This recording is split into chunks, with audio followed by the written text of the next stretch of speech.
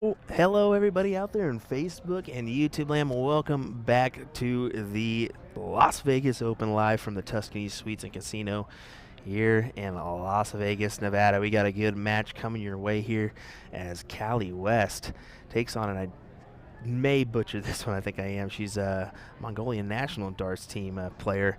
It's going to be Etch. Let me get this pulled up so I know I have it. It's Endeshminev, Endeshmigi Dondov. I know it's Dondov. I know that. So we'll be probably going by her last name on this one, but quality player. I'm going to be taking a look at the bracket real quick and see where exactly we are here. This is women's singles 501.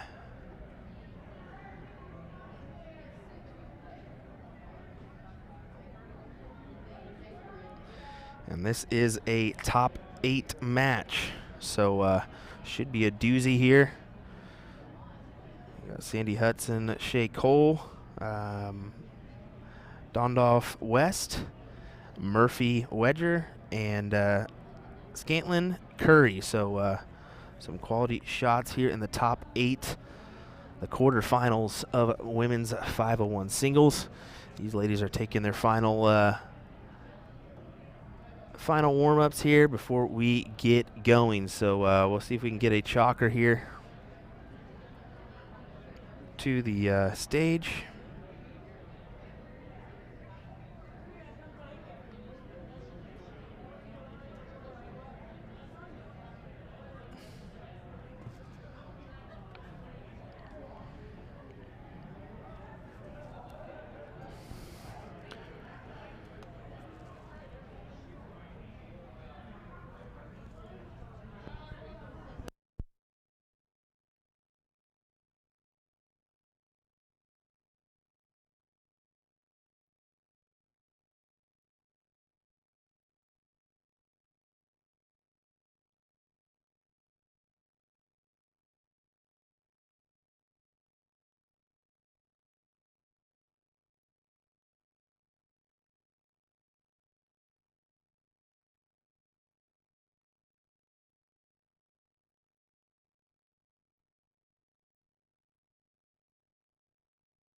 It looks like Sandy Haas is stepping up to the chalkers area, so great to see that.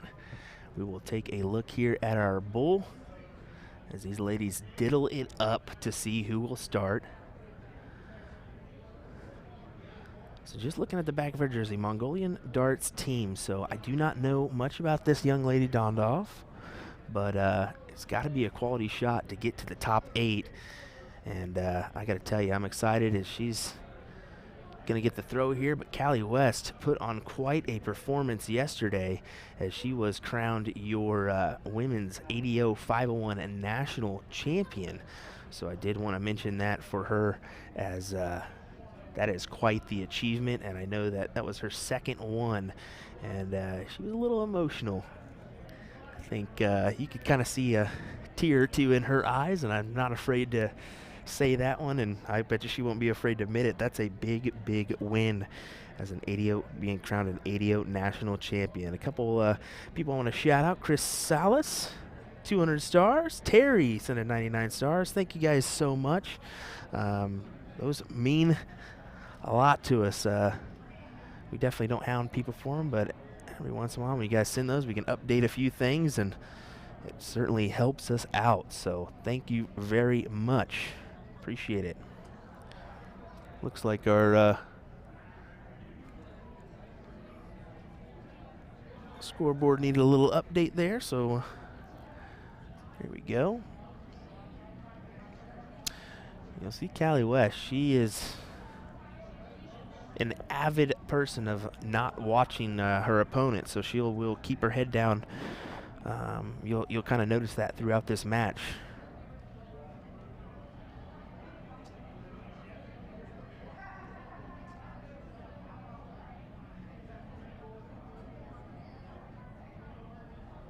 I gotta tell you though, this Miss Dondolf is can tell she's quite the player. She's got a very smooth release as she pops in a big 1-3-4 to leave herself at 104 with Callie West back at 305. So storms her way down the board, currently shooting a 99.25 is Dondoff.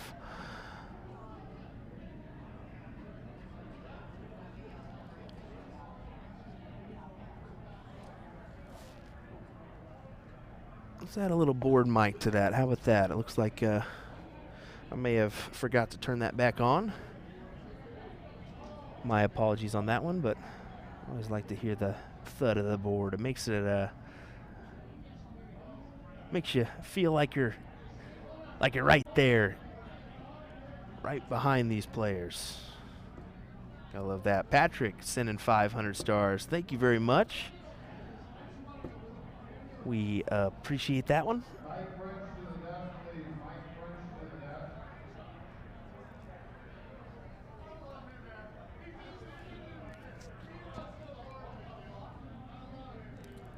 Going at the double 10, 6, so she's going to have double 7, and she goes ahead and nails it with her second dart.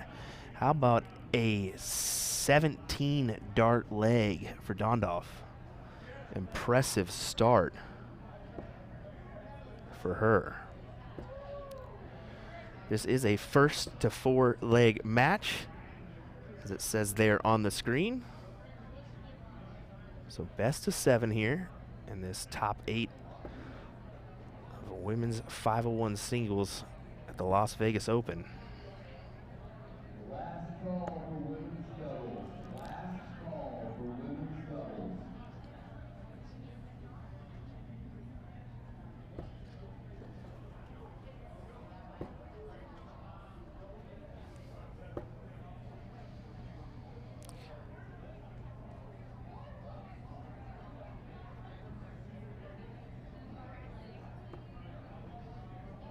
I think Callie's just got to find her groove here. As you know, yesterday she averaged a 71, almost a 72, I should say, in that final of 501 singles for the national championship. She's got to find that groove again. She's playing an opponent who looks very dangerous. She may be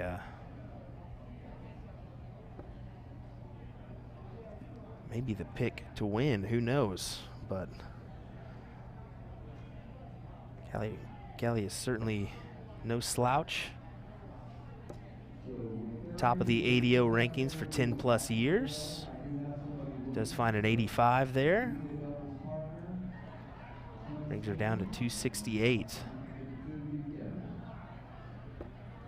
She does have the throw, so looking to hold here.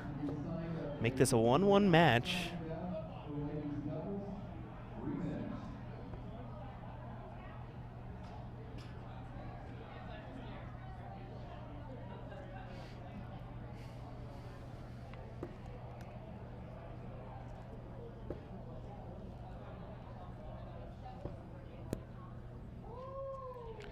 A slight adjustment so we're not hearing so much stuff in the background here. Make a little level adjustment.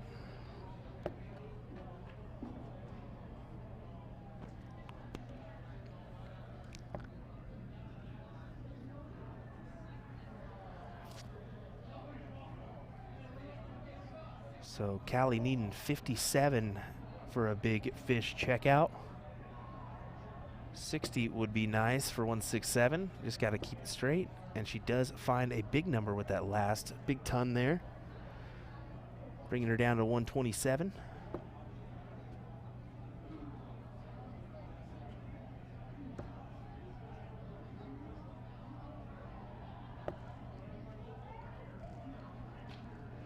Dondoff shaking off a couple of those darts.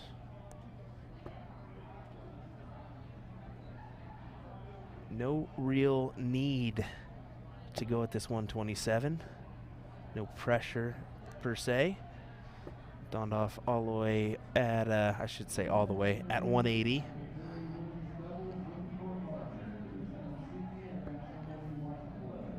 And here's the thing for Callie. Yesterday in that national championship, her doubles were on fire. Let's see how they are today. Double 20 for the leg win.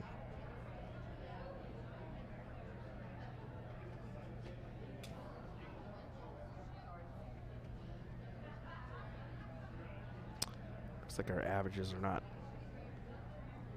quite connecting. So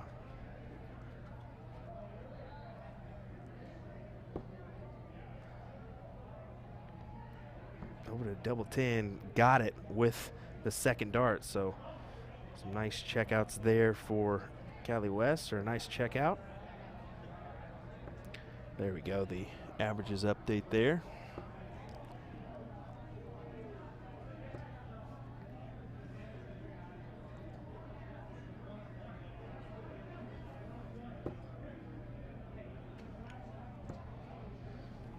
Looking at a possible 180. Oh, 121.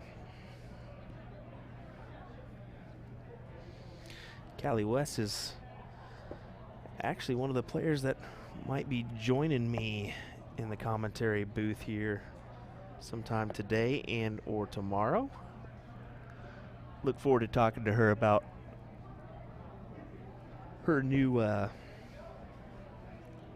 page she started. She started a Garage Darts page where she talks about Darts 101 and just kind of starting off with her first few episodes. She does a lot of work in when she is not busy, but she's always busy.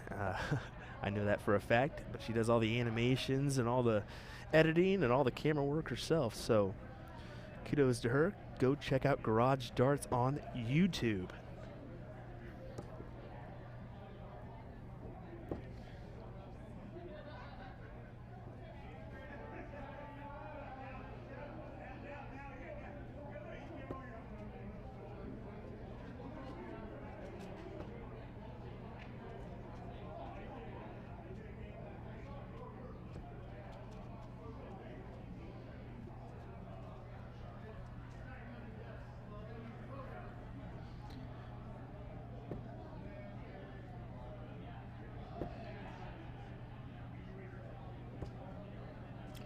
I think what is nice to see here as well, I don't think many of the ladies in the room know much about Dondoff, just like I do not. If you do have any information on her, please let us know in the chat. We always rely on you guys in the chat every once in a while to provide us some information here and there. So if you do, provide it. But I did want to say, these ladies have been around each other for quite some time here in North America. They travel around to a lot of tournaments together, and you can see it with that group of three back there kind of keeping an eye on things, wanting to watch some good darts, and that's exactly what they're doing, having a chat and just watching the ladies play. And we saw it in the finals yesterday. I keep bringing up the ADO 501 National Championship, but you definitely saw a good crowd of ladies for that final, hanging out and cheering on both Marlies Keel and Callie West.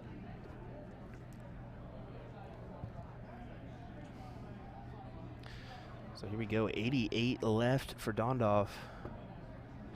Single 5 would leave her 83, trip 17 for double 16. Not gonna have the opportunity. She unfortunately falls into the 2-bed. And looks off that last dart as well. Not happy with that one. 106 needed for Callie West, an opportunity to break. Trip 18. Outside there.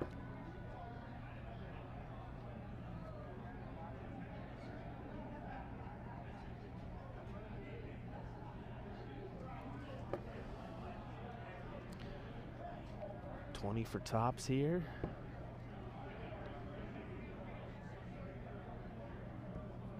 Ooh, just inside as she takes a peek around the corner to see if it was in. It is not. So Callie West, double 4 needed to break. Inside, double two, and she gets it with her second dart. Good stuff for Callie West, breaking Dondoff's throw, making this a 2-1 match in this best of 7 leg format. First to 4 legs wins it.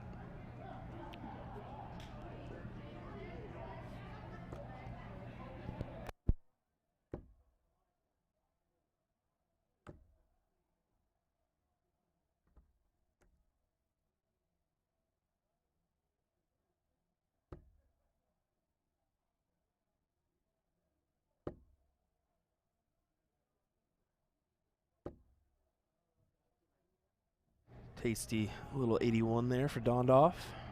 Nice 100 start for Callie West.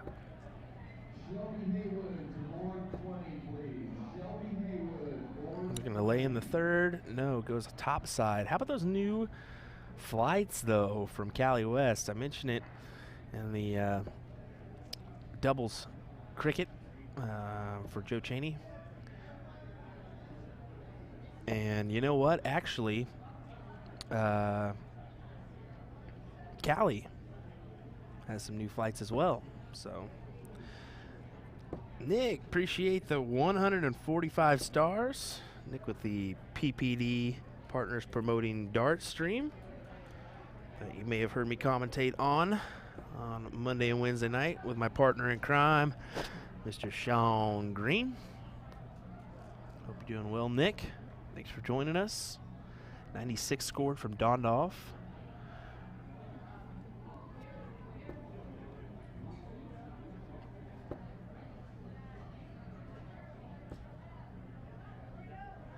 Solid ton from West.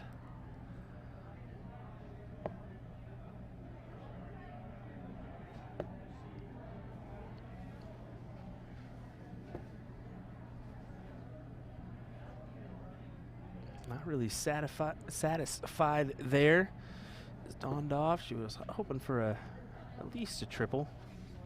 Kind of put her in that opportunity for a check, but not getting it.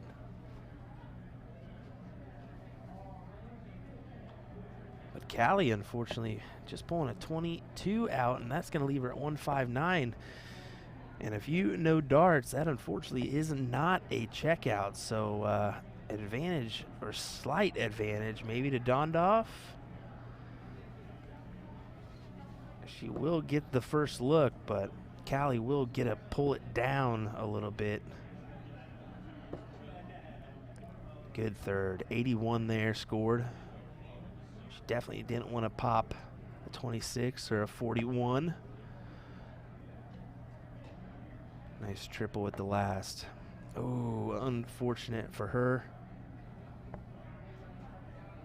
She settles for the 17. Gonna round things off at 114.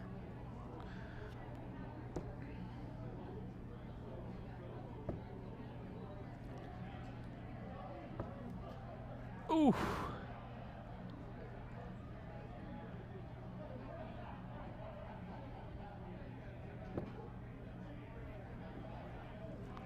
There's a big number, 14 for top. She could steal this one away and break throw. Ooh. You could hear her slap her leg from commentary booth as she really, really, really wanted that one. But it's Callie West with double 12 here. See if she can use that as a marker. Oh no, falls into the 9. Leaving her 15. She's gonna have to settle and squash the number. She chooses just to go ahead and bust that. Not a bad play, and Dondoff, no hesitation, double 10.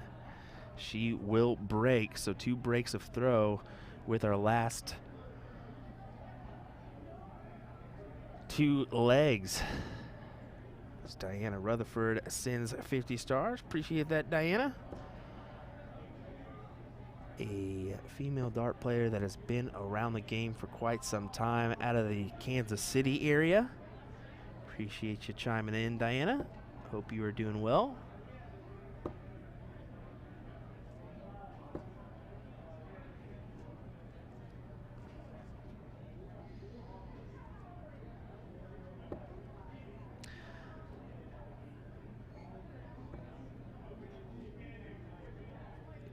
Yeah, Hope. I think a little frustration on the triple 20 bet is what that was going down to the 19. She did have um, a couple good switches early in this match. It was Dondoff.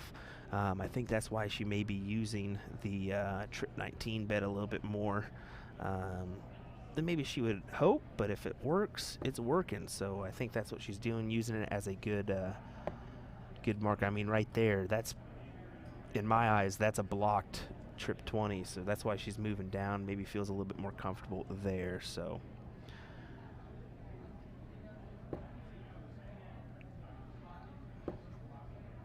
Callie looking for a triple, and she finds it. Good dart there, pulling her down a ton to 241.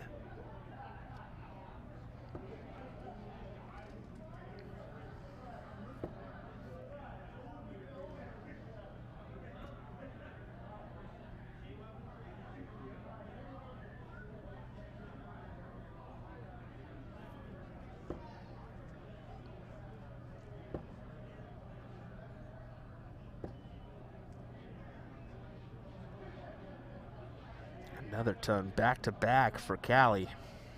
Quality. Yeah, Diana, hope your recovery's going well. Looking forward to seeing you back out at tournaments. Chelsea Carroll and Shauna Shannon versus Cam Irons and Dimple Ranches, board 1. Carroll and Shannon versus Irons and Ranches, board 1. I was wondering if she might switch it up there, but chose not to. She's been hitting the 20s well, so I don't blame her for not deciding to switch it up, but 18 needed for tops. Oof. Does recover. Comes back with another trip 20. 138 for Dondoff, leaving her with a 16 look. But it'll be 81 for Callie West here. Trip 17, double 12. Or sorry, trip 19 for double 12. My apologies. Over the double 6.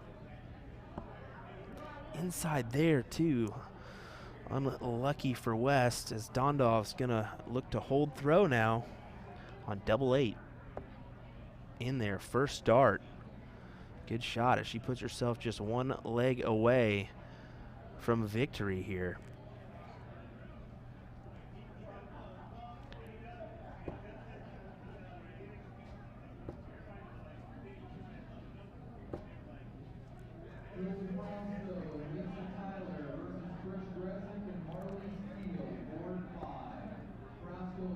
I think we'll see her switch. No, see there, she chose not to. Maybe not quite as blocked as she would like, but does choose to go with a third dart down at the 19s.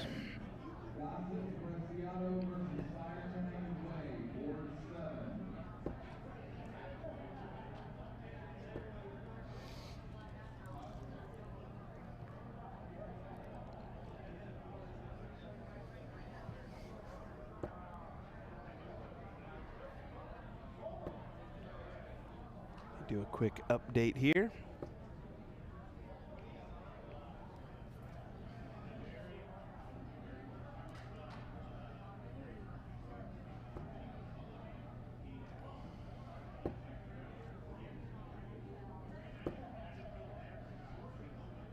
Mid-60s averages for these two ladies.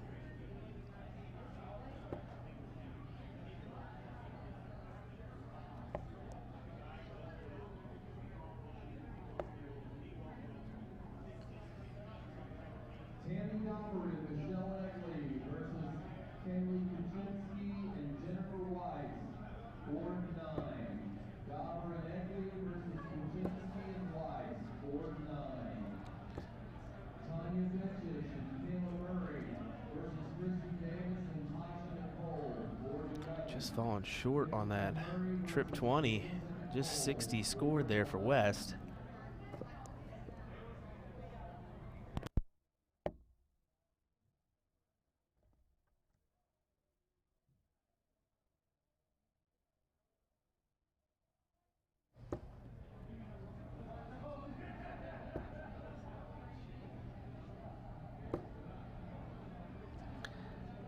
Callie unable to find a triple once again.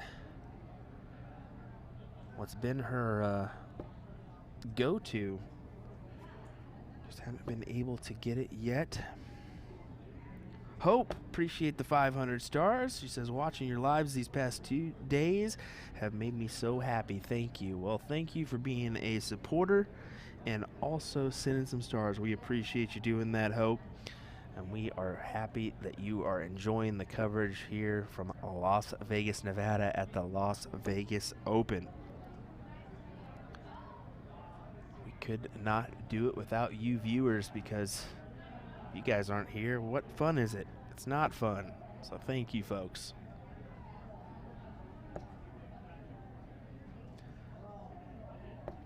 I love that play there from Dondoff. 195. If you hit a 95, it equals 100. If you hit 133, you leave 62. She's left herself in an excellent spot to win this match right here. Let's see if she can do it. 62 remains for Dondoff for a spot in the semifinals.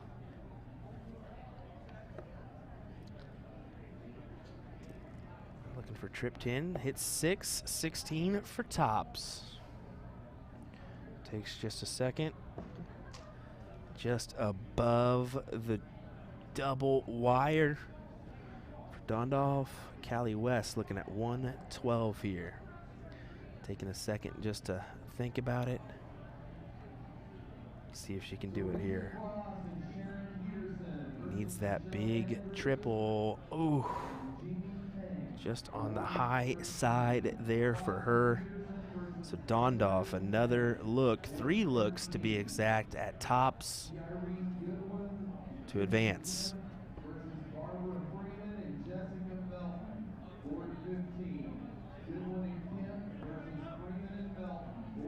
She's going to have to hit that double 7 that she's hit already once in this match, and she is not able to get it. She does bust her score, leaving 40, giving Callie West the opportunity for possibly 2 darts. Yes, 2 darts at double top.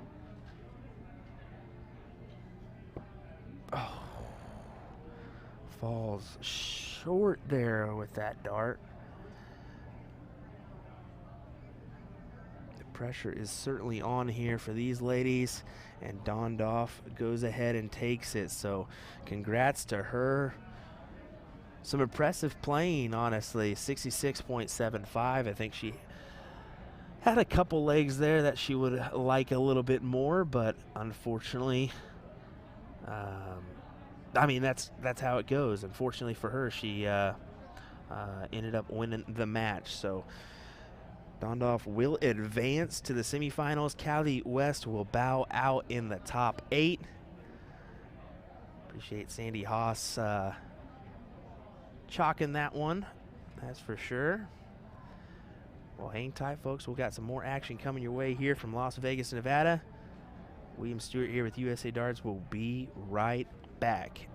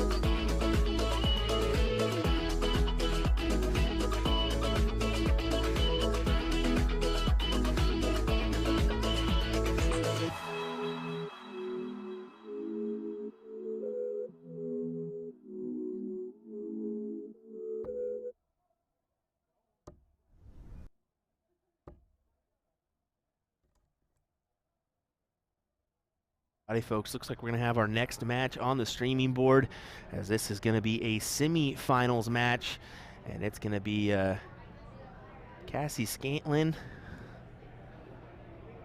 versus Julie Wedger. So a good match here in women's 501 singles.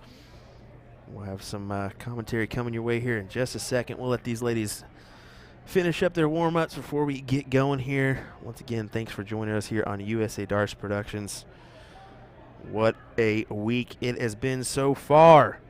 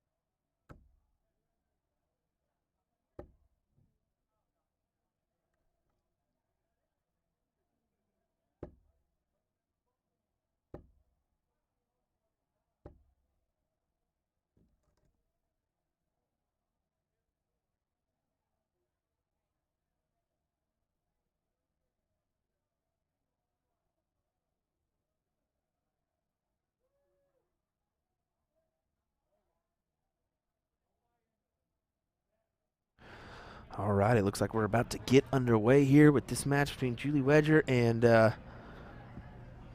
Cassie Scantlin.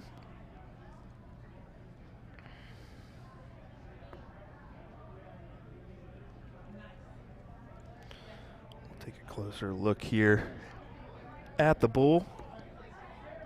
That is going to be Julie Wedger to start us off here in this semifinal of women's 501 singles. So thanks for joining us here on USA Darts. William Stewart here.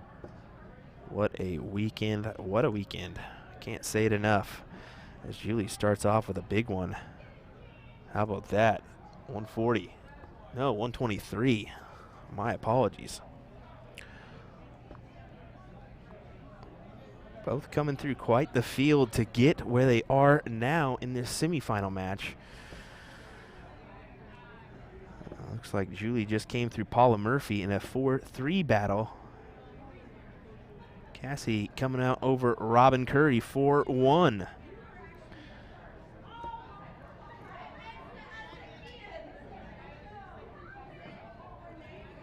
We'll try to take a look at the previous matches that they may have had.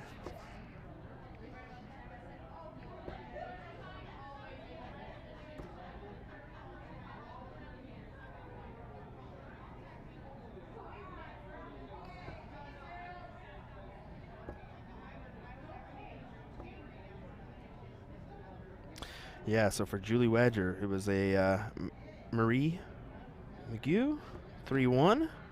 Tiffany Kemp, 3-2. She played Sandy Haas in her board final and the top 16 and won 4-2 over Sandy.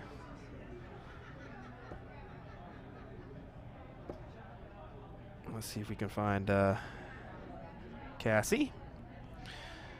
It was Victoria Madrid she beat 3-0 in the top 64. Brenda Rausch 3-2 in the top 32. And then she played Trish Gretzik in the top 16. So that was probably a quality match there. And Cassie came out on top.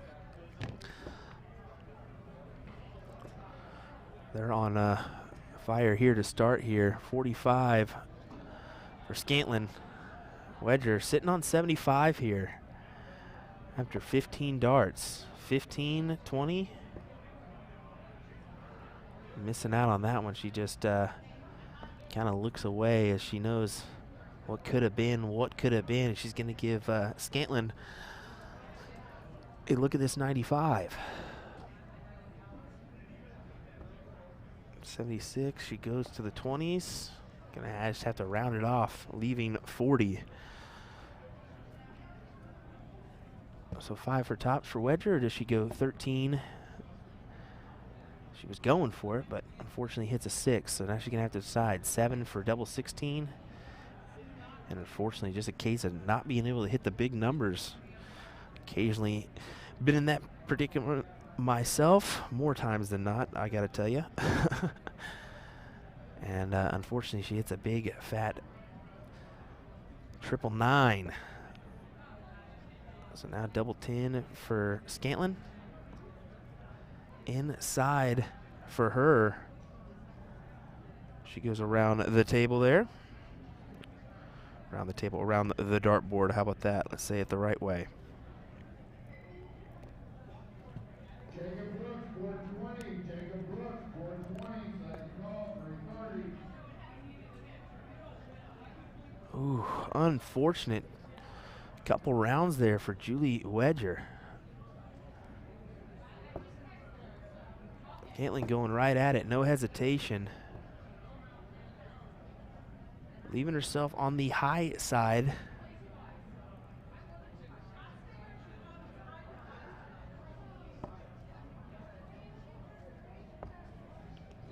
She does get the double 16. How about this? We have a legend in our group. Miss Lisa Ashton tuning in. Lisa, I hope you're doing well. I am, I know that tour card situation is kind of stinky, but I think you'll be back on your feet quicker than anybody I know. So I do want to say, hey, we're cheering you on and keep chugging along, girl. Thanks for tuning in here. Appreciate it.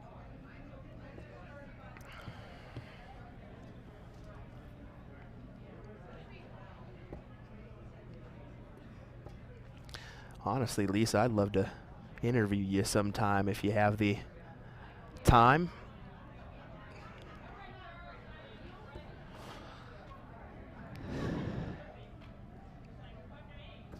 Couple 20s there for Julie. Does have that 1-0 lead. This is a first to 4 in our semifinals as well. Best of 7.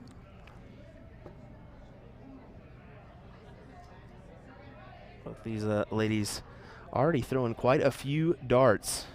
Let me tell you that. Quite a few darts indeed.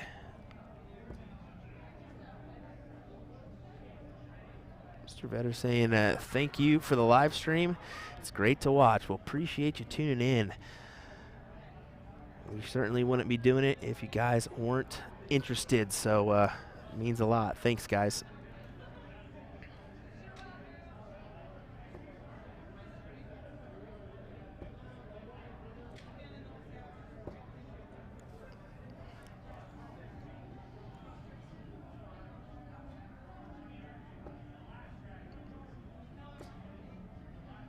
She can follow it in here. Big ton.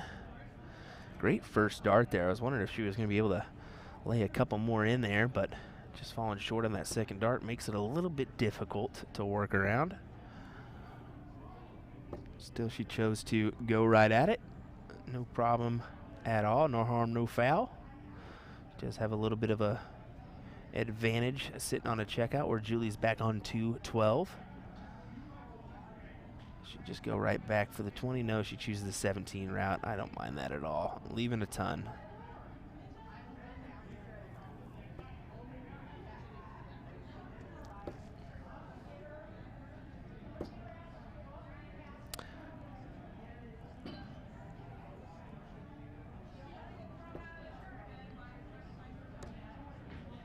Looking at double 10 now for Scantlin. Not able to get it, but she is going to come back with 3 darts at least at double 10.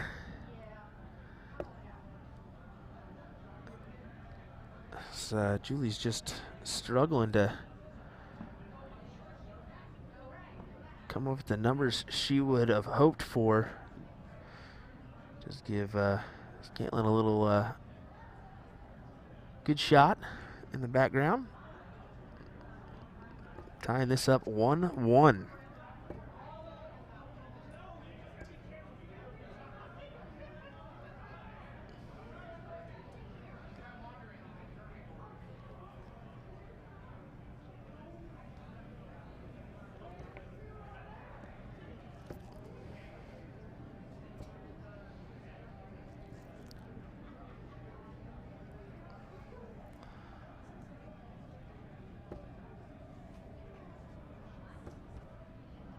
See if Julie tries to lay another one in there. And that is the kind of round that she was hoping for. Let's see if she can build on that right there.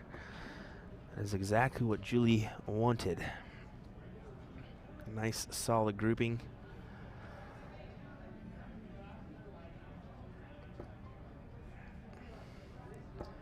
Exactly. I knew that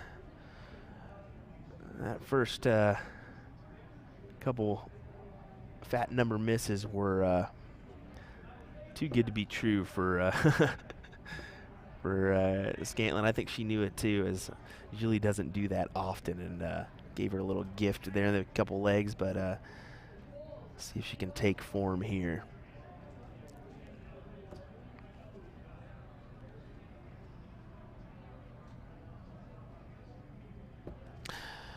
Andrew Richard asking, what are the next events to be streamed tonight? Well, tonight we still have men's singles 501 going on right now. We also have women's doubles cricket as well as mixed triples 601 that will be happening this evening. So that is the bill for this evening. Those wondering about tomorrow, we have open doubles 501, women's singles cricket and men's singles cricket. Women's doubles 501 and mixed doubles 501. So that is what's on the bill for tomorrow.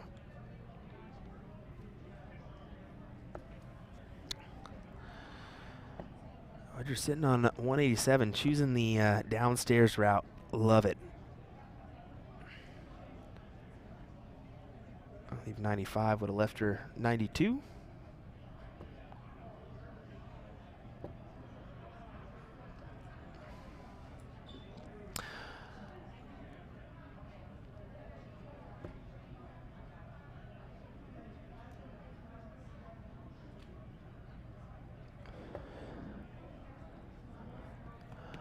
Oh, wow, look at that. Just falling into the trip 11. 93 scored. So these are what, 49? She chooses the 17 to leave double 16. Yep, smart darts indeed. I mean, that was an unfortunate fall into the trip 11, but I got to tell you, she really wrapped it up nice. Here's a double 16 look for her. And right in. That's the kind of stuff I'm used to seeing from Julie.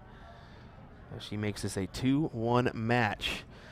Just got a question from Chris asking me if I'm playing at all. Yeah, I did play. I played last night in the blind draw. Unfortunately, I don't agree with playing while working, and this is kind of a job for me, so I stick to the commentary, and then we do not stream the blind draws just for the reason of maybe I want to play every once in a while. So I got my top 32 in the blind draw last night. Not producing quality stuff, but that's all right. I'll stick to the commentary, even though I'm not really good at that either.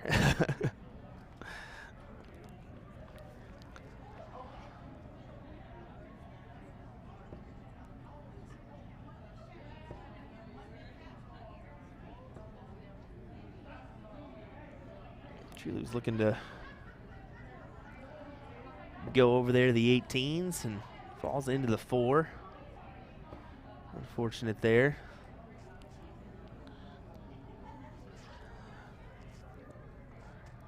Off the top of my head, I do not know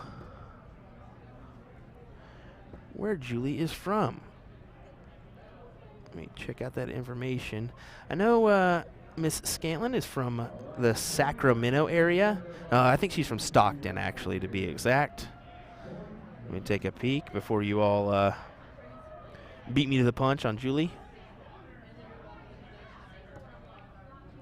Yeah, she's from Illinois. That's what I thought. I think her and Liz are from kind of the same area, Liz Tynan. So, yeah.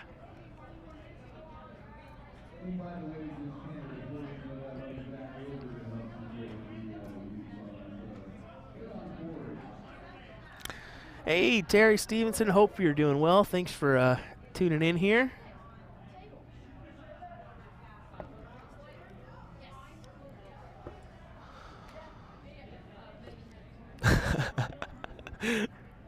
It does look like you may be taking a little snooze. Maybe pulling a Steve Hilger, a Porky. We've all been doing that. Oh my goodness, I just saw a name scroll past my stream, and I'd be dumb not to mention it. Michael Bully Boy Smith. Checking out the stream. Appreciate that, sir. Hell of a run for you at the World Championships this year, sir. I wanted to mention that to you. Congrats on that one. I know you were hoping to lift the title, but still quality stuff.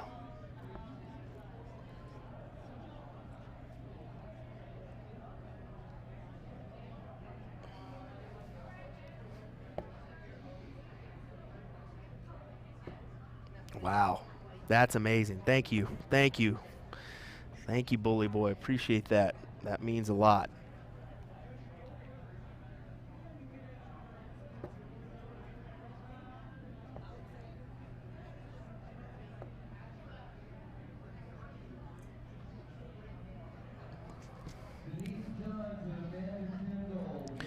Scantlin leaves 32, 104 for Wedger. Here we go, that's 72 to leave 32. Oops. Wrong button pushed. She's been hitting that double 16 really well. She definitely had a look. Let's see if Scantlin can take it out pretty quickly. She does with her second dart. And there we go, making this a 2-2 match.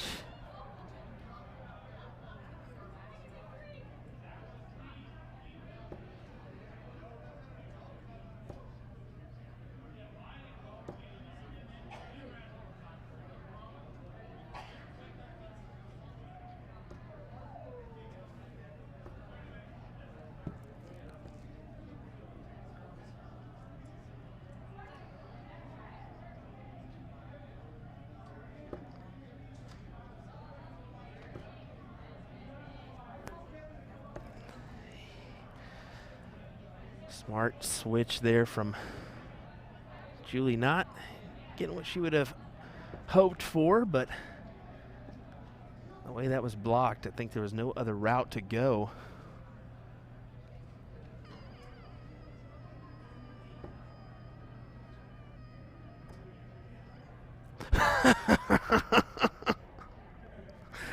Oh my goodness. Oh wow, that's funny, bully boy. That is funny, bully boy. A little bit of pressure in the background, having a PDC Pro checking out your streams, so yeah, maybe a little quick button push by accident.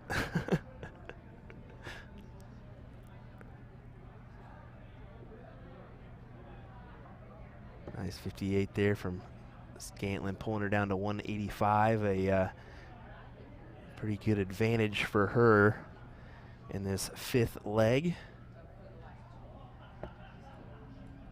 See if she can make this 3-2 and possibly look to break throw.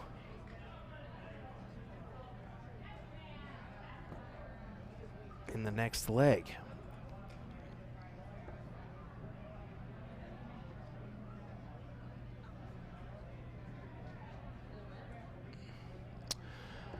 Joe Clements, yes, you can check out on DARTCONNECT. I believe in the description there is a, we've put the event bracket in there, so if you wanted to check that out, you could, and see where everybody is lined up. I know we have, I think Paula Jacqueline was playing in this event, as well as numerous others. We have Dondoff from Mongolia. Lots of quality North American shots in the room as well. So Julie was hoping for that 86 pop there. Let's get 54 to leave her favorite double of 32.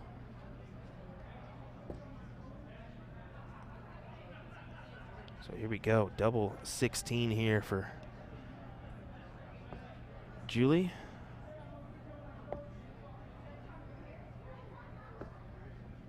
Not able to convert, given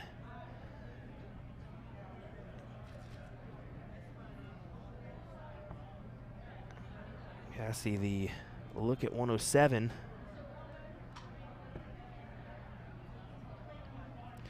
And you see that play there, that is exactly the reason why she went downstairs. Just in case she did happen to hit the 3 and or 7, she still has a look at the checkout.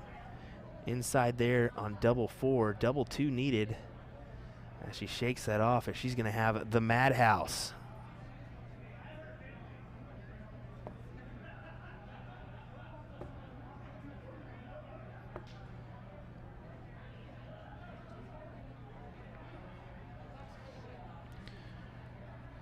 Here we go, double 1 needed.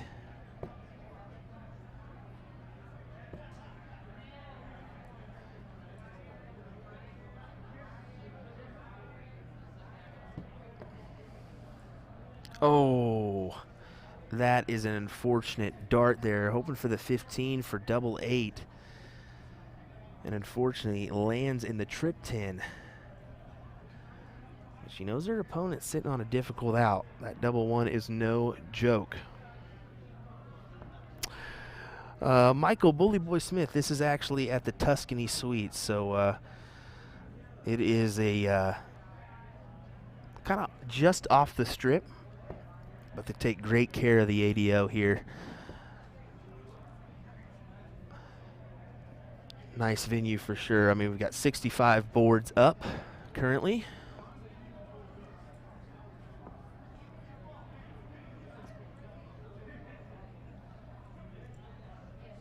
Just outside there. See if Wedger can get this where she wants it. She does.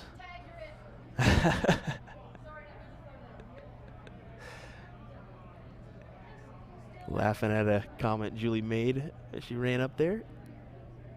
I tell you what, Michael, it's almost like all these casino hotels just blend in together, don't they?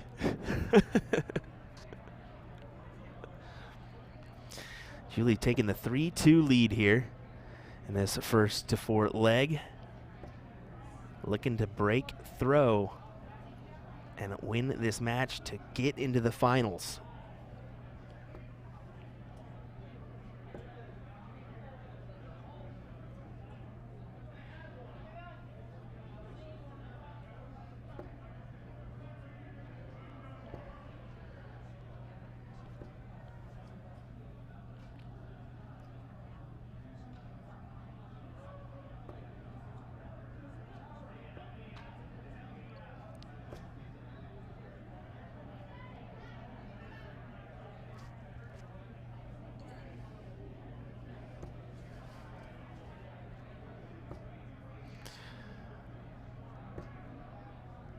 Good ton there from Julie.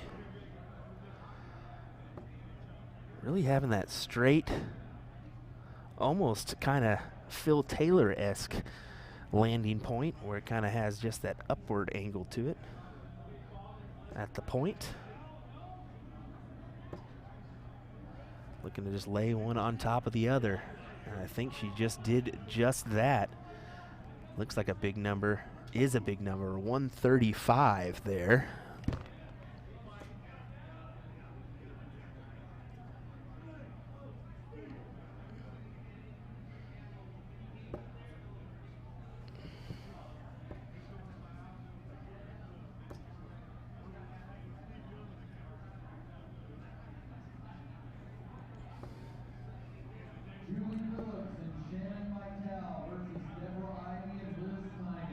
Here we go, Julie sitting on 15 darts right now, looking for an 80 checkout. And she's gonna shake that one off. She's got to, as that one hurts just a little bit, but she's gonna go for it. Look at this, did she go for it or did she set it up? She's thinking about it, she thought about it. You know she thought about it. Yep, she certainly did, and then she thought there for a second, oh wait, okay. Let's get real. Let's go on our favorite checkout of double 16 here. That's exactly what she's going to set up and do. Double 16 to advance into the finals for Julie Wedger. Good marker. That does not help her cause, though. That's a tough second dart. So a 1-3-4 look here.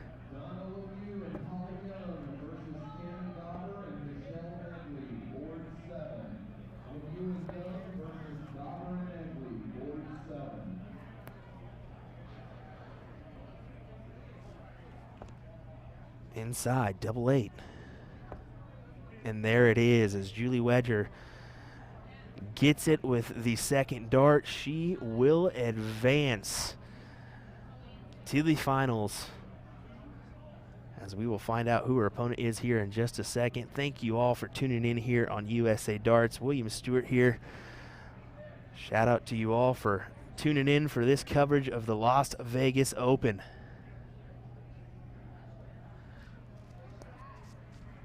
Stay tuned for more coverage here in just a moment. Thanks, folks.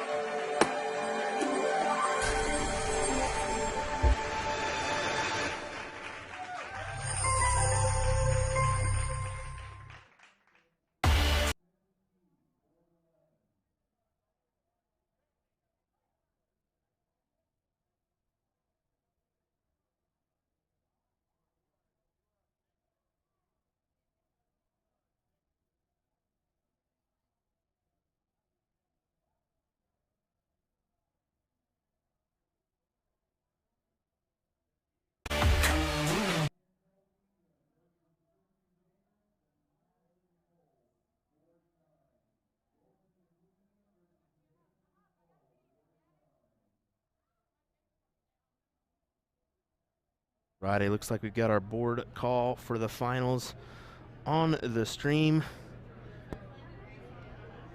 We will have that coming your way here momentarily, folks. Hang tight.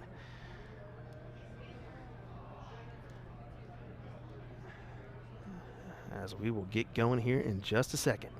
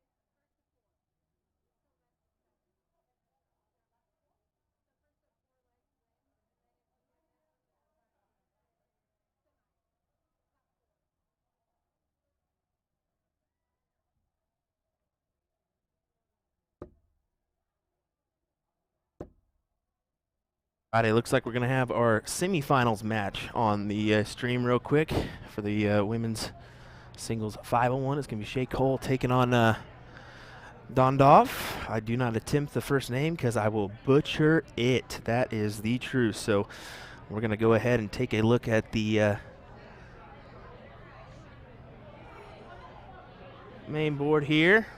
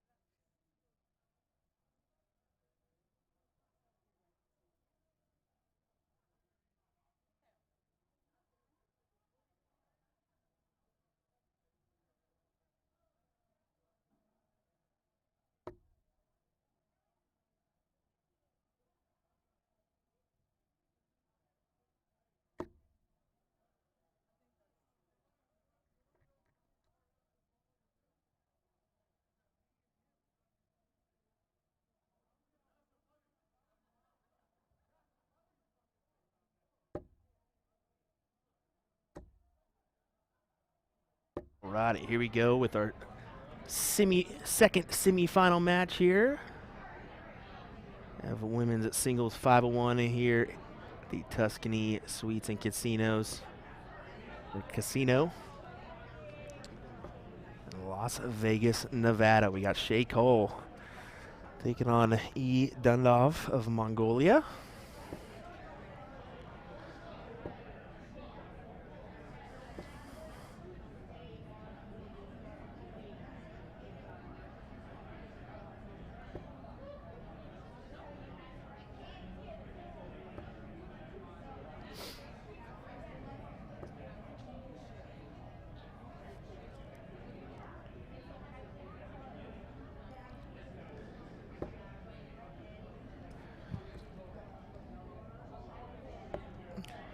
Pull up the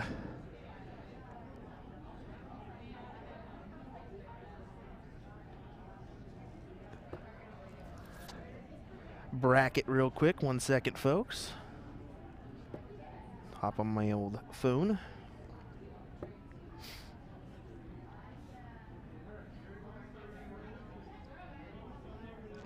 For Shay Cole, it was Jen Takashi, 3-0. She played Shauna Shannon, 3-0. And then she played Heather Schumacher.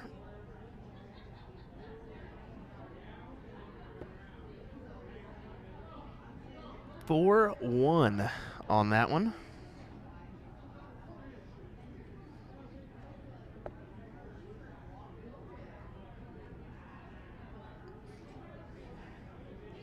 Then she met Sandy Hudson in the top 8, 4-2 win there. That is where she is at now, playing in the semis here. She puts in a good ton there. For Dondoff, she just beat Callie West on the stream, which you may have saw. See if we can dig into the board finals.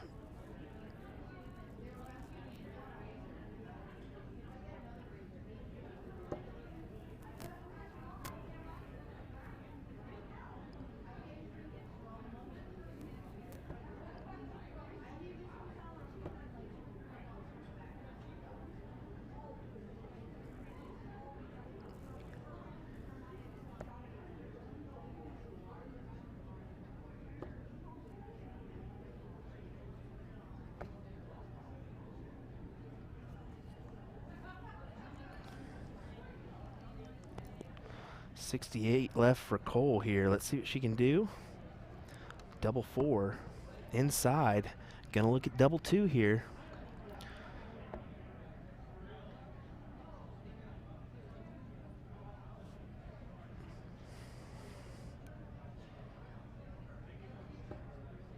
Ah, there we go. Okay. So Dondoff actually came through quite a few quality players, playing Marlies Keel in the top 64. That was actually a 4th seeded player that she beat in the round of 64.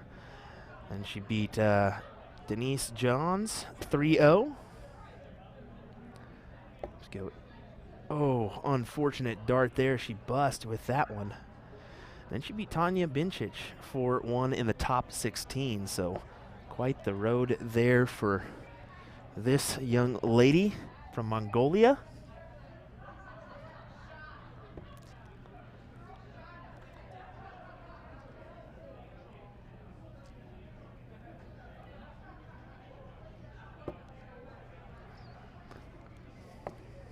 There's the 16 she needed. Double 16 now. Unfortunate dart.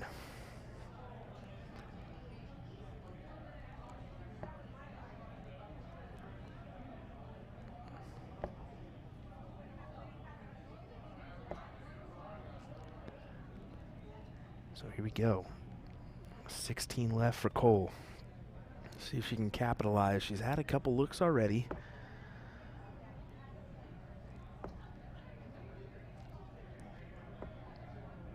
Just outside there as well. She can't give too many looks to Dondoff here. She does have the big fish. It would be a big one indeed, but let's take a closer look here. And with that, it is not, she's not capable of a checkout, but a great setup there with the 1-3-4 to leave 36 with Cole on 16.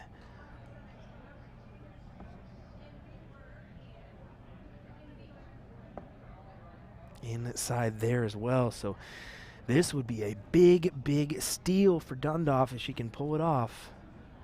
Double 18. Moving over to double 9. Inside there as well. Gonna have to settle for a 1.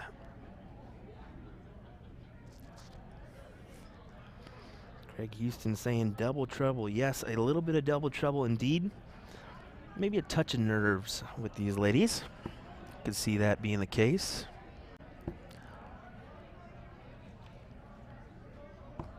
And she capitalizes with that dart. Good shot there. She makes this a 1-0 match.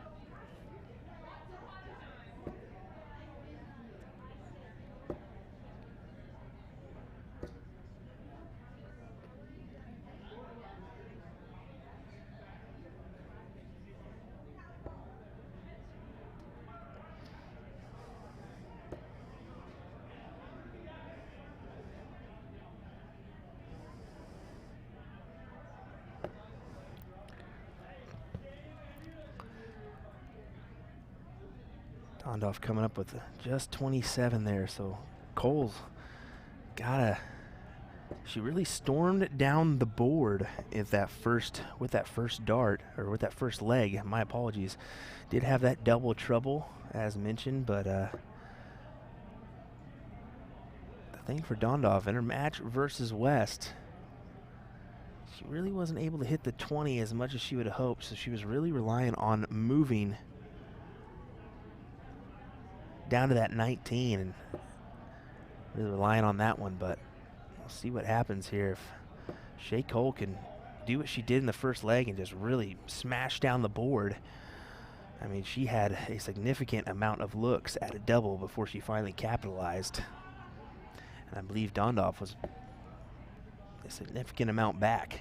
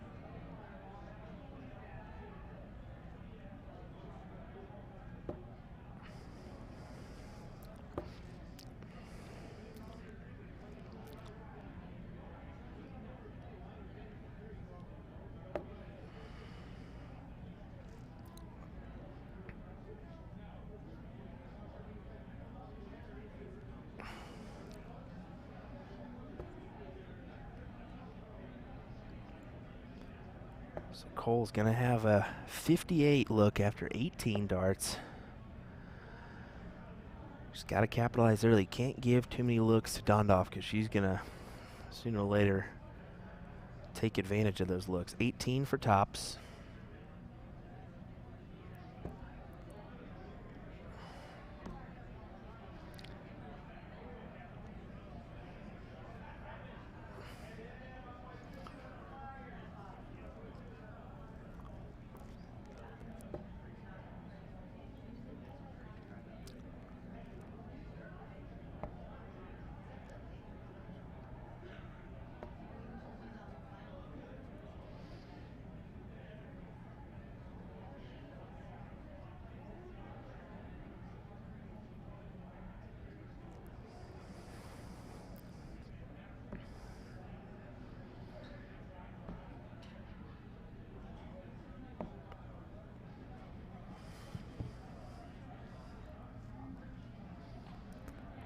This is exactly what I was talking about. Dondoff leaving 21 now.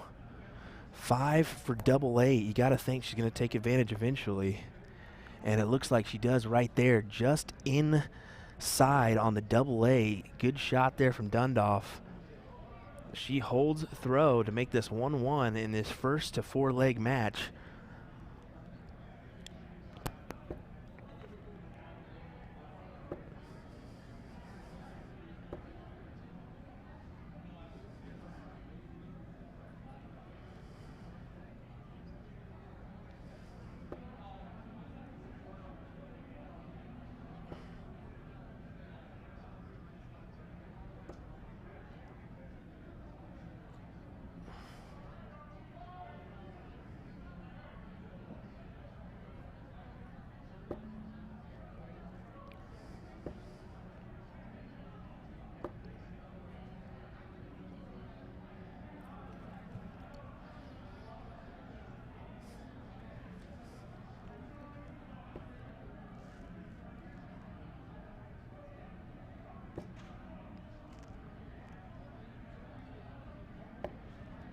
Yeah, I was thinking she may go ahead and move there. Even though that triple 20 was open, she's been relying on that 19 a lot as her kind of saving grace, as they say, kind of the recovery shot.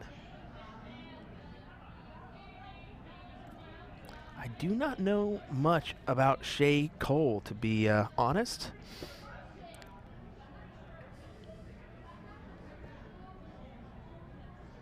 I'm going to have to do a little investigative research. If you do know a little bit about her, please reach out and let me know.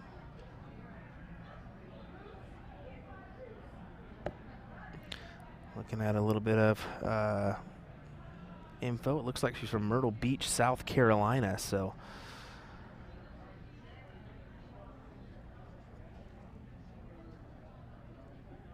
that area littered with talent.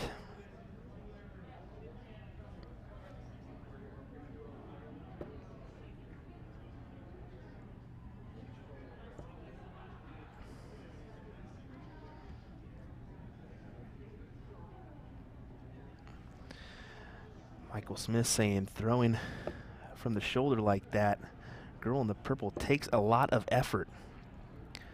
She has to be so tuned to stay straight. One false move and they can go anywhere. But saying that so calm and so direct.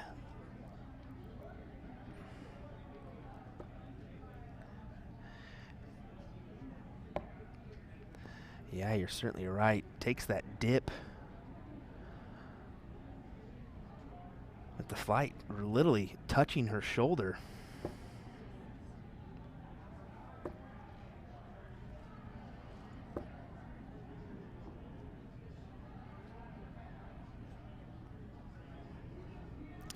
Terry's saying she used to be Paula Murphy's partner, so I could definitely see that being the case.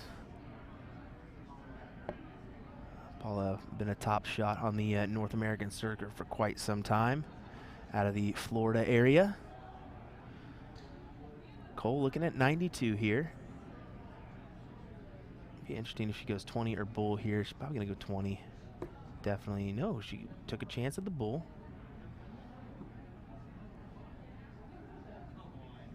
Fortunately, that 18 doesn't leave her a fat one for a checkout, but she'll go ahead and set it up as Dondoff's back on 187.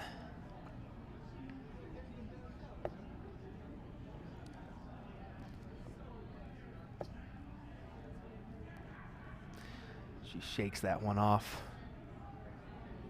Just a little aggravated at herself on that one. But Cole looking at double tops to make it 2-1.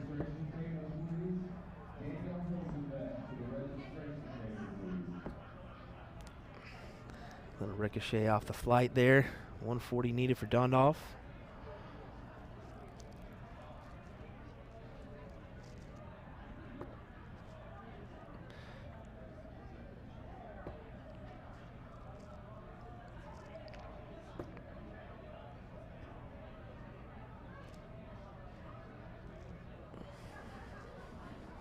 See if Cole can capitalize. There it is. Just under dead center there, that double 10.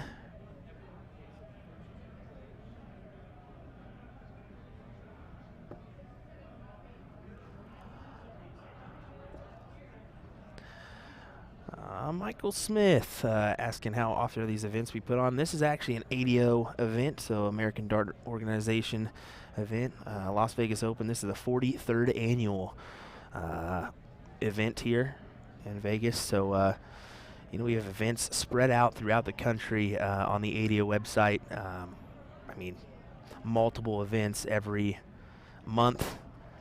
We got the pleasure of streaming this one, and then we have about 8 more events already booked this year. So our next event right now, we've got the Booyah Super Cup. That's a soft tip event in Wisconsin. We'll be streaming in March. We have a high stakes tournament in California. We will be streaming then weekend after that. And then we've got the National Dart Association soft tip tournament. That is a major tournament. How about 256 soft tip boards in play for that one? So yeah, we've got a lot of action coming your way, with hopefully more to come. If you would like a tournament streamed, you can reach out to us on usadarts.live. You can ask us a question or reach out via Messenger. We'd love to add some more dates to our calendar. 24, Robbins versus Holman, board 24.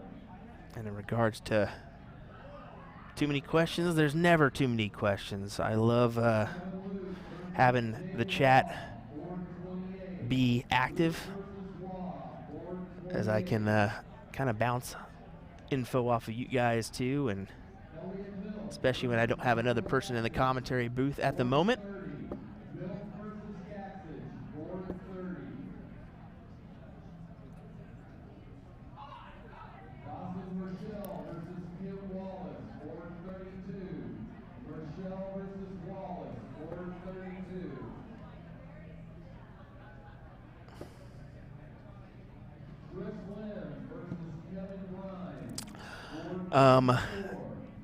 Bully Boy, because you are a PDC Tour card, you would not be able to play in the WDF singles event because it is a WDF event. So that's the only kicker, but you could come and, of course, play doubles. You could play triples. You could play cricket if you'd like. Keep that in mind. Dondoff not happy with that throw. She had a real good chance there to hold her throw, as it's going to be a 122 look here for Shea Cole. Looking at the 18s. Does have the single. Let's take a little closer look. She's going to get a look here at the bull. Ooh, just outside that double ring. Great look, though, nonetheless.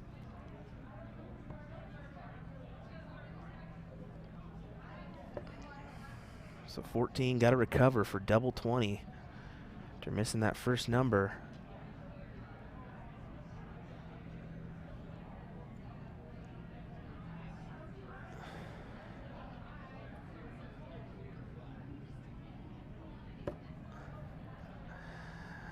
Oh, unfortunate dart there. She was looking for the single 9 for double 8.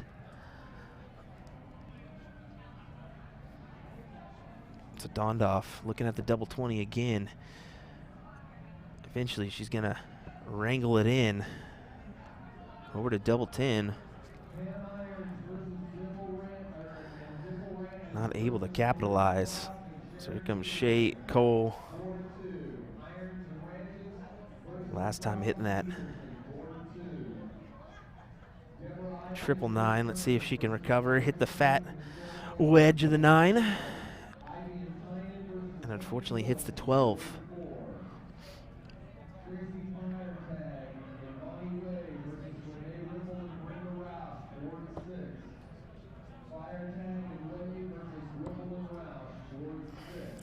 Charles, reach out to us for that event. Shea Cole goes ahead and takes it. 3-1 lead for her. Good shot there. As now she broke throw. Now she's looking to hold throw to advance to the final.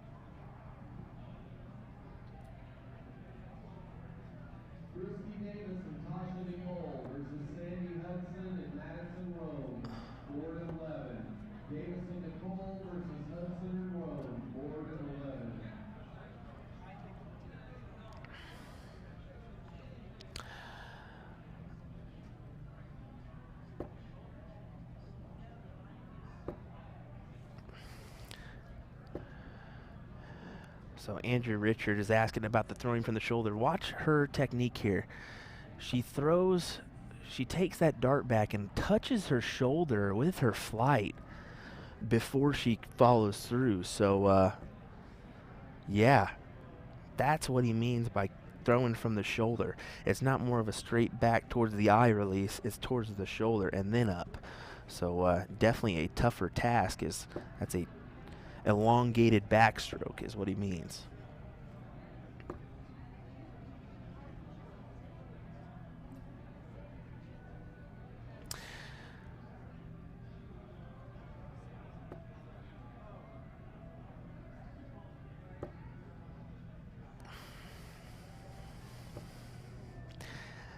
Yeah, if you're going to be in the Florida area, that is Danny Baggish country. That's also soft tip central down there. So you may want to bring some plastic tips if you want.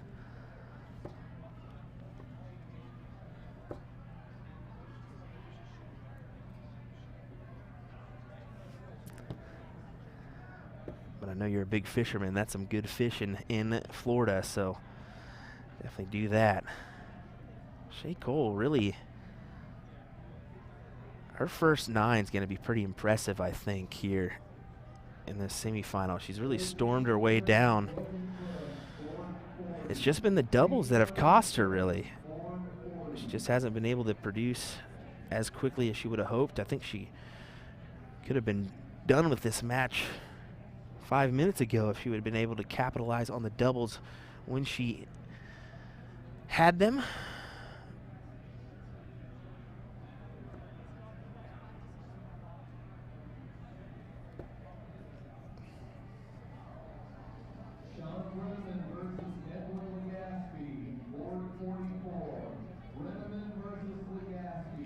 So 65 remains for Cole to advance. 25 for tops. That's the route she chooses. 19 it is, so 46 left. That 610 wire is what I like in this position. That's exactly what she chooses. Double 18. Just on the outside wire, but she's going to have at least 3 and come back to the board. As Dondoff's back on 228.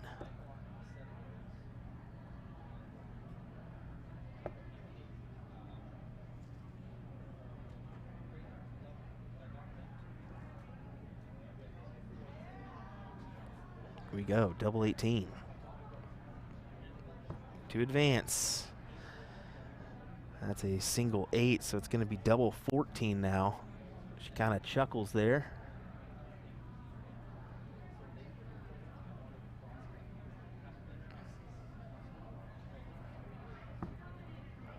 Ooh, just outside. I don't think you can get any closer.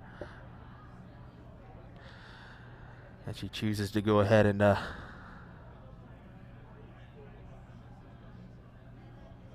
split it, leaving 16.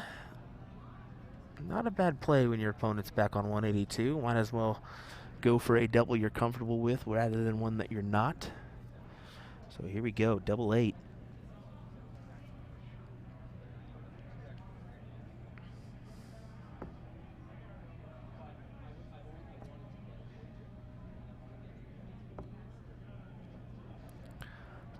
Tough looks for Cole.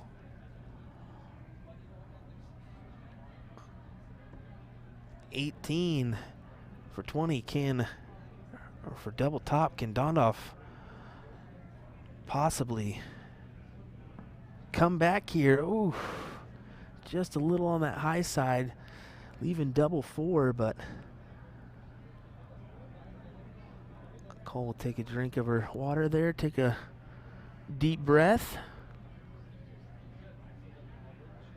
See if she can put this one to bed here.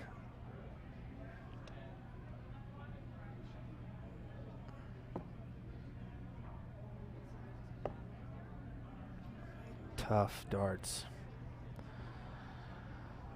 I've been in that boat one too many times where you just can't buy a double.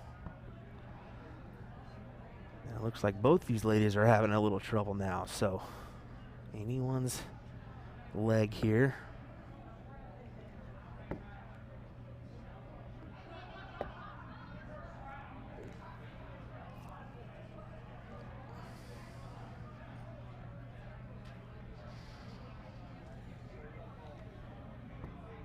And there it is, double 4 for Dondoff. I think Shay may be kicking herself on that one as she had numerous opportunities to go ahead and possibly win this one.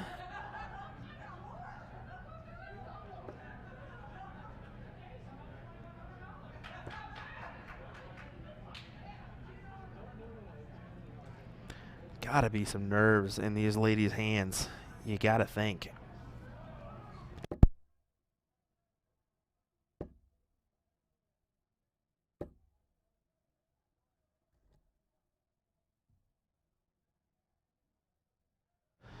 Gentleman just popped into the commentary booth with me. One of those guys I told you I would have in the booth sooner rather than later. How about Mr. Ryan Mooningham? Hello. From Springfield, Missouri. Ryan, how's it going? Pretty good. I'm kind of wanted to get over here and commentate. And I worked as the board captain for these ladies, so these ladies were all in my groups. So I wanted to get over here and give them the shout out for the hard work they put in today. It's been a long time to get through this with several hours of runs. Well, Dondorf coming a little ways from Mongolia to get here. Yeah, I was talking to her earlier, trying to show her how to work the tablet, and of course she doesn't speak very good English. And she was very appreciative of the extra help. And yeah, I'm not gonna lie, I reached out and I was like, hey, say that for me. she told Shannon that we could use Erica. Erica Erica okay. Dondorf as a short. Now it's a very broken English, but yes, just a great player. I watched her play on the floor over there as I was moving matches around, so it was good stuff. Yeah, she's definitely quite the player, and something that Bully Boy mentioned, he's kind of in the chat hanging out. A unique throw. Mm-hmm. Very. Yeah. And the thing about it is I notice with a lot of our Asian players, they're really quiet. They're very reserved. They play and let the language of the board dictate the match, and then they're very appreciative win or lose after the match. So it's a lot of very respectful players. Yeah, definitely. I know she's not having her best match right now. No, and I actually worked with Shay for a little bit over there and watched her. She's just a player. I mean, she can play. She's very enjoyable to watch her play. She's definitely produced some good stuff in the opening parts of these legs. Unfortunately, having a lot of double trouble in this one, but yeah, quite the player indeed. I think you could say that for both these players. I mean, you don't get to a semifinal without being a decent shot. No, and your nerves start to kick in. And then another one who's having a semifinal. If you've ever been in any high tense matches with an opponent as well as you are, it's the nerves will kick in. Well, you could say that yourself, as you had a top 4 finish this year at Music City, correct? Yeah, and I lost to Butler on the stage. Yeah, Larry Butler, I think we all know that name, 1994 match play champion. So that was just quite an experience, and you kind of believe that's maybe one of the first experience you've had on a real big tournament like that. It's so far to date, it's my best finish. You got Shay right now on a double 8 to finish this bad boy. Let's see if she can do it. I think she'll do it. Maybe there it is. That's exactly what she's been looking for, is that first dart double, and unfortunately just hasn't been able to produce, but there she does, as she earns a final spot to take on Miss Julie Wedger. So Uyghur. I say Wedger all the time. Uyghur. Well, what's funny about Julie is I spent a whole week in Virginia Beach with her. So seeing her making it to this far, because she was in the final of Virginia Beach as well in that WDF silver event. So it's good to see her back up there. Awesome. Well, we will go ahead and kick it on over to a word from our sponsors before we kick it on back over for this final match between Shay Cole and Julie Wedger. So hang tight, folks. We'll be right back with Ryan Mooningham and William Stewart.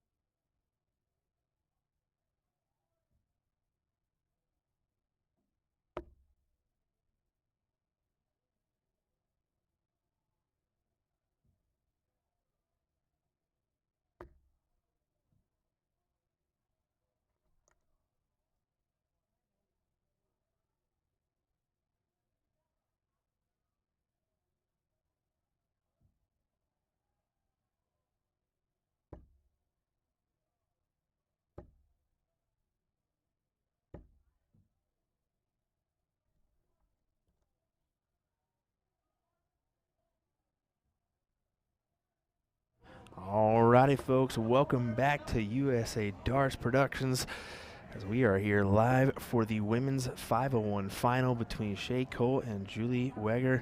William Stewart here of USA Darts Productions, joined by Ryan Mooningham for this final. Ryan, what do you think about this one? This one's hard to predict. I mean, you're looking at two fantastic ladies that play on both sides of the scene, soft and steel.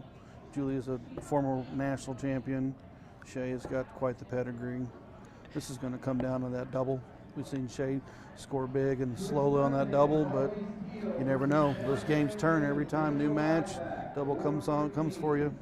Yeah, and that's the thing. I know Julie was a national championship. Actually, in 2020, I believe, was her national title. Last time she won it was 2020. We didn't get to play last year. So here she is, a WDF Silvers Finals, Las Vegas Open. Yeah, good stuff. She's a great player. Yeah, quite the player indeed. Shay,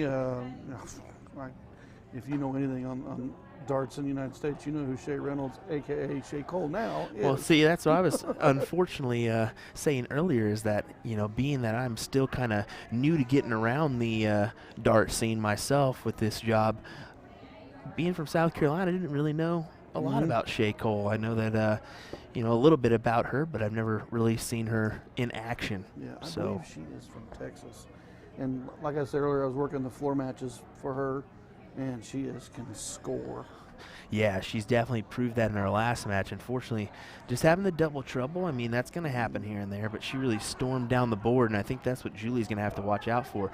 Julie's going to have to really pick up those triples in the first 9 to make a dent, because Julie's definitely showed she's got some good shots as she you know, laid in some good doubles pretty quickly. One thing I will tell you about Julie, aka Jules, we call her Jules, is she doesn't give up. She plays hard at the end, plays hard at that double. Yeah, that's you know, they both have solid throws. You look at the difference in angles. I mentioned it earlier with Julie's kind of sitting at that Phil Taylor kind of style, not quite extreme, but she's kind of a stacker, where Shay's more direct in the board, so you may see Shay kind of move here and there if she feels like she's blocked. But Julie will need to get settled in. She had a little bit of a wait between her match while Shay's match was going on. But pile in 100 right there, looks like, and you know, it's going to be who's got the setup shot, who hits that double. There's a big 149 look.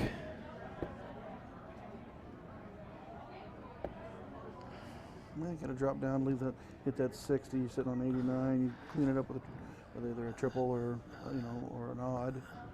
I think she gave us a little wave there too on the camera. I saw that one. Probably not intentional, as she was probably talking about her double or a shot there, but 102. Do you like the 20 route here? 102, I would go trip 20, 10-6 pie. All righty. Did she get it? No, she just inside. inside. I mean, a lot of, like, I do throw a lot of tops, but, you know, when you use that double 16, double 8, double 4, double 2, you can go inside, and try to nick that last double.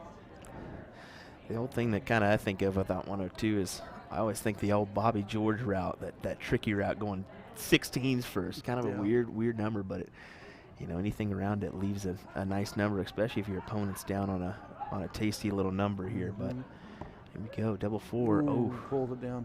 See, that's going to be fatigue. I mean, these ladies have been playing since 10 o'clock this morning. They're going to have to get the arms up, you know, and there's not as crisp on every throw. Julie just smacked it. And that's what I was thinking. Julie's doubles have been pretty good today. I mean, in the last match we saw her, she was pretty consistent. I think it was a 4-2 win, if I remember right. Yeah. Yes, it was. Shay was a 4-3 win. Yeah, lots of darts. I mean, we had a round of 128, so lots of females in the room. There wasn't very many buys either. I mean, your seeded players that were seeded for the field got the majority or all the buys if they're all handed out properly. But there wasn't a whole lot. I mean, you started at 128, 64, 32, all the way down. I mean, play a lot of darts. Yes, certainly. Good stuff there. And this is a, a long format. We're talking best of 5, or first of 5 legs here, best of 9. Mm-hmm. So sorry for the word garbage there I just threw at you as I kind of tongue-tied it up. We talk about the long format being played overseas. You're seeing everywhere. The next nationals in Cleveland will have long format. Local pubs and local tournaments are starting to do best of 5, best of 7s in their 01 instead of the classic 2 out of 3. So I'd say give it 5 or 6 more years on this long format. With, it's just be like, oh, we're playing best of 7. Okay, let's go. Where it was like best of 7. Yeah, you're seeing the North American push here. I mean, a buddy of ours, Jules Van Doggen. Buddy of mine, my travel partner a few times this year. Talked to him and his wife quite a bit. They're going to be overseas a lot this year. Yep, they certainly will be overseas a lot. Talking about, of course, Jules Van Doggen. Now having 2 Americans on the PDC tour, and what's funny is, so I played that match in Seacoast. It was Jeff Smith, Danny Baggage versus Jules, and then this guy. Exactly. It's what it makes you wonder. It's like, oh my goodness, but you know what? Guys hung in there. Oh yeah. Yeah, Classic. Jeff Smith was a class act. Of course, Danny's always been funny to me for 20 plus years. Oh yeah, certainly. But it's just nice to see, a little North American rise here. COVID it was unfortunate, but it kind of worked out for some of us dart players here, because I think we started branching out and realizing that maybe our stamina needs to be a little bit better. Maybe we need to crawl up there and play more legs, more action to get us somewhere that we want to be. Julia starting on the bottom to work her way up. A lot of players will go try to score as much heavy as possible. Shay's doing the same thing. But that's my preference, is I want to go trip 20. I want the most points out of the gate. Yeah. Just want to grab that over there. Got some players in the room just giving a good wail. I think. Trip 20 single? Oh, just outside 87. Shay's got the 44. That 36 there leaves herself with double 4. See if she can capitalize inside again. So Weger, 61. Does she go 25, 36? How do you think she goes about this? I'm thinking she'll probably go 45. Yeah, certainly. That 2 will leave her 19 for tops. Yep. Oof. She's just underneath it. You saw her real quick jump in. We kind of did the same thing, too. Here we go, double 2 for Cole to tie this match up. Oh, inside. Difficult dart.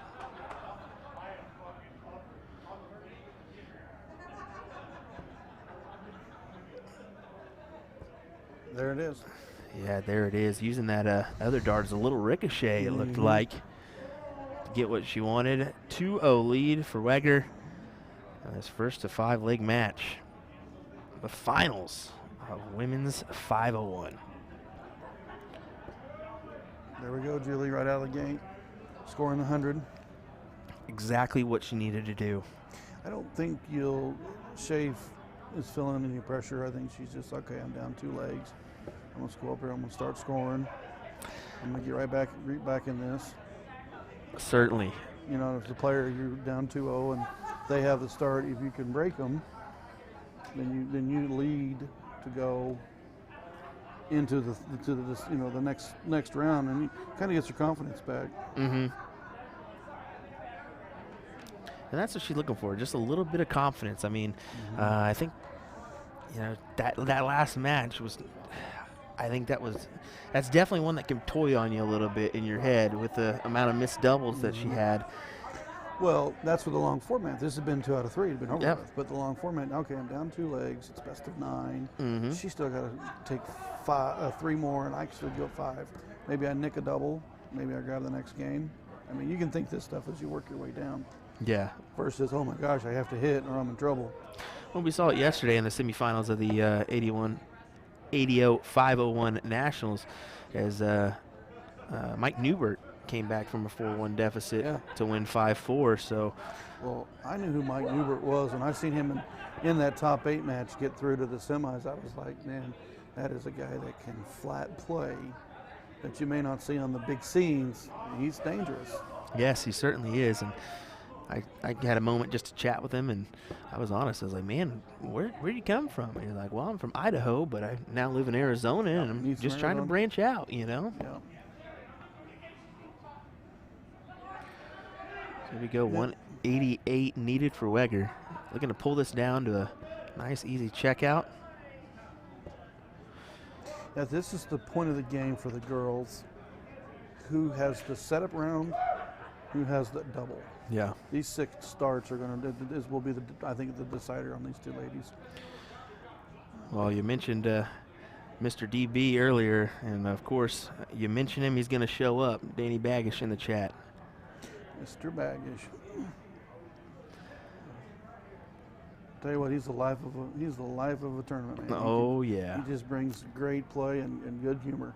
Yeah, that is the truth. He brings a few laughs and a good time. So, what we all enjoy about the game of darts. 128 needed for Weger.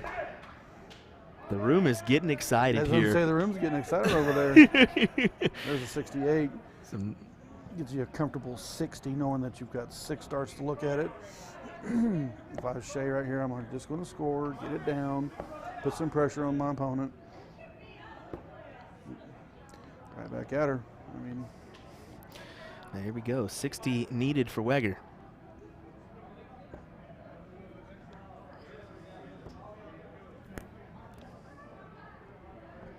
There it is. There's that double. I mean, she's been the doubler.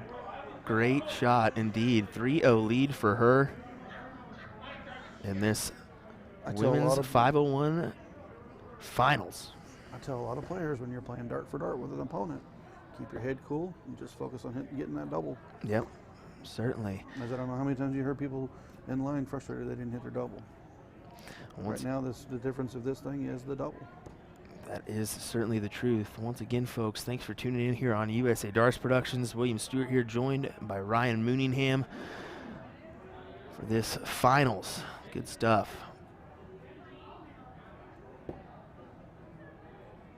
Fortunate dart there for Shay. And not the best couple rounds for her.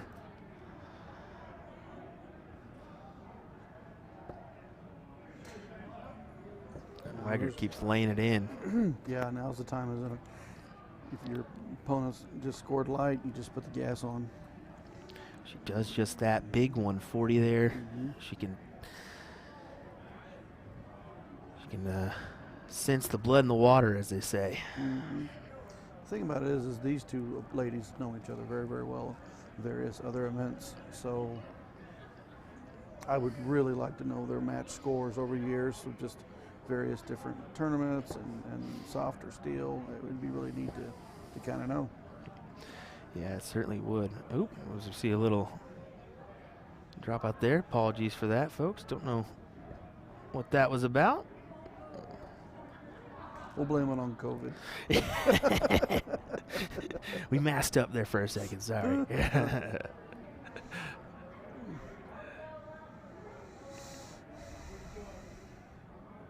Cole here needs to find a triple or 2. Got to make a dent.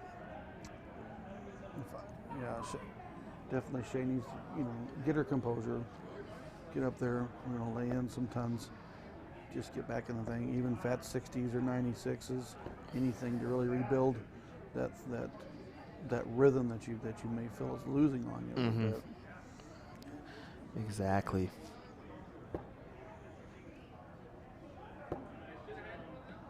There's the one. There's an 81. You can use that as a building.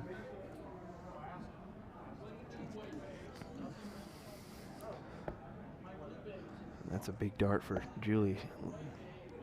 64. It's the 83. Going to put her right where she's comfortable with either going with the bull route or going the trip 20. Yeah, exactly. That's always the question, you know. I go the bull route. Yeah, that's my preferred route too. Unless I'm really hitting those trip 20s and I feel comfortable with it, Shay but just still. put it in 97. You know, she's on 138. I'm going to go the bull. Yeah, that adds a little bit of pressure, but look at this. There you Double go. 16. That's been her favorite number so far. Ooh. I think she liked that trip 20 and then rushed that double 16 to the inside. See if Cole can pop this big 138. Certainly add some confidence to her throw. And unfortunately not going to be able to happen. Let me make a quick change to a battery. We got Julie here sitting here on the double. Outside. Oh, and she pulls it down. Shay's got an opportunity right now to come back on the 112.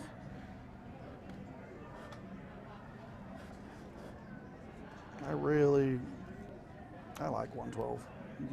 Yeah. You can pile in the 20s right here. It's a great checkout opportunity, really.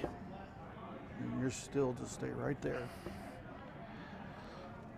Do you see the look of a little anguish on her face there, missing out on that big treble? Sometimes it just doesn't want to hit for you when you're out on the edge. And there's another double from Julie. And Julie's not going to Race to hesitate. five. She turned around looking like, hey, is that it? No, she's got a big best of 9. I think you can definitely tell that these girls got a lot of respect for each other. I mean, just that little shake there. And I think if, you know, Shay is, of course, disappointed with how she's throwing right now, but still kind of. Hey, look, I've seen many a matches when they were down 4 and they come 5 on the spin. Exactly. They bounced off 5 games. You're never out of it until you throw the last double. That's the truth, because your opponent could be tripping over themselves, thinking about, I got this, I got this, I got this. And what we just saw there, where Julie already thought she had it. And unfortunately not. These averages that these girls are kicking up, I've seen really good averages on the floor. I had seen several ladies in the 70s out there today on some of their matches, and that field was tough. Yeah. And you're looking at 2 phenomenal players with a monster field out there in my mind. I mean, it's the who's who of American darts, and there's a Canadian or 2 out there. Both men and women. Oh. The room is just littered with talent. Oh yeah.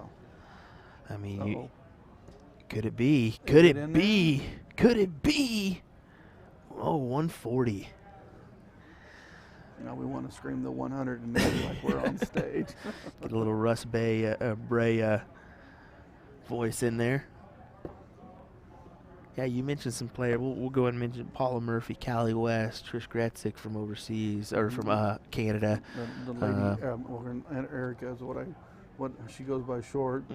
Paula Jacqueline from overseas.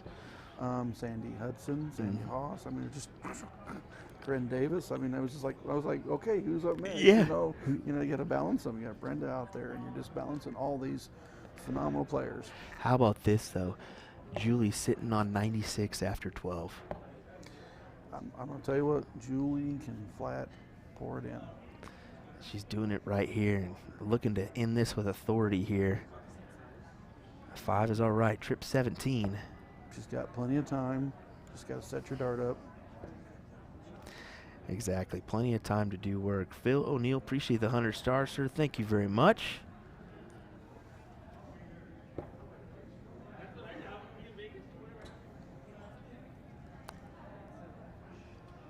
Man, I feel for you, Shay. It's just, you've been hitting this right on the edge on everything. This is a game of millimeters. There's a 97. Good finish there. I don't know why that keeps popping on us. Maybe we'll do a little investigative research here in just a second. 9. Not happy with that one. Looking for the big 14. Nope, she's going to flip down to the double 16. On the inside.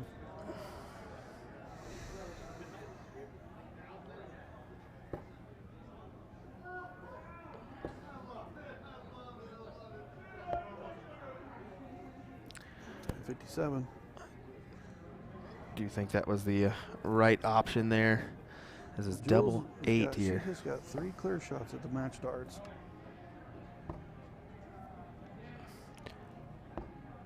Ooh.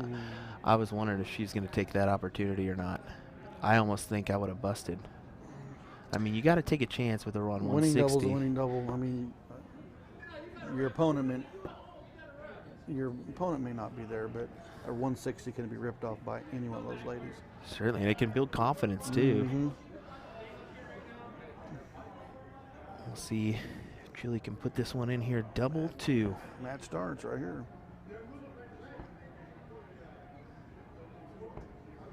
Ooh. Oof. It's going to send her to the madhouse. That's the difficult thing. And I did see a match today where both ladies scored phenomenal, and both opponents, players, got to madhouse, and neither one of them could do it for a little bit after scoring big 10 pluses to get down there. And look at this, double top for Cole. Now to double 10. Ooh, just a bit on the That's outside. definitely one of those ones that you could tell from the release. She thought that was in. Mm-hmm. Oh my goodness. Julia's got the madhouse. Oh, and she pulls it.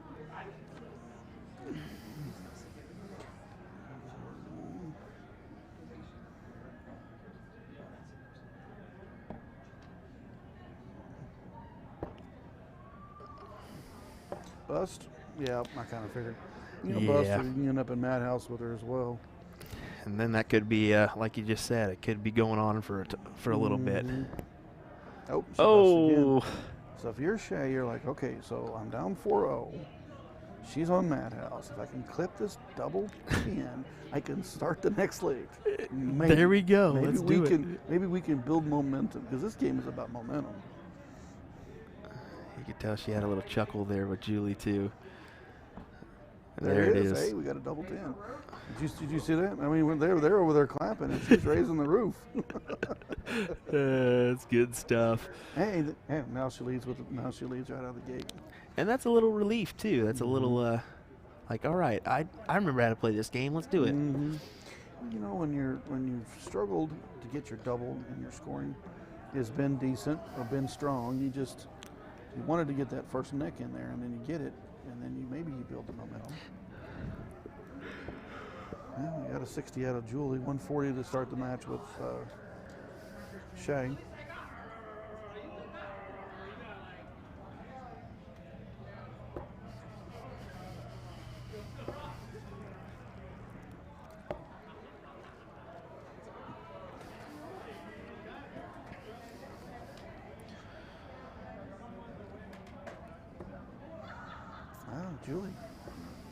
Julie's got a little bit of a slow start on this next leg. Yeah, starting to get a little bit more. You mean you're sitting on leg 6 of a long format match? Yeah, starting to get a little bit more sporadic. Little fatigue, the feet, the mind. There's a lot goes into it. Certainly so. See Cole off the board on that last one. I think, the fatigue is exactly it. I mean, these ladies got to be feeling a little bit. I mean, oh yeah, long day already. Yeah, more to come too. I was going to say there's more to come. The men's field matches are going on right now. We'll see those guys really soon. And they're going to be tired too. I mean, it's just a lot of darts.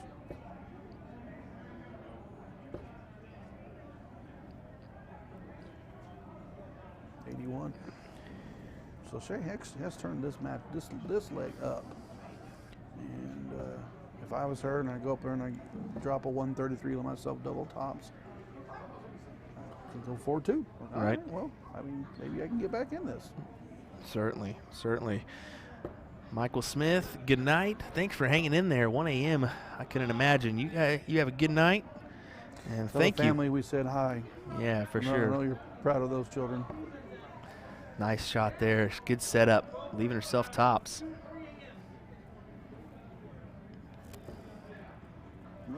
So 40 for Cole, and Julie is back with 70. So definitely going to give Shay plenty of darts to take out his tops.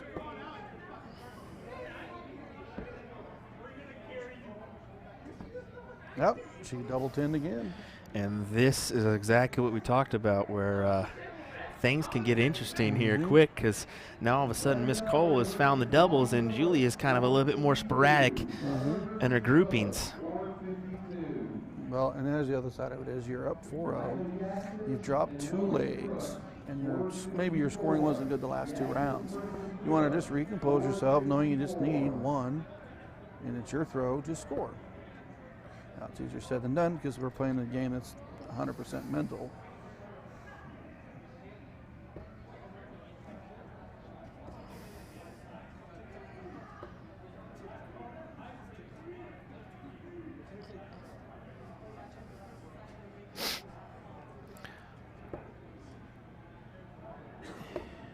I feel like there's just a little bit of relaxation in the arms of Shay.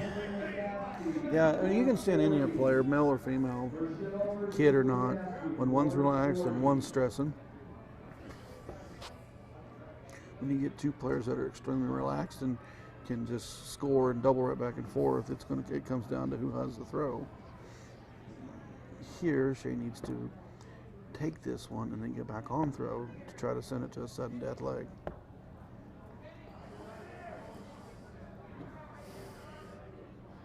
Your froze. Huh. All righty, well, looks like we froze up here. I was wondering if that was going to happen or not. We'll go ahead and make a quick adjustment here. Go over the shoulder for just a second as we do that one. Our apologies, folks, there at home.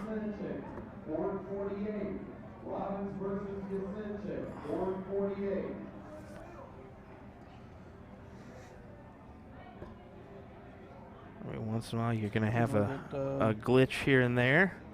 Look at scorekeeper Schwinneman making this thing happen for those ladies. There we go. Back and better than ever. If you're Shay right now, you need this big. You need this turn right here. There's a 58. Did that do it again?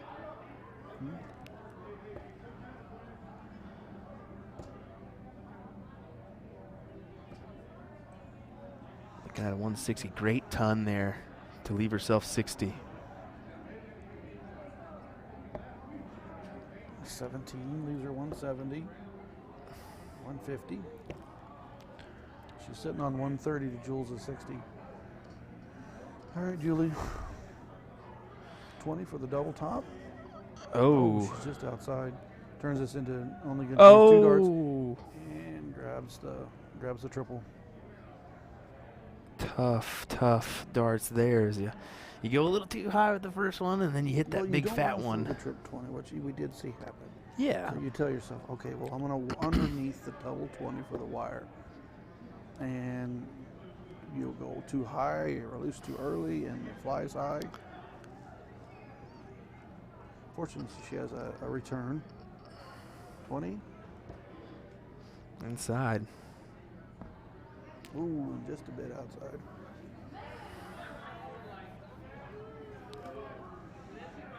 So a 106 look for Cole. Getting her composure, getting a drink of water. Let's go to the line. Trip 18, here we go.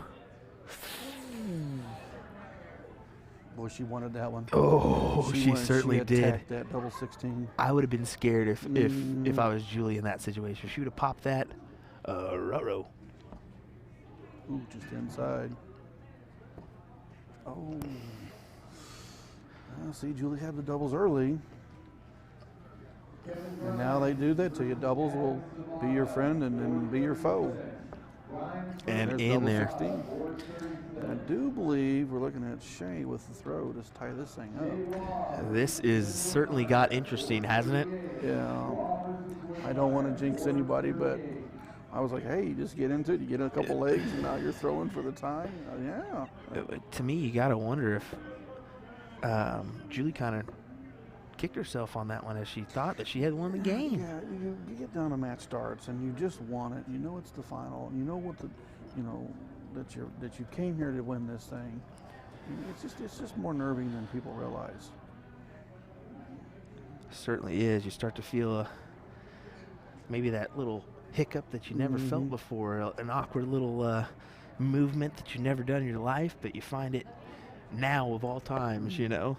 Well, you said you had Michael Smith on the watching us, and I think if one of his interviews that he said in the semifinals he was extremely nervous. And this is a guy that can produce some of the biggest scores and the biggest rounds on the planet about how nervy he got. Yeah. With all that experience, so it doesn't matter. It's pressure situations, and you're just ready to play. Certainly so. I'm glad you mentioned that one.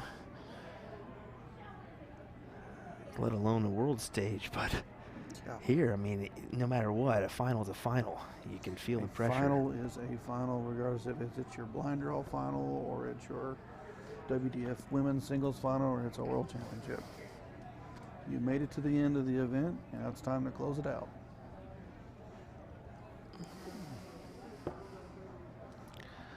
For those just stopping by, William Stewart here of USA Darts Productions, joined by Ryan Mooningham.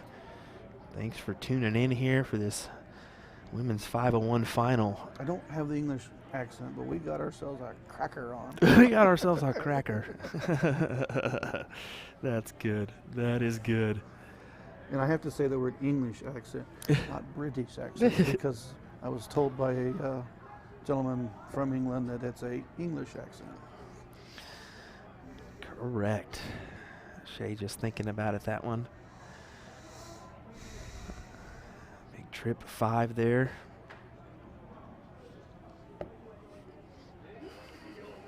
Yeah. 37. She didn't leave herself an out. Julie's at 262. She's going to need a 98. So Shay gets to return to the line with Julie just a little bit behind her. This is where the setup shots can get this leg ready for a win. I'd wondered if she was going to stay on the 20 or drop over to the 18, leave that an even 100. See if she can make a dent here. Does she go down to the 17s or 19s? She does. 114. How do you go? There's some discrepancy. Some people like the 19s, some people like the 20s. I think the 20s is the route for me. What do you like? I like the 2014 double top. Yeah. Here we I go. like tops. Oh! Ooh, just underneath. That wire giveth, that wire taketh. So depending on the start here, Shay will get 3 darts to return. And to tie this match up after what seemed like... It started out it looked like a runaway. Yeah, it really looked like a runaway. Double 10 falls. We are at a final deciding leg. Wow. She hits it. That's got to feel like $1 million right there as you see her shake her head. Yes. Okay, so here we go. We've got one leg to decide the WDS Silvers Women's Finals. Incredible. Someone asking in the chat, Jason Rudolph asking, what's piled up on the table behind them? Those are actually some hand-crocheted Kleenex box holders. So I think there's like every team over there's but the Raiders. I don't know why you might want the Raiders. Yeah, I think we got a bunch of NFL teams. Yeah, sorry for you folks. I am a Chiefs fan. Me too. Me too. We are both from the same area, the neck of the woods. I'm from Wichita, Kansas, and Mr. Mooningham is from Springfield, Missouri, so about 4 hours distance in between us. Well, Shay opens up with a ton. Julie hits, let's see here, that's 77, 17, 94. I mean, right now it's going to come down to Who can hold it? Who can hold their nerve?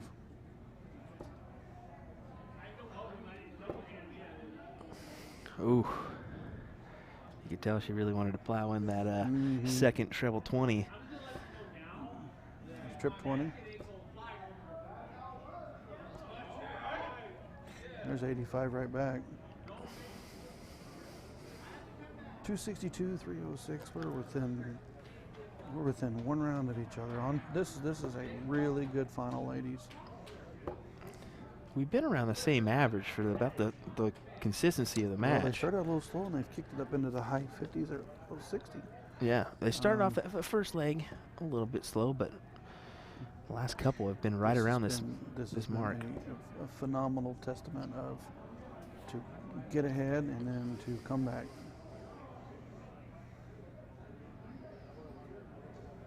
Pulls the old Simon Whitlock there. You can start to see the nerves. Maybe a little sweaty palm action going on here. Great triple 20. Great shot there. There's a 130 right there. So it's going to be, it's 90. Yeah, just a 90, but still quality as it leaves a 116. Yeah, Julie needs that ton right now. Get outside. You saw her kind of, I think, reach with that with that a little bit too. Yeah, pushing. Call that pushing. You're just trying to push that dart into the target instead of just relaxed and throw. 116. She goes the trip 20 route. Leaves herself 76. Yep. 58. Julie has the opportunity right here. She goes to 19s. So here we go. 44. Shay Cole with 58 left to complete an incredible comeback. You can see.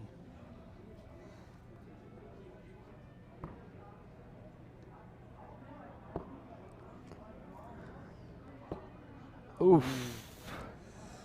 Sometimes you just want it. 113. Definitely gonna have to have a treble on this visit. Which treble is it gonna be? Ooh, look at this. Now she just needs the 20 for 36. Is that the way she goes? She grab the 16. She goes 16 for tops. Oh. Okay, 5-4-4 tie. All the marbles is going to come down to 2 double 10s.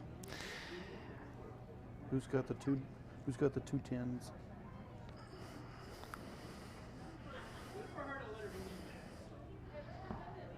Inside the 5. Oh, difficult. And just bust it. Give yourself a return look at that double. Here's Julie's opportunity.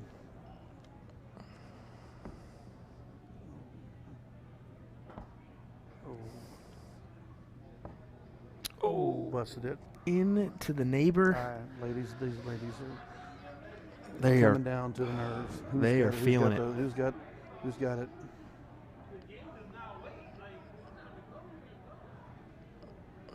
Ooh, a little ghost throw there. A little Scotty Kirshner.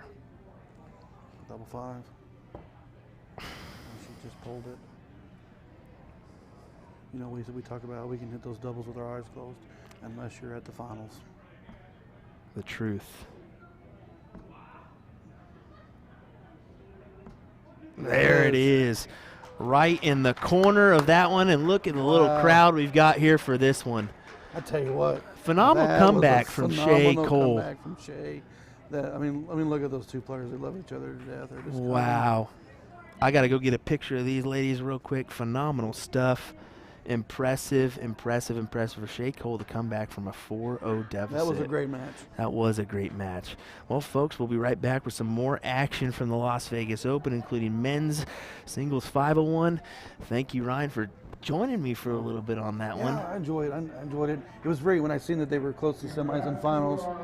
I wanted to jump in this because I'd been their floor captain all day. Well, so it was kind of nice to call it out for them. For sure. Well, I look forward to having you back again here soon. Folks, we'll be right back with more.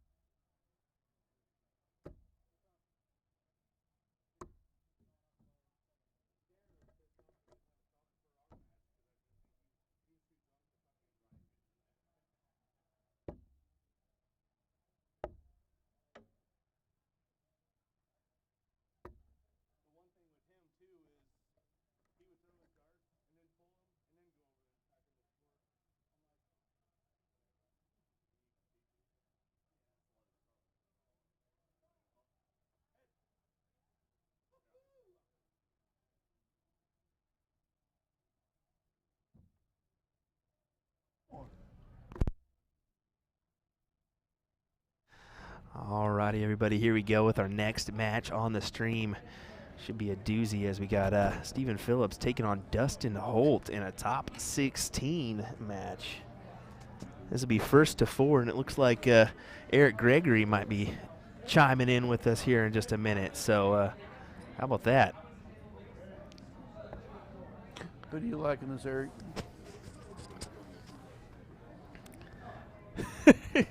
As Eric doesn't say a word. Started. Give it 3 legs and I'll tell you who I like. So we're going to run down there and we're going to bet on this match after the first 3 legs. There we go. Well, If Dustin knew how to count better, I would say Dustin, but Stephen Phillips is a monster. So No, he is so good. he knows how to count. That's the difference between them. Stephen is quite the player. He's in his brother's shadow, even though he's cast his own shadow as well, which is a monster. Yeah, that's the truth. I mean, you talk about it. We know Robbie Phillips pretty well, but 6 years younger is Mr. Stephen Phillips, and he's 6 years. I wasn't yeah, for sure. he's still he's kind of still coming into form. Stephen can play. Yeah. He's an absolute beast. Catch him on this day. There's few people that can beat him when he's playing well. He proved that in Charlotte, Yeah. winning the Masters in Charlotte. Yep. For sure. Going downstairs. Is Holt back upstairs? No, stays down there. 1-3-4 for him. Pretty good for him, right? Right. I mean, For a soft tipper, he's not bad. He can't count worth anything, but he can play darts. Dustin will tell you that We're firsthand together, he too. will tell you. Tasha's like, hey, can he put an earpiece in? You tell him what to throw at when he's throwing darts. I'm like, yeah, he's better than me, so see right now, he don't know what to do. He's like 92 left, trip 20, double 16, Dustin. You don't even know what to do. He's like, what do I have? That was good. At least he got the 20 worked out. There we go. Does he go trip 20, leave double 6, or is he going to throw the trip 12 or double? He don't even know what he has left. I love the kid. Oh, he went double toss. Went double, He was leave going to play. double He's 16. going to play At least a Evan he knew what he Doggin. had left. That impresses me. It's a 160 look here for Steven. Actually, Steven put me out of the blind draw last night. We about had to have a conversation about that one. I Good. was making the knockout on a 1 leg, and I missed the double 12 on Sid Phillips. So he goes there. He's going to leave double 16.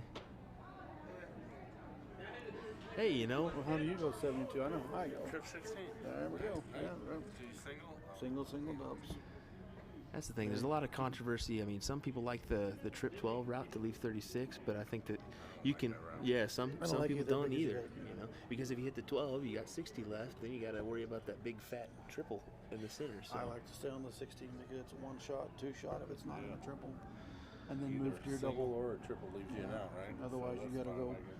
You I don't go like 60 with 12 two and move darts over. anyway because my dart sits up a little bit, so it blocks it. 61.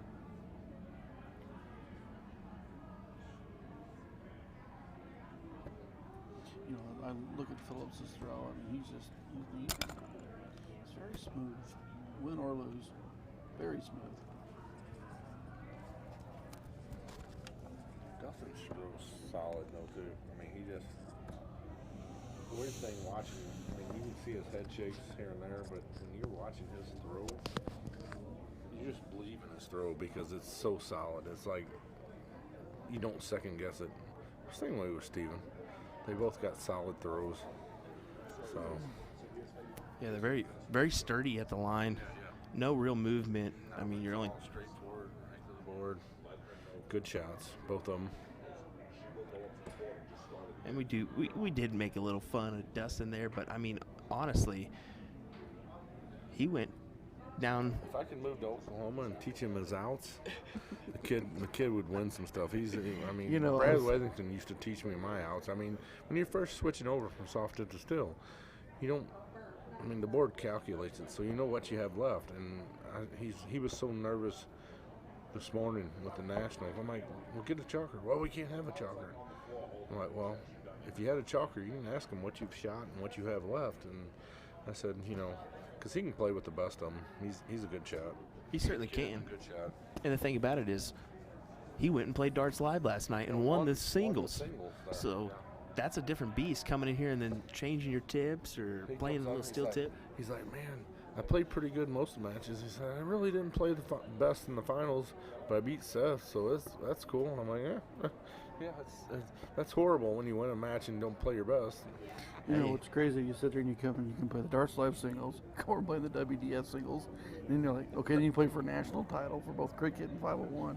Dustin, you're kind of getting everything out of Vegas this weekend. Yeah, I mean, that just shows you the kind of player he is. I Now, definitely. you were talking about Wethington taught you. Now it's Steve Brown taught me. Well, at least you can understand Steve. Yeah. That's Well, I the have whole that thing with Ozark. Steve. You can't understand. I have that It's like Ozark Joe in- Cheney. Yeah. I don't think they either one speak English. No. Ooh, did you see that double-double? How about that double from Stephen Phillips? I love it as he gives a little nod as he walks away. Good stuff. Imagine how dangerous Dustin would be if he went through the steel route first and then into the soft. The guy can The play. He just dominant player. He second guesses himself because he's afraid of the math. I don't mean afraid, but if he had the math of all these guys that's played steel tip for 20 years, he's going to wreck some people in the next 10 years. That's how good the kid is. He's just phenomenal. I've been giving him a hard time for a while about moving over, and now he's moving over. I'm like, wait a minute. I brought him into my areas, I guess. Ask Adrian. First time I ever met him was Illinois State Cricket Pro Singles, and he beat the brakes off of me 2-1. She's like, "Who's this kid?" And I'm like, "I don't know. He just beat the snot out of me. I don't know what happened." So he can play darts, and he's got this happy-go-lucky attitude, but he's serious about it. The kid can play darts. Well, that's the thing, too. I think with where he's at, he's in Oklahoma, and right now, Oklahoma, there's honestly not a lot of steel tip being played in his area. It's all pretty much predominantly soft tip, but I think if he did focus a little bit on maybe a steel tip board at home, maybe take on some online matches, it would really benefit him. He needs somebody to practice with to teach outs. I mean, outs just don't come natural. You got to learn the game. I mean, Ryan, I've known Ryan for a long time. He's played mostly still until the last few years. It's all about just repetitive playing still tip, and getting second hand with, oh, I tripped this is what I got left. And that's what you got to do. And once he figures it out, I have no doubt his game, his natural talent is just crazy. You know, he beat Van Doggen in Nashville with a 95 average. Yeah. 4 straight. Impressive. I mean, he can play the darts. Jules, I mean, no offense to every other player, because Baggish I love. He was playing doubles with my friend when I first started playing darts, Brad Wethington. You know, there's a lot of great players, but Jules, that guy here in 2 years, I firmly believe he'll hold his tour card, because I think he'll be in the top 32 in the world in 2 years from now. And to beat somebody like that, I've beat him once or twice, got lucky or whatever. I've lucked to pass him a few The times. guy can play. I mean, we've played one bring your own soft tip together. He's a cocky SOB when you're playing darts against him, but away from the dartboard, Jules might be one of the nicest guys you'll meet. And you know, if you don't know him, you won't give him that chance, because you're like, oh, this is an arrogant guy. But no, he's not. He's a sweetheart of a dude. And now he's a PDC, and I can't wait to root him and Baggish on in the World Cup, because, like Danny said on Facebook, I think those two guys will wreck some shit. That's Some stuff. Sorry, that's stuff over there in the World Cup, because both of them can play darts, and I have the utmost respect for both of them, and they're both good friends of mine. They're just phenomenal. This would hurt Dustin. Oh, wow, right there, Eric. Eric shot it right there. A single trim, lead 40 and hit the fat 5. That looks like there it is for Dustin. Double. Good shot, Dustin. On the board is Dustin Holt. Phillips is going to start with the lead here. Say league or lead? He'll lead this. He's this from southern Missouri. He can't, Yeah, he can't always Ozarkian. Understand Ryan. Ozarkian. Where's Amy when you need her? Just Watching. Problem is she's watching. She might show up. She might show up. I'll get a nice little message in a minute. just I'd a say tell Eric to show up. just a reminder here. We've got Ryan Mooningham joined by Eric Gregory and William Stewart here, She's one.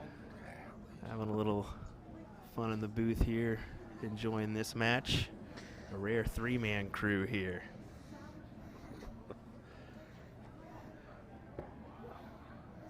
Wouldn't it be nice to find a triple here? Just to put the pressure on. Yeah, add a little bit of pressure there.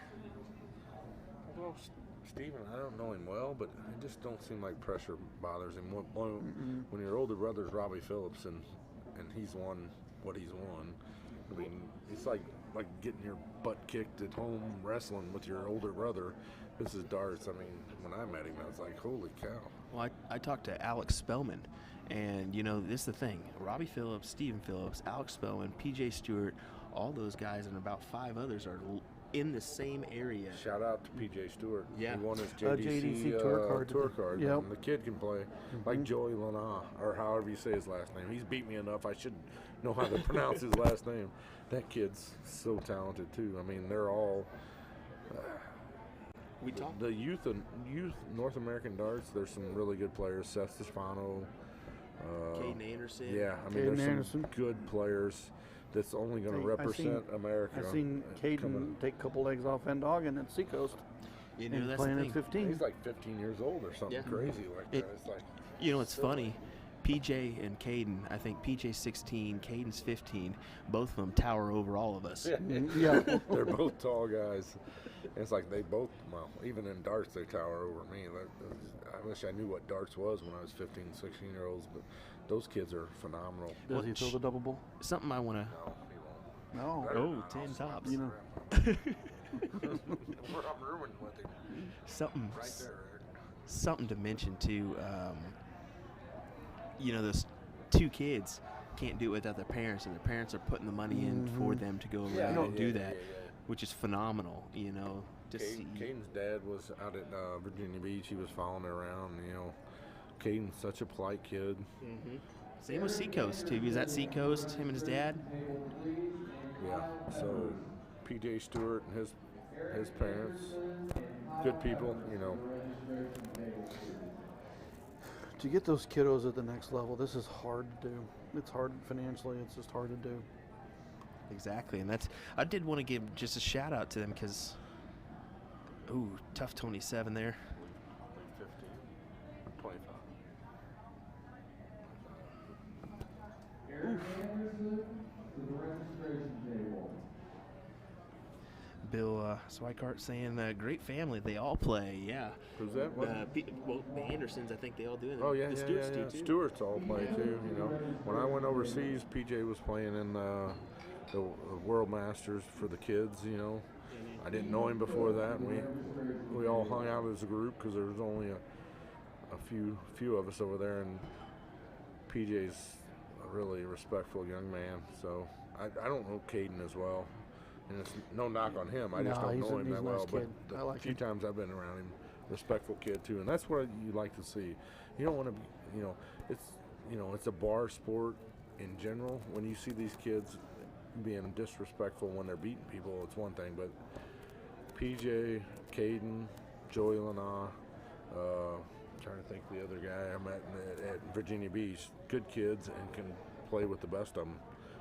Not the best of the kids. They can play with the best of them as far as grown men. Yeah. They can play with the best of them. Certainly the truth. I mean, Caden, I think he played light in that JDC deal, and he was doing 83 or something in that match. It was insane. Those averages will do a number on Most a lot players, of, yes, a lot of yes. players. I'd be happy with an 83 out there today. Fighting average. That's why I said I'm watching them. Like, I think Joey took it easy on me when he beat me down in Nashville, and then he started throwing 95s on everybody. I'm like, appreciate you just letting me get a leg on you, kid. Appreciate it. Yeah. Well, I was in Nashville with my partner, and it was Seth Stano and Joy Leno was our next opponents. And someone says, "Hey, you got the kids?" I'm like, "That ain't kids, that's beasts." Hey, another youth guy, Dominic Punt, tuning in. Yeah. Yeah, Dominic. I know Dominic. Yeah, Dominic saying More soft hip, but I know Dominic. he said, "I'm still playing too. I'll be on the CDC tour and possibly going to Chicago." No knock on you, bud. No knock on you. No knock on you. No knock on you. He actually took second in the DP Texas tour, so that's where he's earning his CDC card. So, congrats to you, Dominic. Looking forward to seeing you get back around. I know you were kind of dipped your toes in the bowling water for a little bit. That'll throw your shoulder out. Yeah, Throwing right. the bowling ball. Oh, do we got an opportunity for the big fish? Nope. Oh, way to jinx him, Ryan. I'm really good about jinxing players, ain't I? Glad you don't commentate on any of my matches. Well, you're I go never up bad here. enough. Oh, wow. Wow. Don't worry, I'm not up here this weekend either. You know what? I remember this one time when I played a friend of ours in the finals, and he said something snarky, and I didn't even hear it. But he texted me this long text. He's like, "Hey, I apologize for what I said." I'm like, "What? What are you talking about?" I'm like, "Dude." He's like, "I seen you storm off mad." I'm like, "It had nothing to do with what you said. I didn't even hear what you said. I was mad at how I threw darts." Jules got lucky to beat me. That's what I was mad about. You know, everyone's been talking about the Venn dog, and Eric and I have cut our teeth with him. He just comes storming through our areas, playing all our area tournaments. That guy We're from very proud of him. big shot there for Dustin, putting that one in. A guy from your guys' neck of the woods tuning in, saying Bob Hudzik saying Gregory Oh. and Mooneyhan can still hold their own versus anyone, I believe. You know, I've known Bob for a long time. Bob's a good friend of mine, and Good player. he was a monster back when I first started playing darts. And it's funny, like when Eric Blackledge first moved to our area, it was Bob and Weathington was winning everything, and it's like, hey, what's this second coming of Jesus I hear about? I'm like, that's no different than. And Eric was a monster. I'm not Blackledge, most natural gifted I'm player not I've ever seen. ever second guessing anything he does. So that guy could sit in the corner for 2 hours, get up and throw 3 darts and go double bull on the court when needed to start. He was just unflipping real. Pretty sure he did a pretty good job at Shark Tank after he hasn't picked up a set of darts he in hadn't however played long. Like 2 years competitively, and he's like, I want to play, and it's like, so. Yeah, he never practiced. He calls me out of the blue one day, this years ago. Hey, you want to practice? I called my wife at work. I was like, you never believe it. There's your 180. Hey, good way to welcome. Hey, welcome to the match, Dustin. And she's like, who? I'm like, Blackledge just called me and said, do you want to practice? She's like, he don't practice ever. And I'm like, I know.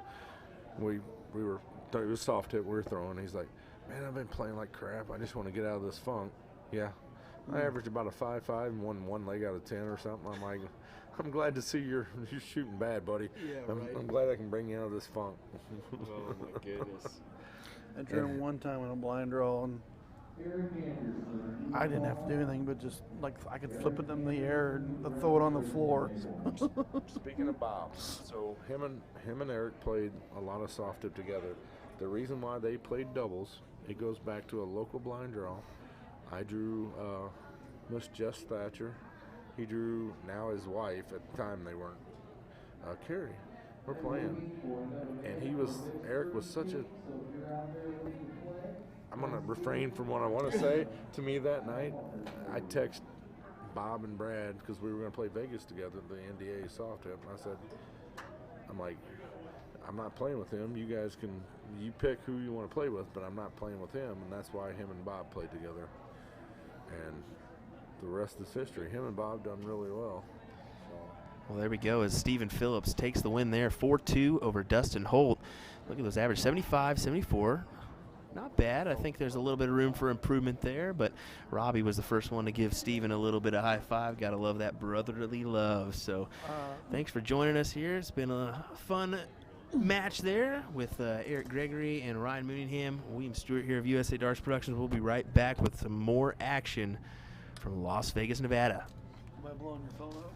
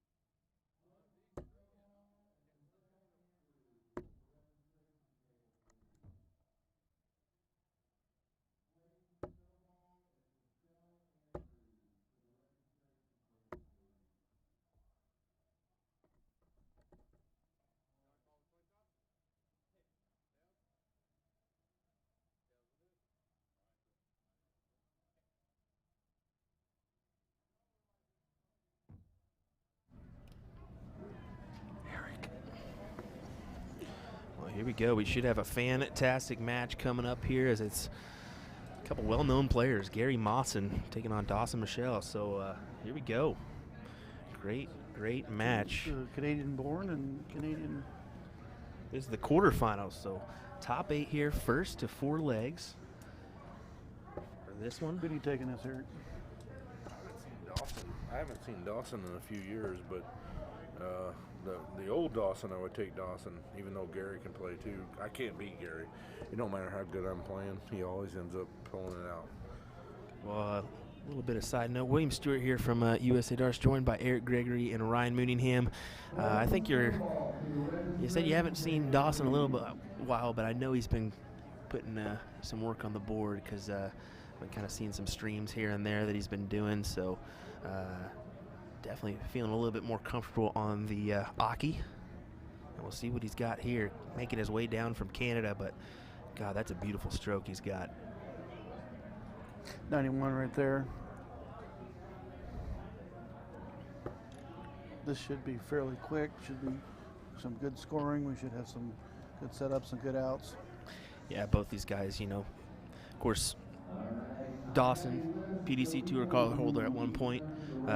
Mawson, been over at UK Open. UK Open Semifinals. Semifinals. Yeah, he can play darts. Both of them can play darts. And he's made a couple runs at his PDC card as well. I'm surprised he hasn't went over the last couple years, because the guy can play darts. Look at that, big 180.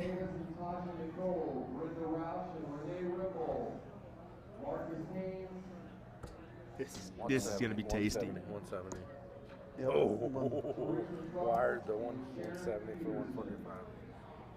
I drew Dawson in a soft tip pro line draw before he went overseas and won his card.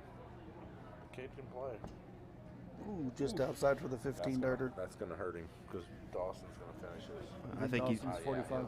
he'll come right up. 45 or bull. 25 tops. Yeah, he ain't going to mess around with it. I think, with the capabilities he has on bull, he's going to go with that every time. This is going to be a dart for dart. Doubles are going to be the king. Yeah, for sure. I would have never picked him to miss that. There it is. Someone's saying Dawson looks like to have changed his throw. I don't think he really has. Maybe it's just those guns he's got rolling right now. He's been working out a little bit, it looks He like. had guns when he was like 18 years old too. So Him and his buddy Logan making the trip down. Yeah, wanna I know mention that. And they were wearing the lumberjack jerseys. Gary, the best player from Florida, Yeah. pretty good player. Pretty good. Not any real good players in Florida. Waiting for a text from Danny Baggis right now if he's watching the stream. Let alone that. That'd be awesome. Oh my goodness. A couple quality shots, and you got Paula Murphy in the room too. Oh, come on, guys. I would Hey, never bet whoa, against whoa. Paula Murphy, Chris Grimmel. The ladies from Florida is awesome. I was just busting a few of the other guys' chops, like Baggish, Kenny Doyle, Nick Seapack, those guys. Brian Dennis.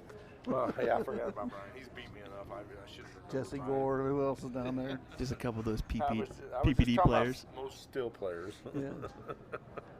Oh, it don't matter. You put those guys on any kind of board, they're going to beat the brakes off of you. I seen Danny's post about me and Jules plays well together.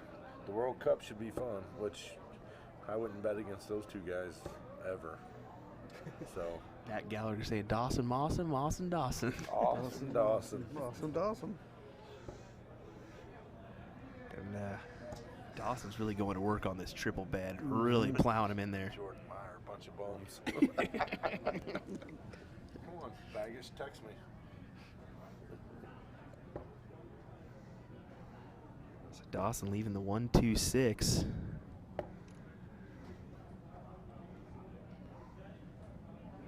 Let's see if you can go right in here. For bold. Go for it. Bullseye, yeah, you gotta go. Certainly, 1-5-6 for At least Mawson. 34.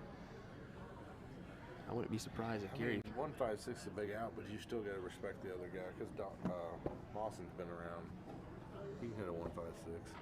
I mean, not this time, but you know. My wife's texting me now. Your wife's texting? Yeah. You mean Jacob Southern? Oh, look at that. Curtis and Jake and my wife.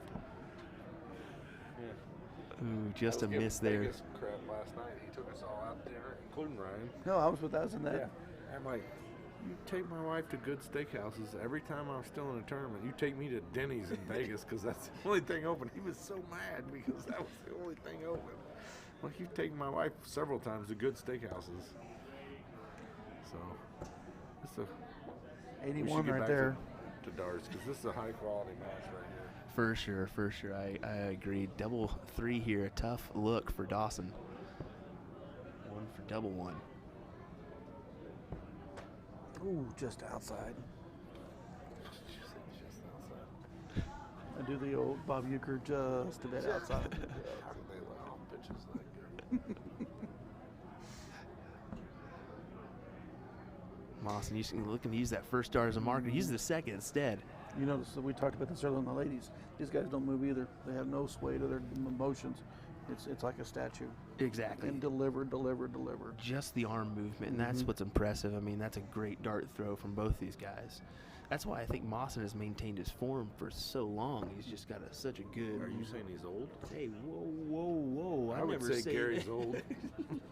He's not much older than me, Blame- so that's what's scary. Blame Eric Gregory, not me. That's why I can call him old. I'm old too. So, yeah, it's just like watching some of these guys just play darts. It's just straightforward, solid throws, and there's not much goes wrong in their mechanics. Well, never mind. Until you see somebody throw a fat 5, and they're like, yeah, he's frustrated. When you're up 2-0, you just want to just kick on and just bury somebody. And when you throw the 30. It's not good. Well, especially the likes of the player you're playing. I Yeah. mean, he knows Dawson doesn't mess around, and he's not one to mess around with. You know. You go 60 and your opponent goes whatever Dawson did, 50, whatever. You just want to bury him. You're up 2-0 with the lead and starting. You just want to put him away. And when you have a bad round like that, it's like he's playing good, and it's just frustrating when you do that. Certainly. Let's see if. Ooh, just underneath as he has a chuckle there.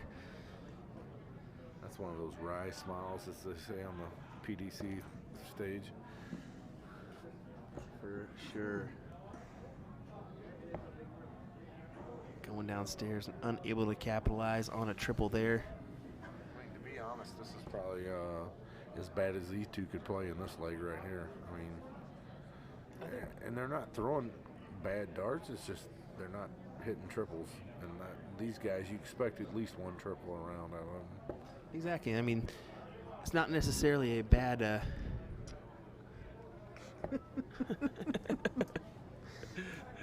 Reading a text Slumber from party. slumber We're party at a talking slumber about it. Oh my goodness, getting Hey, it. Amy. That's funny. Getting some texts from some loved ones in the group. That's Can't good. play darts, you go to a slumber party. That's what I've been told. I guess. Every once in a while, it's fun to bring some people into the commentary booth and have a, Can't play darts? Thanks, buddy. Hey, you I didn't can play say darts. that. 2 of the 3 of us cannot play darts. A big fish opportunity here for Dawson. I'd like to see it hit. I'd like to see it hit this weekend. Would actually like flip it around. He didn't hit that. Fixing he may even go for it. If you're down 2-0 and even if he went trip, he might have just set it up since Look, Gary's on 185. Yep. Exactly. Or he might have went for it just to try to pump himself up and get back into the match. That's the thing. It's all about, getting yourself to that point of confidence where you have, no thoughts of missing. It's all. This is going in. That's interesting. So he's on 92 after his first dart. He throws a trip AT, which wouldn't have left him out, right? Mm-hmm. Left 48. Oh, how about this? Oh, come on, Mawson. Come on, This Mawson. would just blow Dawson's mind. Ooh, what a checkout from Gary Mawson. A 1-2-5, and I think you see Dawson go and chuckle back there. He shook his head. He's like, He goes, really? Really? yeah. I mean, that's why. Why did he go trip 18 on a second dart? They don't even leave I it out, just- right? I didn't it think doesn't so. leave it out. I don't care who you're playing. You can play Joe Smo from your local bar. You don't leave him a shot. You got to give yourself the best shot. And he went for trip 18 or 18. Neither one left him out on 92. So, no offense to Dawson. Phenomenal talent. He deserved, in my opinion, he deserved that finish from Gary. Because if he just shot the normal darts and then he got that finish on him, then I would agree with the head shake. Not saying Gary's going to hit 5 bulls to take out but That could have, that could have been in the back of his mind. That's the game right there. Yep. Unless Gary falls apart, that's the match right there. Coming right back. This is a first to 4, so Mawson up 3-0, just needing the 1. Looking to break throw here. Ooh, we got an opportunity for 180. Fly down. That was a 180. He threw the darts to hit a 180. He flied it out. Definitely a little ricochet there. Yep. Oh. Here it comes. Is that 140 or 140 or 180? Probably 140 the way he reacted. No, it was 180. Good shot indeed. That's exactly the pressure he wanted to put on Dawson. Oh, here he comes. Oh, 140. Snatch. That was a little bit of a snatch. So 154. What's your route on the 154? You go 19? Since you just threw a 180, if I would just thrown a 180 and leave 154, I would go 20. If I was just sputtering about, I would go 19s. But he just hit a 180, so it's 82.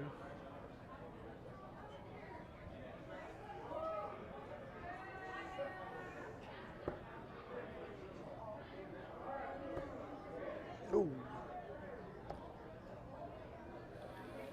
54 shot. Here we go, 56 left for Dawson. Tops. Missing the big 16. That can kind of hurt you. Having to use that extra dart up to set it up just really changes your momentum up the stairs. Yeah, for sure. I wouldn't be surprised if Gary pegs this right here. Right here. Boom. Yes, indeed. Right in the heart. Well, it definitely. I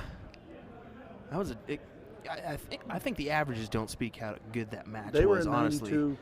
Gary's at 113 one time, and Dawson was almost 100. And then they had that one slow leg, and then, of course, it's a quick race, so it pulled them down. But then that 125, wow, bull, That double one- bull, double bull. that 125 was definitely a momentum killer, or even just an fire extinguisher on the fire of Dawson Michelle. So it will be Like Gary. I said, he deserved that because he shot.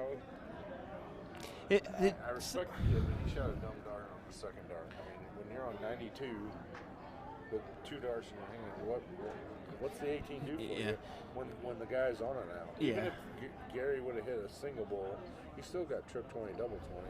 So It's just and you're down 3-0 or 2-0 at that time. You can't disrespect that guy because the guy's he's exactly. You can't leave. you can't just. It's like a slap in the face, and it's like I'm not saying he meant it that way, but that's what I would have took it if I was playing him, and I'm like. It's not like he did leave a checkout, but it's not the ideal checkout. Who not everybody likes to leave themselves double 19, and maybe it's just one of those things. Maybe likes it. Maybe he wasn't thinking properly. Who knows? But yeah, it's one of them things that Weird. yeah.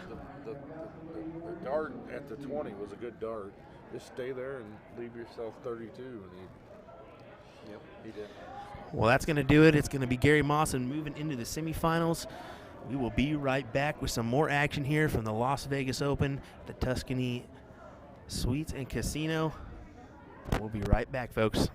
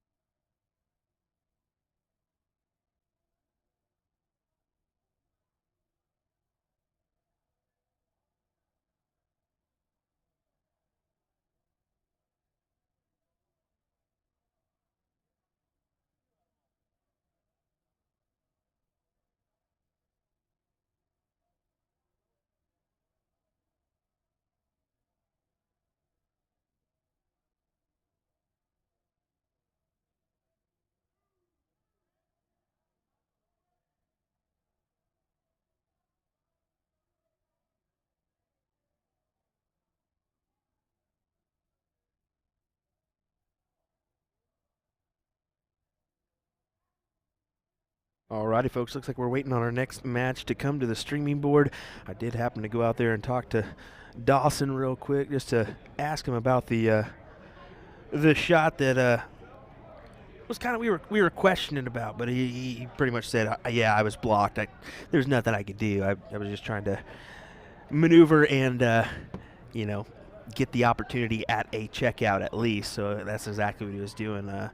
That's why he chose to go with that trip 18 on 92 to leave 38. So that would be why.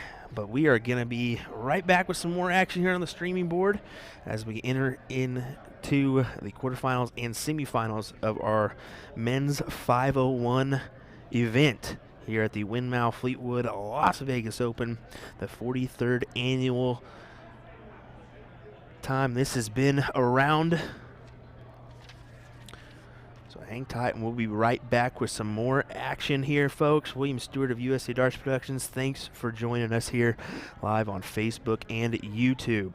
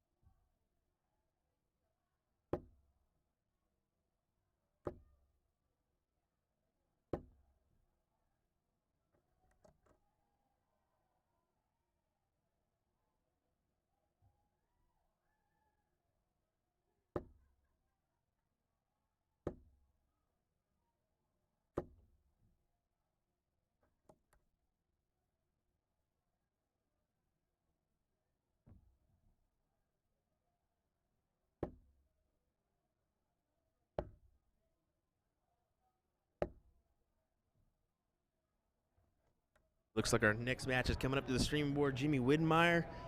And let me check out who his opponent will be here. Let me take a look at the bracket. Excited to see Wid here for this one.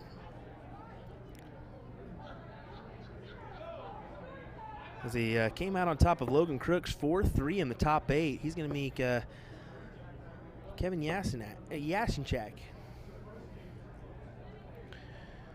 Down on the bottom side of the bracket, Gary Mawson is awaiting Adam Saveda or Stephen Phillips. So that is the men's 501 singles lineup coming your way here on USA Darts.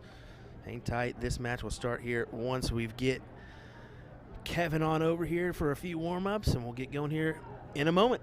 Appreciate you folks tuning in. Thank you.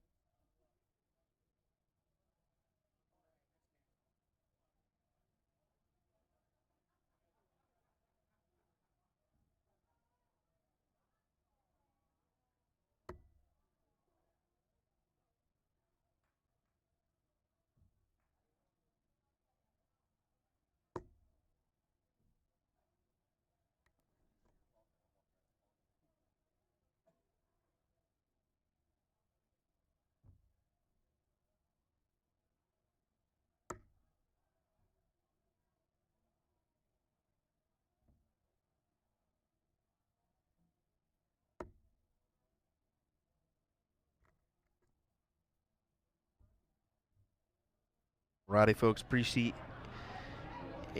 your patience here. These guys did their final warm-ups here, as it's Kevin Yashnick,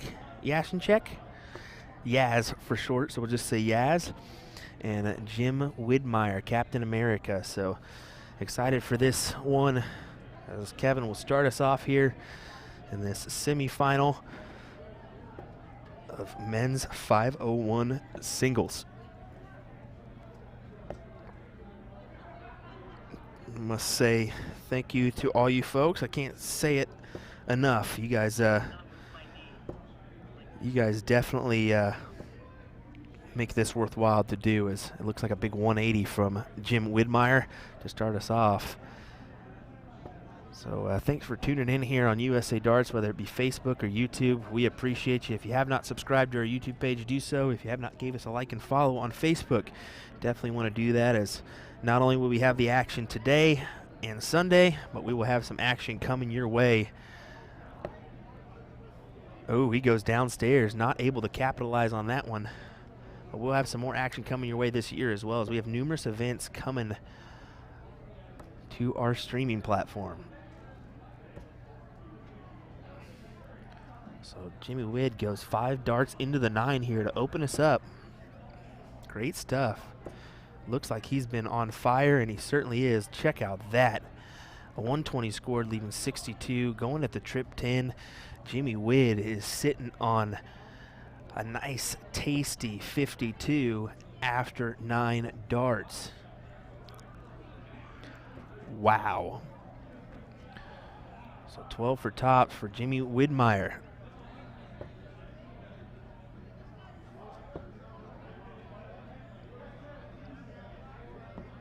Exactly what he wanted. A big, nice 12 dart leg for Jim Widmeyer.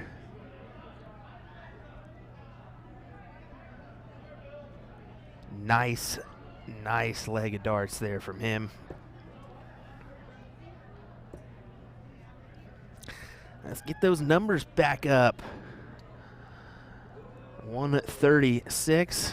You guys need to let your friends know that we are back in action here, and Jim Widmeyer just threw a 12 dart leg. This could be a tasty match here.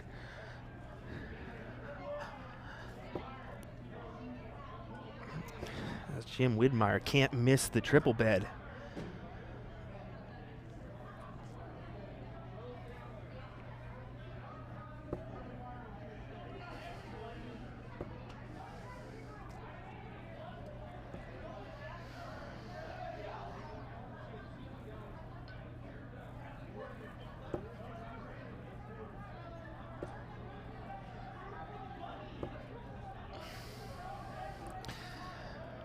Darts for Jim Widmeyer definitely going in there pretty quickly. They're pretty straight darts too. Same with Kevin.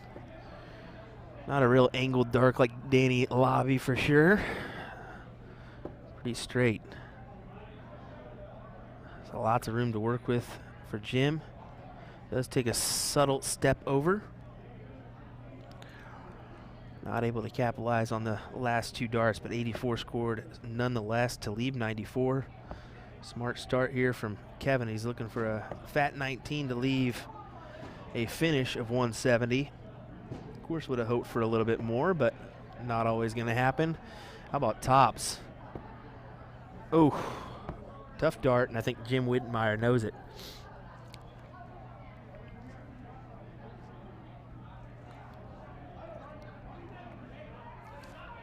Ooh, yeah, unfortunately busting instead of hitting that 19, hitting the double. Not exactly what he wanted. He's going to have to come back with 94 as you see a small little chuckle on Jim's face. Every once in a while that's going to happen. 76 left.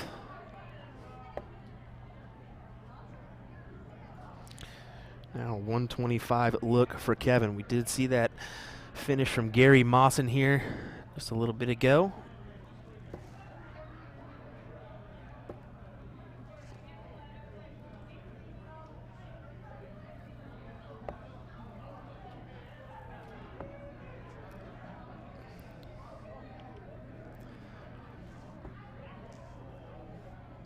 Tough dart there. He's critical of himself there. 109 needed for Kevin.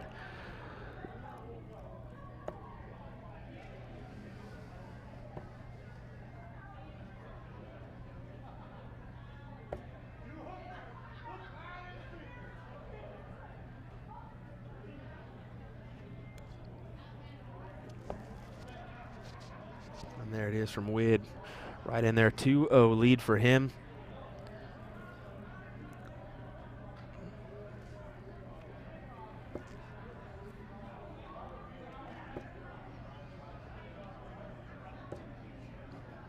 Nice third dart there for Kevin as he finds the triple bed to start off with a ton.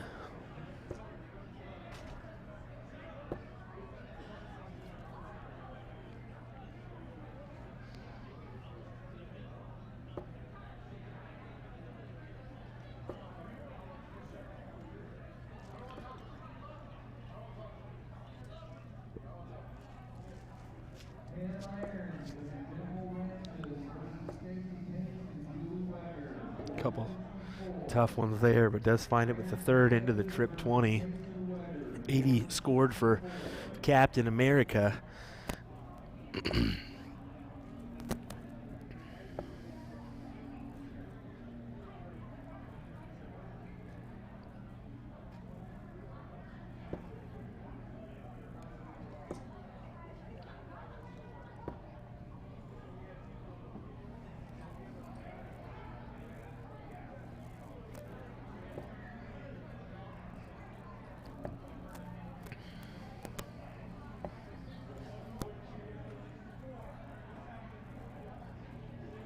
Folks, if you would, let us know where you're tuning in from. We'd love to hear that information, whether you're around the world or right here in the U.S., maybe up in Canada. Let us know where you're tuning in from. Give you a few shout-outs. Nice third dart, finding the trip 18, 93 score to leave 106.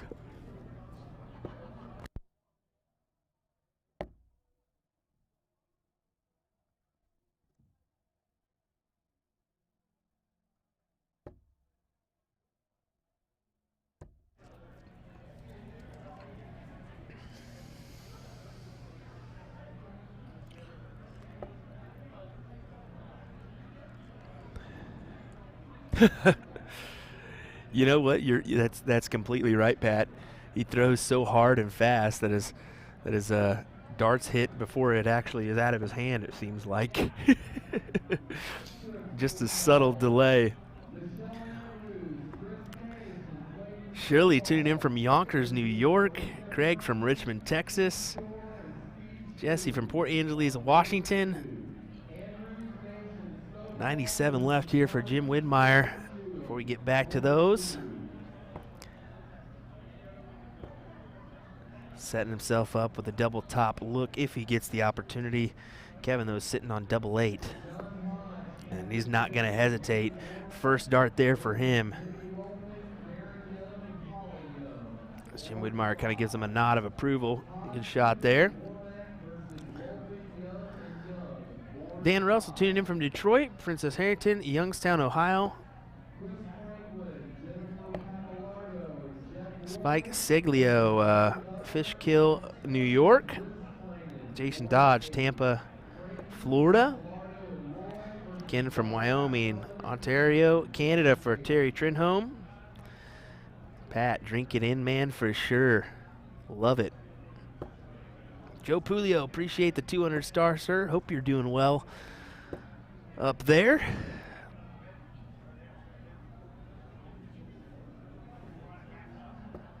Spike Siglio tuning in from Fishkill, New York, as well as Aurora, Colorado for Kerry.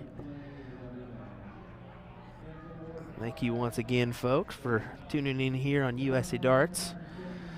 William Stewart here. Gotta tell you, honored to be in this room with these players.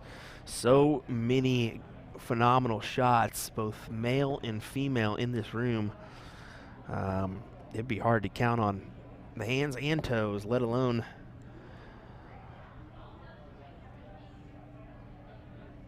on a calculator. Jeez.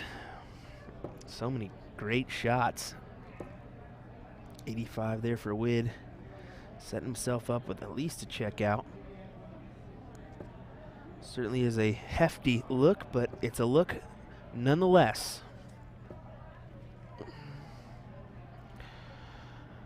In the room right now, we do have open doubles, or sorry, women's doubles cricket going on.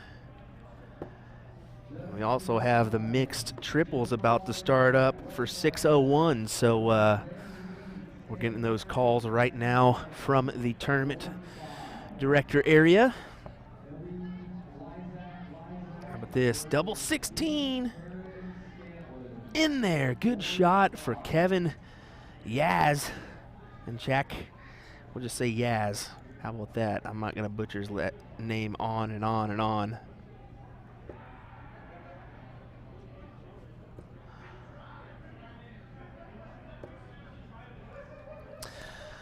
Nice 1-3-5 to open up for Kevin after tying this up 2-2 and getting the throw to start this fifth leg.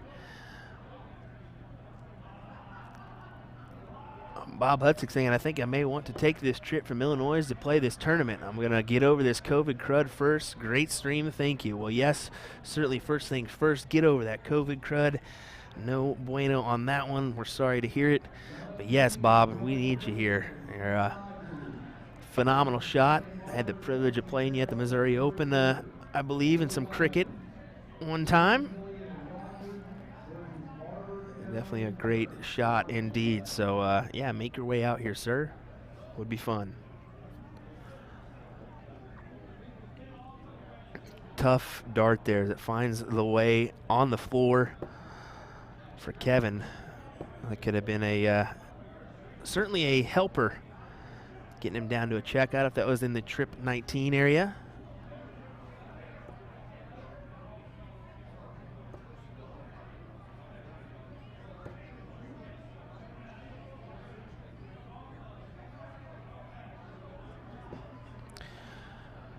Alrighty, I wanted to go ahead and take on a look over to YouTube real quick, because we can't leave those people out from our name drops. So we got Steve from the USA, James from Tennessee, Adam G from Marthasville, Missouri.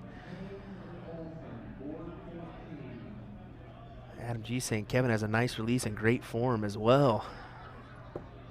And Jeffrey asking, who does everyone qualify for the Vegas Open? So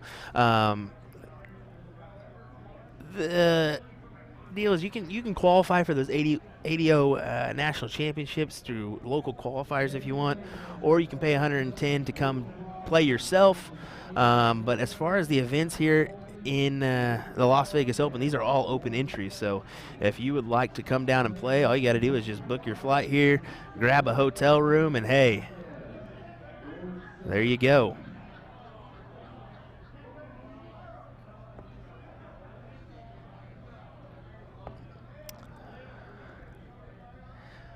Joe pulling the double duty on Facebook and YouTube as Kevin Yaz takes out the leg there, making it 3-2 after a 2-0 deficit.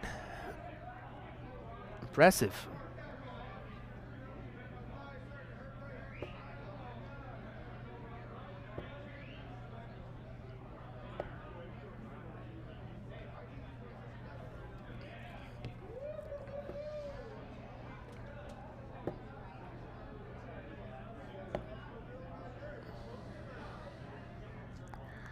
Nice to see over 270 on both our platforms, both YouTube and Facebook.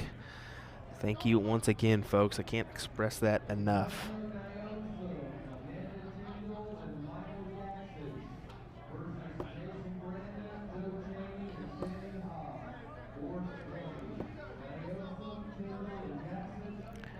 We'd kind of, I wouldn't say you've fallen off form, but struggling just a hair here as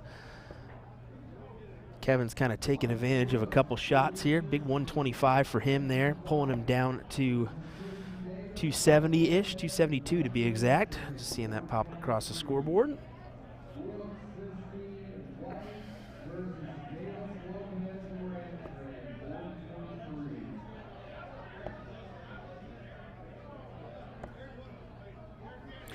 I know Widmeyer currently residing in the Florida area. If you know where Kevin is from, let us know. I know Booyah's around the Wisconsin area. I wonder if he's around that same area or not.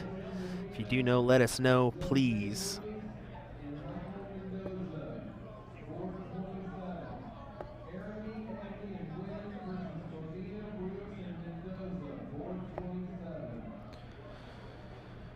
Kevin kind of shakes his head at that one as he knows that was a good opportunity to give himself a good look at an out there to make this 4-2 and just one leg away from a win. But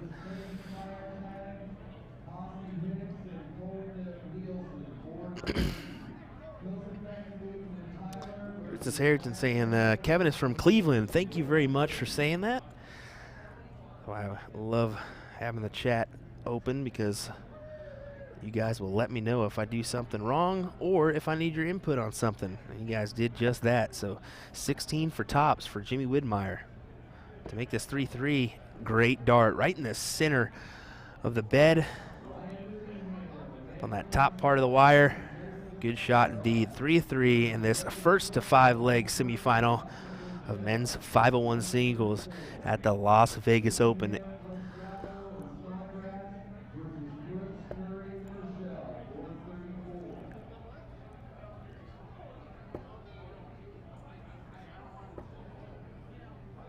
If he takes the look down, it will stay up there for a nice 140.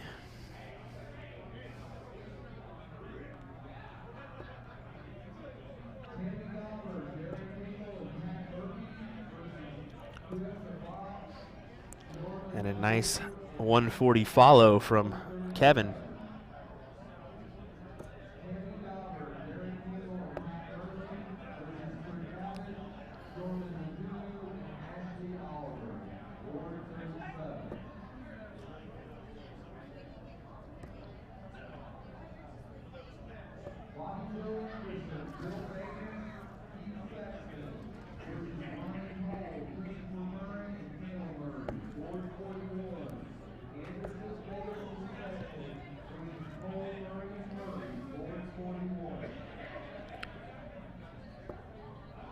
Kevin looking to get the first opportunity here.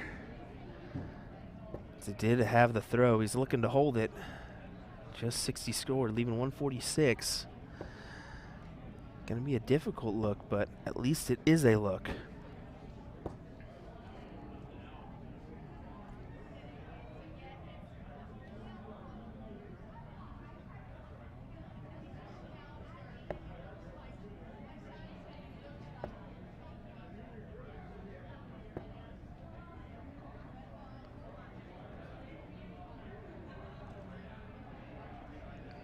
So here we go, Widmeyer for the old Shanghai.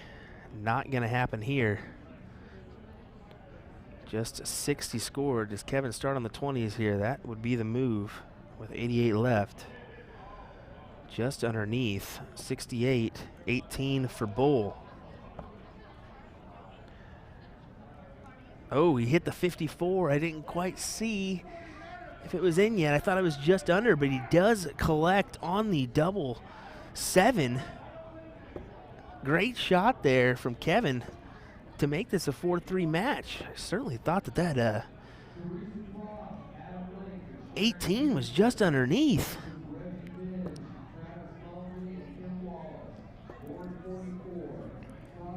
Maybe I was seeing things, staring at this computer too long.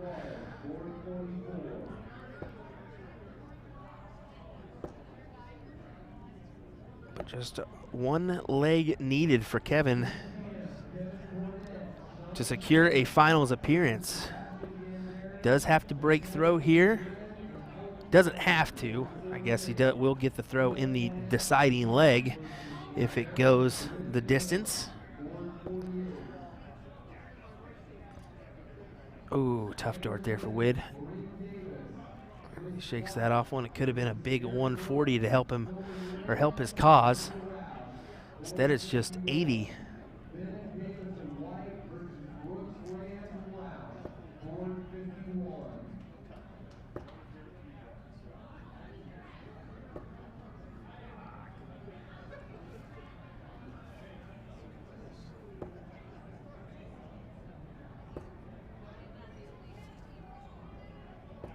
Looking for another nice 1-2-5.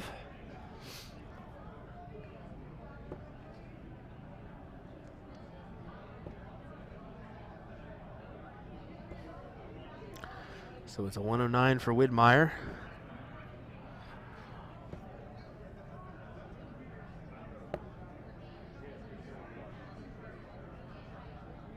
I'll leave him with 70. Does he go trip 10?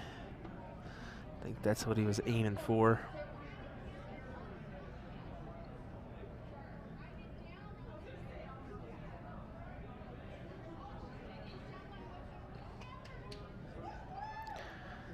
Yeah, it's just making sure the score was correct.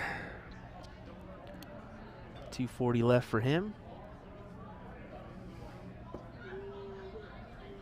So it looks like we may be going to a deciding leg here. 55 needed for Wid. 15 for tops.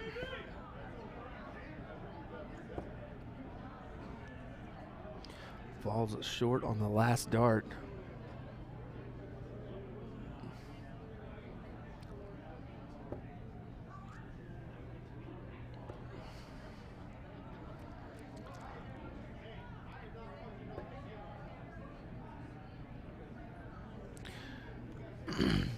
Dwayne Timmerman asking, are they not allowed to drink alcohol while playing on stream? Sir, that is correct, considering that this is a WDF silver event. Unfortunately, they are not allowed to drink while on stream.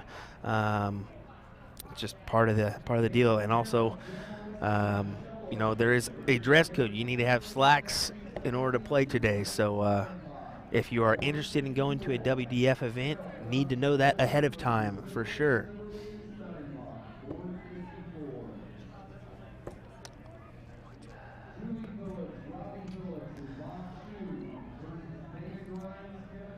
Widmeyer throwing a 120 floor, it looks like there. Unfortunate for him. Still sets himself up in a nice position here to win the match.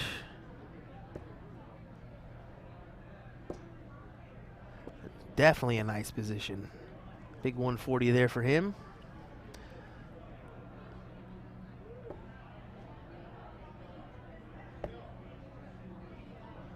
You see Kevin try to go downstairs and pick up a triple 19. Not able to do so, falling just underneath.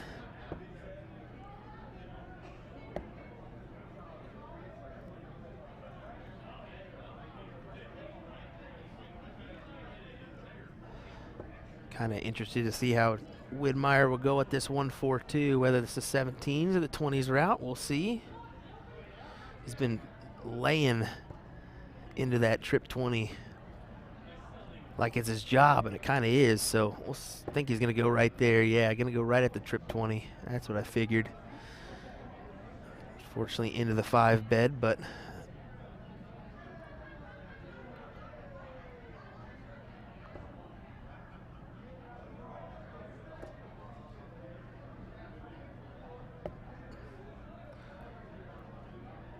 there's Jim for 98.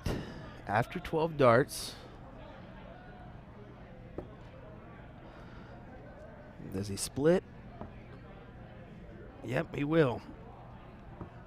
Double 14 for the win. Jim Widmeyer through to the finals of this men's 501 event at the Las Vegas Open. Special shout out to Seth Stefanos chalking for this event. But what a match. Going the distance, 5-4, 80.96 average overall for Jim. After a nice 12 darter to open up. That was definitely a number. But we will be right back with some more action from this event. Stay tuned, folks. William Stewart here with USA Darts Productions. We'll be right back with the finals of men's 501 singles.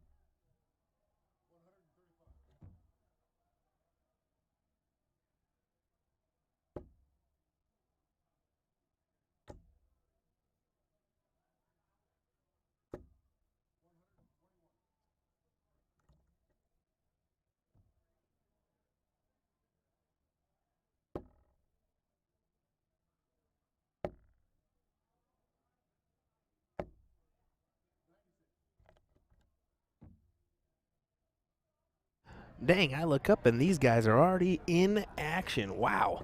No hesitation, quick start here. Adam Saveda taking on Gary Mawson. This is the second semifinal. First to 5 legs between these two gentlemen. My apologies for missing the cork in the first couple throws.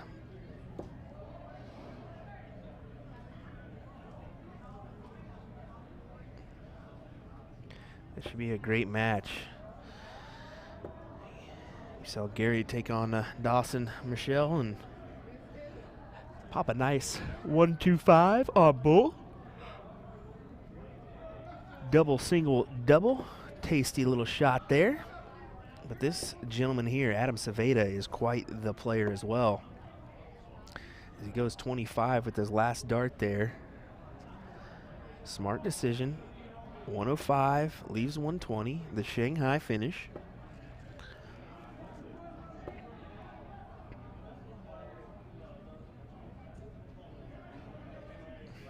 Adam winning a CDC event, coming out through the qualifiers and booked a place at the Continental Cup. That's in there. Big shot there for him. As that'll mark the first leg on the board here. Nice little 15 dart leg there for him. Mawson looking to fill it up. Just on the opposite side of the wire, 135 for him to open up leg number 2.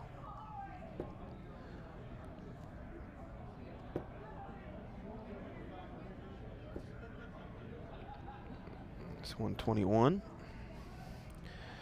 This is the kind of stuff you're going to see when we get close to that final, and the finals are next here.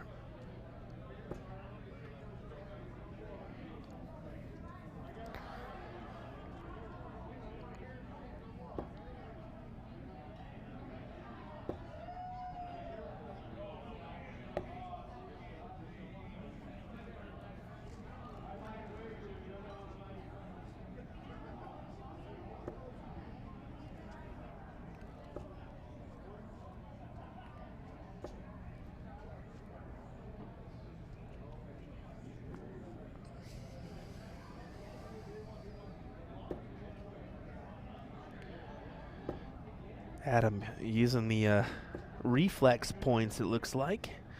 So we see that nice little wobble there. Maybe a touch harder to see those points and where they're actually at in the board, as they're so small. It's tough to see.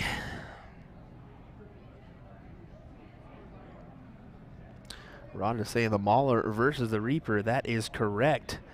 You see his nickname across his shirt there for Adam. We mentioned it earlier, but Gary Mawson, of course, a UK Open semifinalist. Here we go. Tops it is, just underneath. It'll be a 92 look for Saveda. Does he go 20s? Does he go bulls here? Looking at the bull, I think. No, 20 it is. Double 16, right in the heart. Both darts. Nice stuff as he takes leg number 2 with a 14 darter.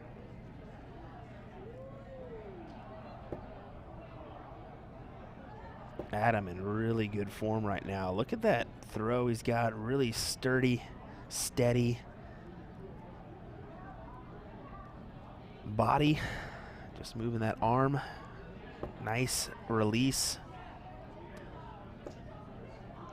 Nice looking stroke indeed.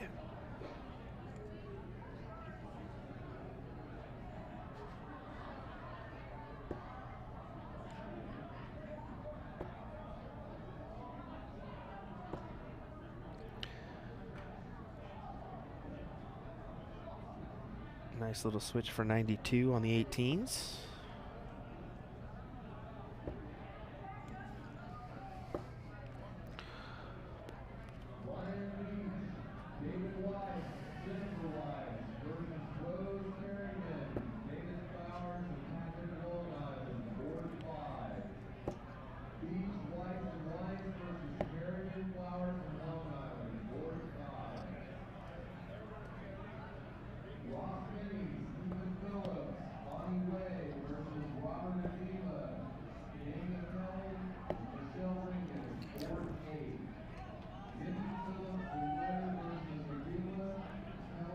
So Zaveda with a good opportunity here with throw.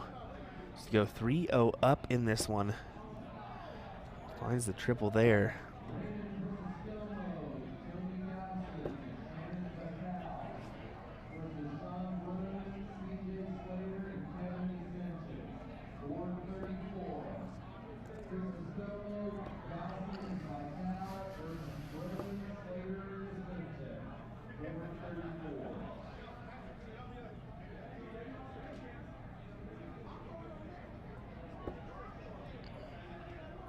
Going down to trip 19 for 32. Ooh, just inside. That would have been a clutch check there for him to add on another 15 dart leg, but just on the inside leaves him double 8. He will have 3 at that number when he returns right now.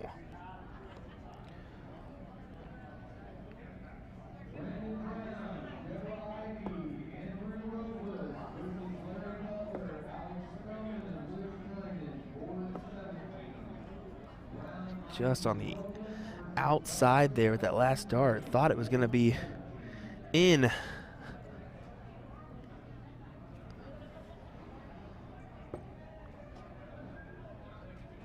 $57 for 32 for Mawson. The Mauler looking for a check, a big one, and he's got it. 109 for the Mauler. Gary Mawson, as he adds a leg on the board and breaks Adam Zaveda's throw.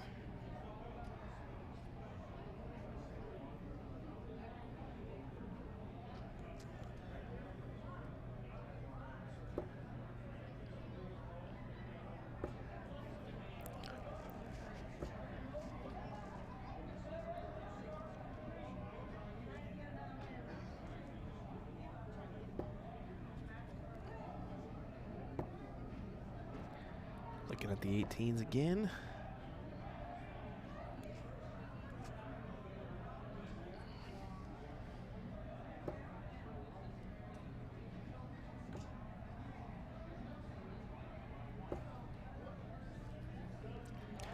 Nice third dart there, finding his way into the triple for a ton.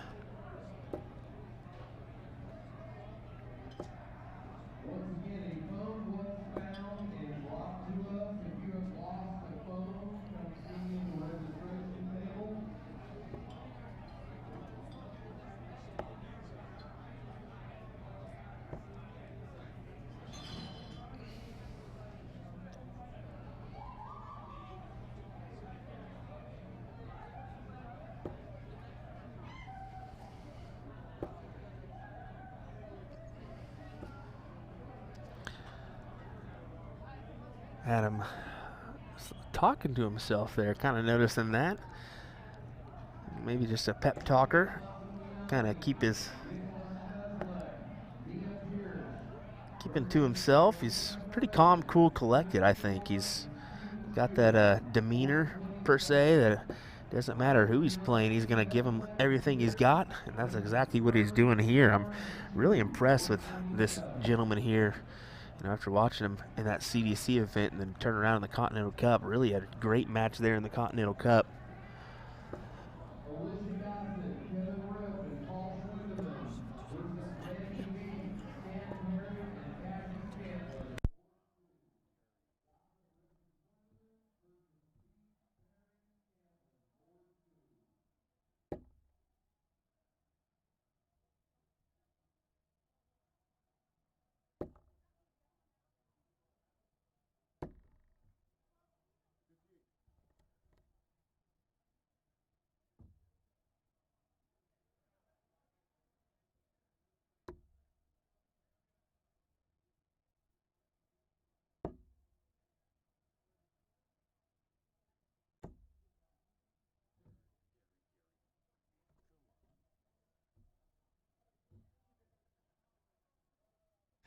Unfortunate miss there for Mawson.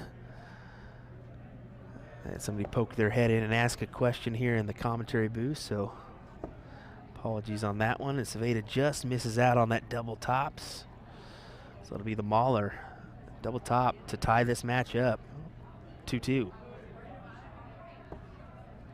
And he's got it, no hesitation. Good shot from Mawson. And I mean no hesitation, look at that. Saveda, no hesitation, stepping to the line. And forgetting about that last leg. Did have the opportunity at tops, just one dart, but Mawson taking advantage his next time up.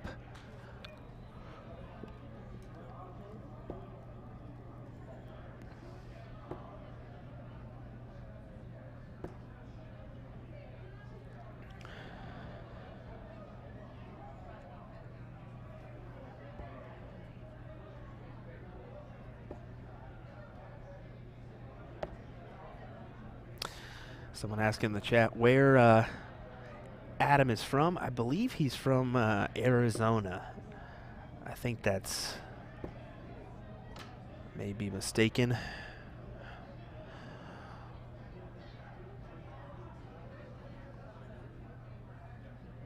Yeah, that's gotta be it. I'll show you here in just a second why I know he's from Arizona, actually.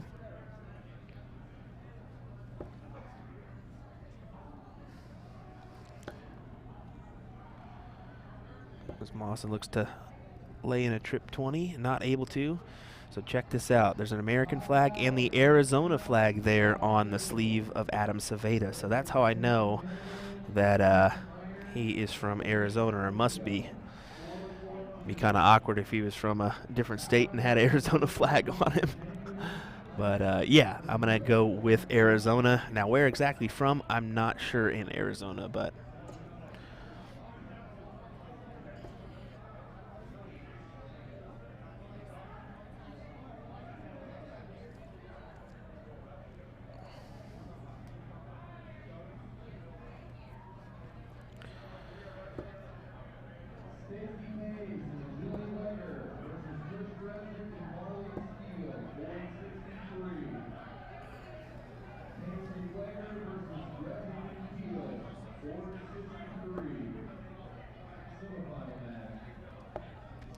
ooh, just on the high side of the 51.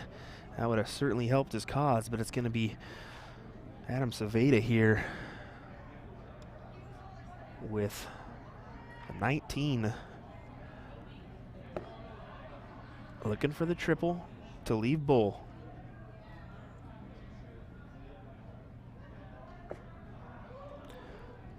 Does not get it.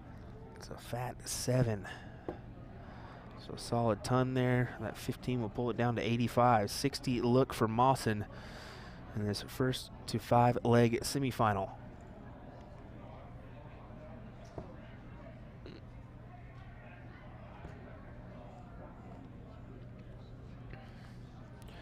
He will give Saveda another look.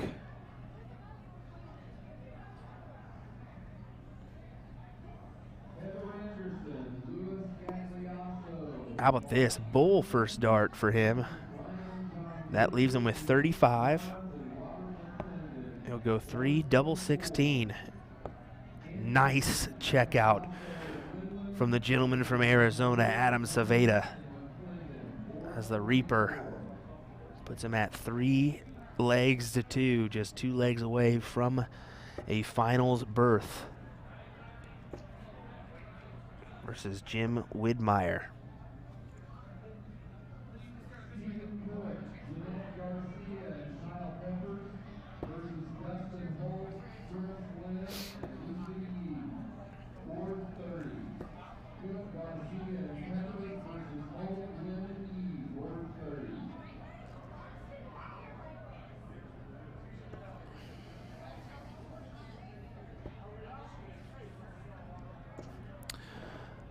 Checking a look at the chat. Chris Martin saying Adam is from Parker, Arizona. So that's exactly where he's located. I knew it was Arizona with the flag on his shirt, but didn't know quite where in Arizona he was from. Not quite where at. That's terrible English, I think. But hey, that's all right.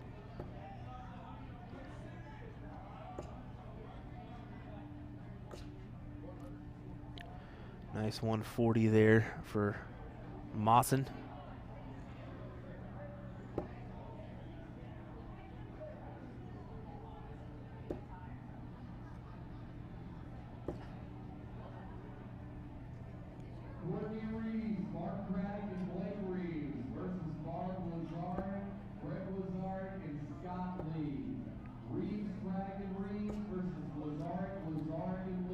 Ton of follow-up from Mawson. That'll leave 60, so nice opportunity for him. Sitting on 12 after, or sitting on 60 after 12. My apologies.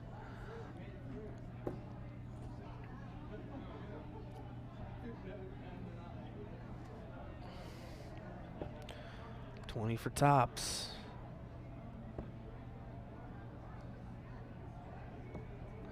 Ooh, just underneath there.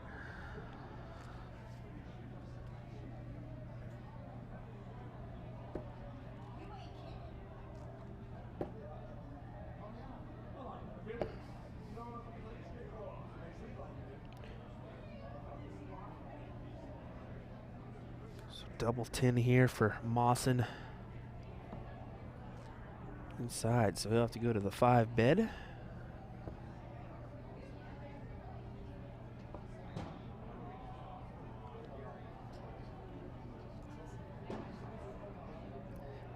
Give Saveda a look at the 18s here.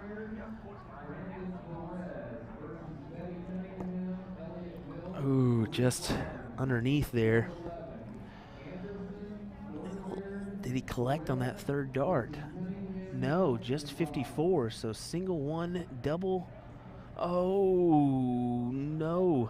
Into the 20 bed for Mawson. He's given Saveda another look, and it's going to be at 68 here.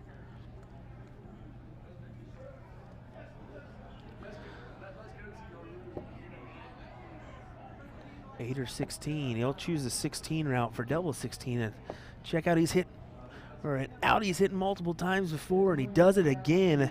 Nice little check there for Saveda, as that double 16 is certainly his friend today as he breaks throw and has the throw in the deciding leg, or what could be the deciding leg here,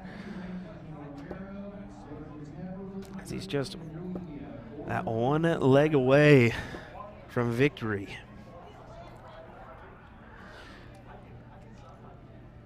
As Jimmy Widmeyer sits in the king seat, or the other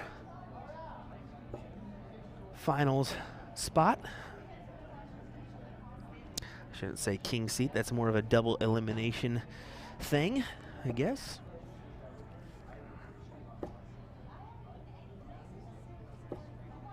Big 180 there for him.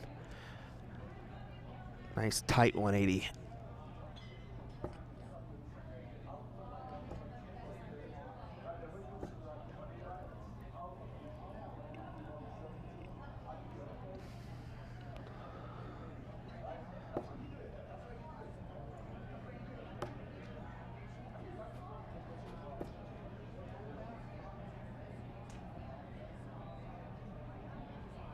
Quality, just a nice 135. I was wondering if he made that last dart in the bed or not. Certainly did. 141 needed for Saveda. And honestly, not a ton of pressures. Mawson's back on 276. We'll need at least 2 triples to get to a checkout.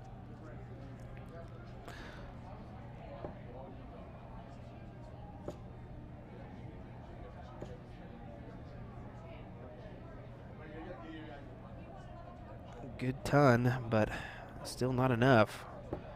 An unfortunate round last go for Saveda, but he's got an opportunity here if he chooses to take it.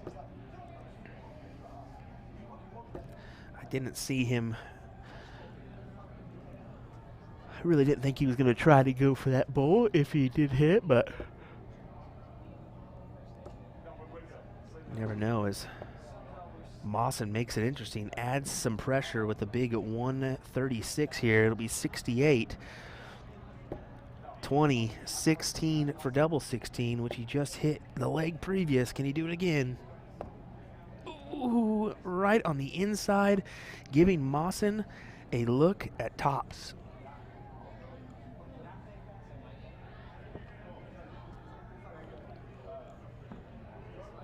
And he grabs the double 10 and breaks Ceveda's throw. So Mawson with the throw in the 8th leg here.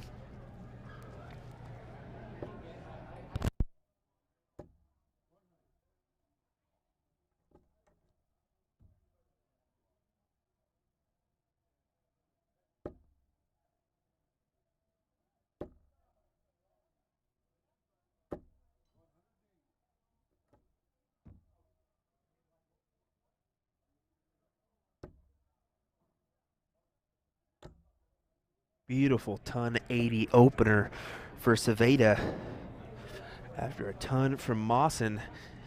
And Mawson answers with a 140. Brilliant, brilliant stuff here.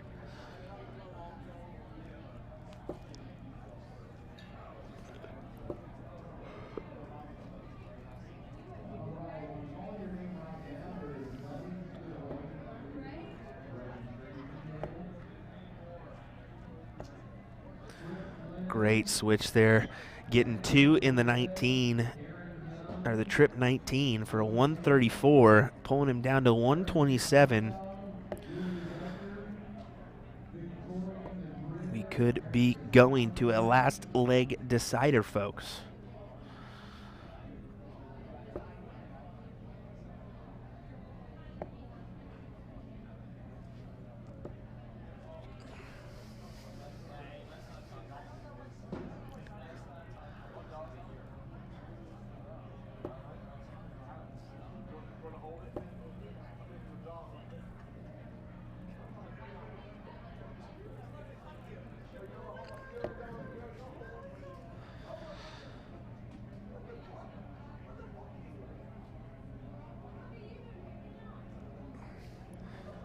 So in step Mawson with Ceveda on 74. Looking at 97 here.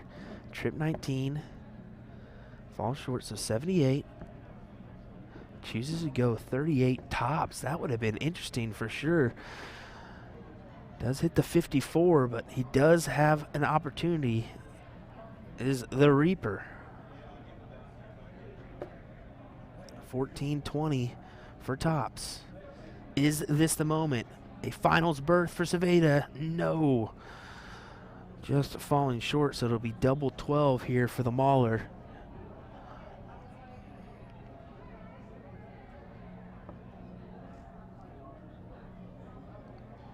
Over to double 6. Can he put it inside that? He certainly can. It'll be a match deciding leg here. As they will knuckle it up. It'll be Adam Ceveda to throw first.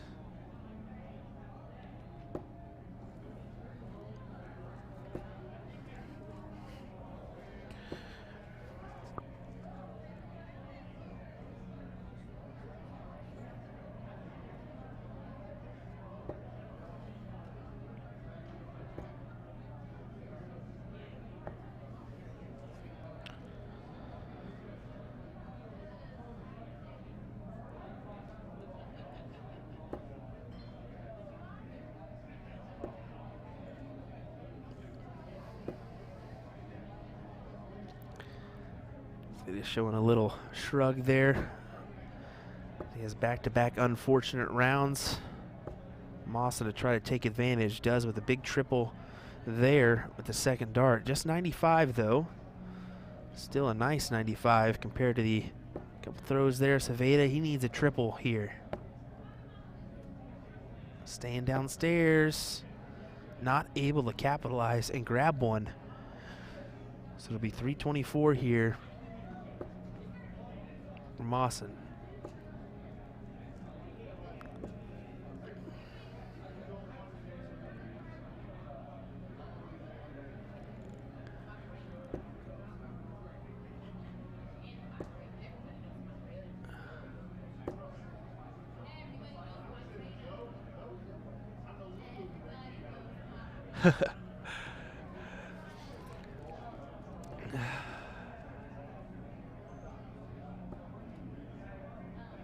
Big trip 20 there.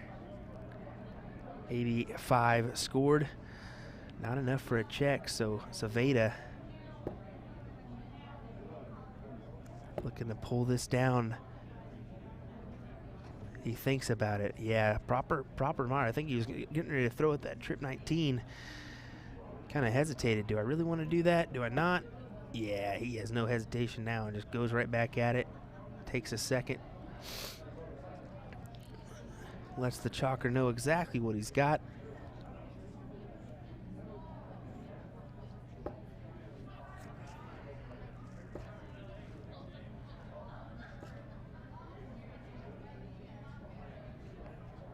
$85 for Mawson. Here's a 1, 2, 3 look. 19. Trip 18 for Bull. Oh! As you can see, Saveda wanted that one. But here we go with Mawson. 94 left. Does he go trip 18? Does he go Bull here? To me, it's Bull all day. But for Mawson, it may be completely different. Yes, he's going 18s, and it proves to be a nice number as he picks it with his second dart. Big shots from the mauler, Gary Mawson there. As you can see, these guys have a little bit of respect for each other for sure. As it'll be Gary Mawson meeting Jim Widmeyer in the finals of this Las Vegas Open men's 501 singles event. We will see you here in just a moment, folks. Don't go anywhere. We will be right back with that match. We'll decide it all, folks. Thanks for joining us here on USA Darts. His name is William Stewart. We will see you here in just a moment.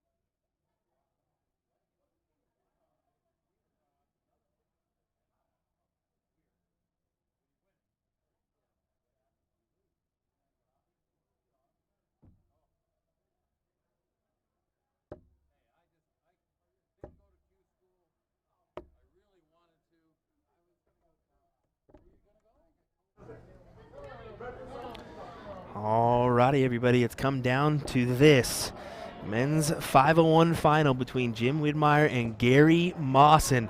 Hello, everybody. William Stewart here of USA Darts Productions, joined once again by Ryan Mooningham for this one. Should be a interesting final, to say the least. What do you think? Yeah, just like the ladies' final, calling this one as well. I mean, it's two players that know each other real well. It's two players that have represented the United States overseas. It's two players that,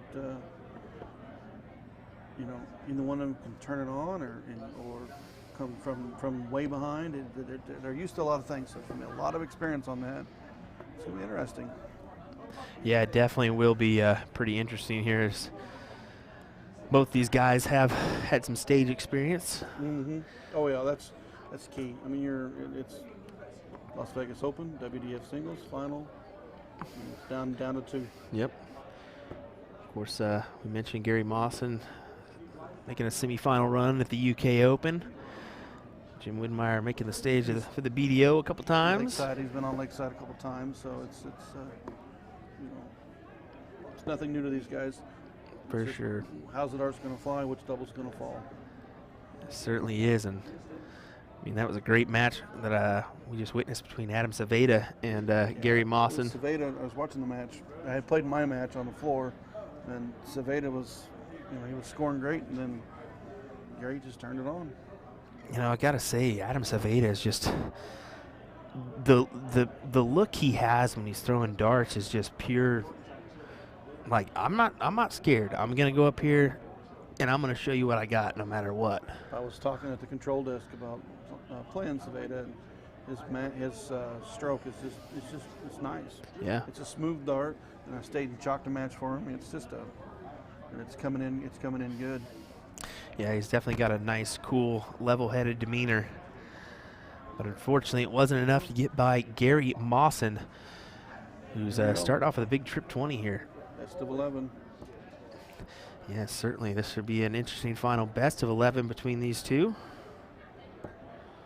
First to 6 legs.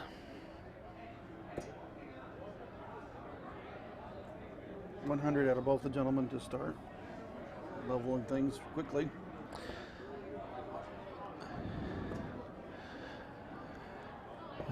Michael Walters saying what's going on, fellas, as well as Patrick Condon. Hello, gentlemen. Appreciate you guys tuning in, as well as the rest of you on Facebook and YouTube. It's been an exciting day here at the Las Vegas Open. Exciting couple days, honestly. We have the national championships for cricket, national championships 501. I have the WDF singles. Still got a good day tomorrow of the Pride one, the cricket singles. Yeah, we got a lot of good action coming your way. We're not done yet here on USA Darts Productions. Hit that notification bell if you have not to get notified of when we go live. Subscribe to our YouTube page if you have not. So if I'm reading that right, it looks like Gary and Jim were both seeds coming into this. Did I say that right earlier? I don't remember what the seeds were. I believe Wid is a seeded player for sure. Gary. So the thing about the seeds is how well you do. WDF seeds the top 16 or top 8, depending on the size of the tournament for their events. Yeah, Widmeyer was a 16 seed coming in. Okay, so he was a 16 seed coming in. Oh! They have the seed, but it doesn't matter. He's a quality player. Just hasn't played a whole lot of events because of COVID. That was a nice look at the 135 there for Gary Mawson. Trying to go for that trip 20, trip 17, double 12. He's going to have double 6 now. Doesn't want to go inside. Use that as a good marker. Got to make that adjustment. Been there just outside. That's the thing about the double 6. You can carry into that double. And this is what I was thinking here too. Is like he does not want to miss inside on this, because that is a terrible, terrible leave at the double 3. Mm-hmm. That is a dreaded number for me.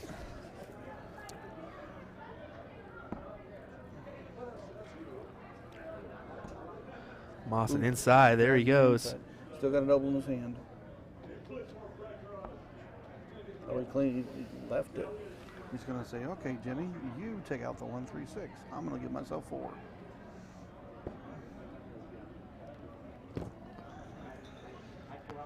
Mawson will return for his look at the double two.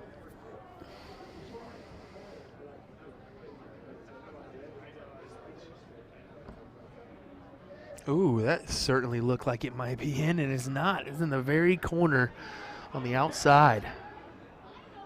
Difficult dart. That'll throw you for a loop on it. Madhouse. Just outside. And you can score like the best of them, but when you leave that double, it'll frustrate you. Oh, it certainly will. It's a good opportunity for Jim Widmeyer to steal one away right off the opener. Yep, there you go. And that is exactly what he does. Good shot there for Jimmy Witt, as Gary Mawson can't do nothing but smile there, as he knows what coulda, shoulda, woulda just didn't happen. Now the averages look a little slow, but it's the first leg. Oh, certainly. They'll start picking it up.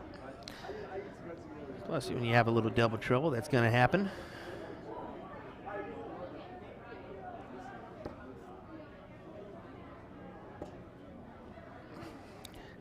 Just to let you all know, we do have women's doubles cricket going on right now. I believe we are in our semifinal matches on that side right now. So as this has been kind of unfolding here on the stream, that has been going on in the background, as well as mixed triple 601 going on. So team, we've got Paula Murphy and Danny Warmacher sitting in the final spot, waiting on the winner of Julie Weger and Stacy Pace versus Ronnie Skill, Trace Kresnick.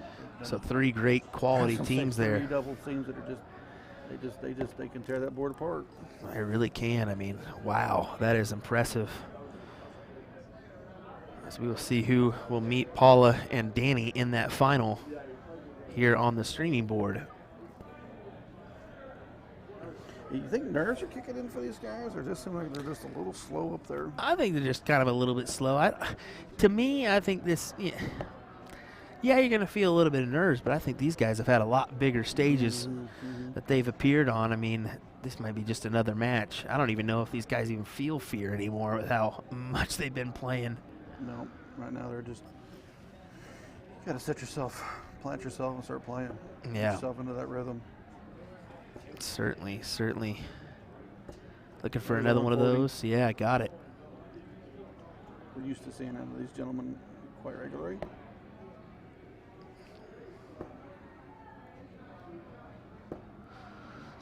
$59.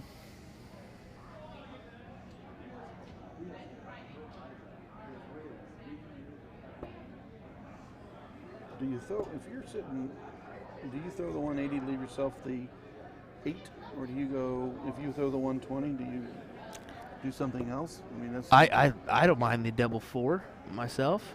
Some people may be scared of it with the double 2 right next to it. Or watching all the world championships, I noticed that sometimes some guys will pull off on the 188 with the 120 start and try to set something else. And I've seen others just go right at it. Yeah. They want the double for the first shot.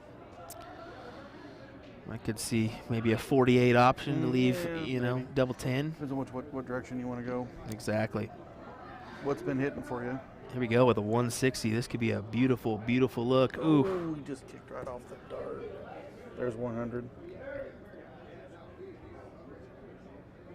So here we go, 52. How about that? Oh, just inside.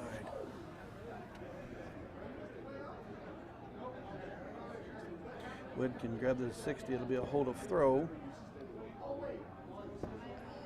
Just underneath. Ooh, just about side.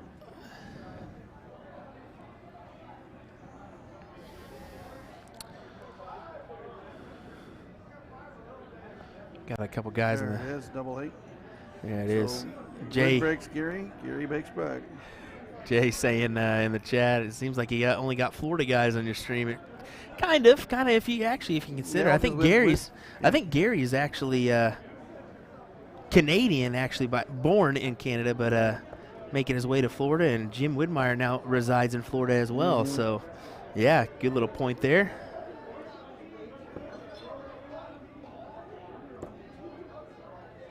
$61, 121. Sometimes I was, we going through some of the ADO stuff that We've pulled back out, and they've had the old announcer jackets back in the day when they used to stage events for the BDO. So kind of with the streams and stuff, people are starting to really see the darts outside of the dart tournament halls. Craig Houston saying, you guys make a good point about these mature players having no fear. It highlights how darts, like a lot of sports, is strength of mind. And that's exactly what this game is. It's the 6 inches in between your ears, staying level-headed, keeping your composure, and planting those darts where you need them to be. If you're shooting a 61 average or a 101 average and your opponent's right there with you, it doesn't matter. Yep. It's what kind of mental strength you got to go through it and finish it. Nice 99. Doesn't leave him with the check, but it'll bring it down to a reasonable amount. And Mawson unable to find a triple, just 41 scores. So Widmeyer with a pretty good shot to take this leg away from Mawson. They just set it up. Two fats, they'll set it up. You wanted to go for 90. 90 would have really given him a pretty good look.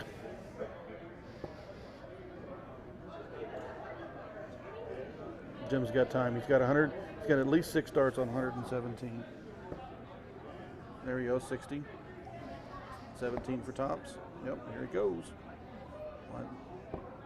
Ooh, would have been nice to see Captain America take out a 10-plus finish. He will return for another look at the doubles.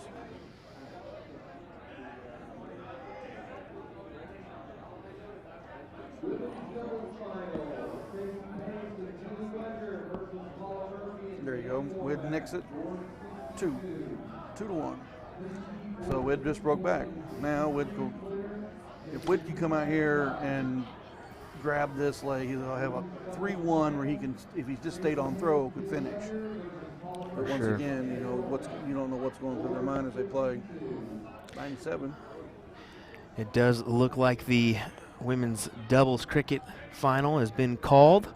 So if this match does end while that one progresses, we'll try to jump on over to there the best that we can with our movable camera and give you the best feed possible. Unfortunately, we would like to stage all these, but the WDF singles has a preference. They have the silver event. Definitely. So I mean, you're talking worldwide rankings here rather than just an event that has a little bit of money on top of it. That's really it. Love to see those ladies play. Certainly so. There's a 134. I think we're going to start seeing him cook a little bit. I think it's going to really start picking up. Yeah, I think so. I think these are just some unconventional averages. I don't know. Ooh, that's tough right there. Well, I tell you what, nothing gets your heart going and you bounce out a good shot. There we go. One away. 180. I'd scream the 180, but that is the truth. Jay asking who's playing in the women's doubles. I know it's Danny Warmack and Paula Murphy, but Julie Weger, Stacy Pace. Yeah, Julie Weger, Stacy Pace. So they won 2-0 over Trish Gretzik and Marliese Keel. So we did see Julie win the 501 singles for the women. So could be that.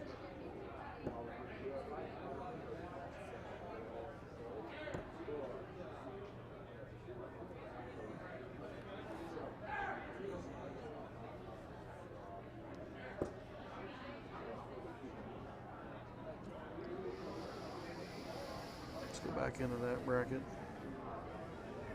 Women's cricket. Mawson looking at double 7 here to tie this up 2-2. No, not able to get it. Does he fall in? I think that's inside into the 7. A couple good blockers there from our view of the board. No, it is in there. He got it. Good shot there from Gary Mawson.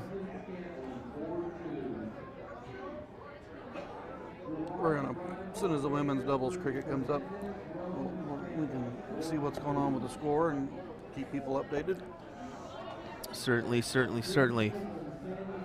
2-2, best of 11. Both players, nothing to stress about. Sit back, just play. Great 180. Great 180. All right, Great I'll try my opener best. in this leg. 180. There you go. Love it. Love it.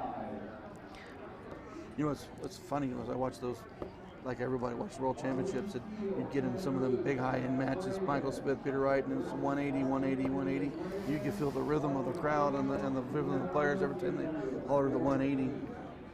One thing that I'm certainly proud of is that they are happy for the PDC referees is that, thank goodness, they don't have to go back to back to back on those matches. Could you imagine your voice being gone after that? No. Just with the likes of Russ Bray. 100 there. Jay giving a little boom goes the dynamite from the PPD stream. Love it. Fortunately, Sean Green's not with me today, but I'll give a little nod to him as he's in Western New York. The NDA Vegas, right? Yeah, he's going to join me on the USA Dart stream here in Vegas, so that should be a fun one. You will see me. There we go. Love it. And we're going to see lots of others too. As there's going to 256 boards in play last year. Definitely a significant amount of players, and that wasn't the internationals coming as well. So that should be a fun I will be making deal. a trip for my first NDA this year. So pretty excited. Bringing in a Team Kenny. Great pretty stuff. Happy, pretty happy. Yeah, it's always nice when you get to qualify for that NDA tournament. Smart on Mawson there. He's had 64, and Wood's not on the out. He tripped it, and then he just left himself a comfortable finish. Wood chums right back and challenge him with a 1-3-4. There it is. And there it is, double 16 for a 3-2 lead. Hold the throw for the mauler, Gary Mawson.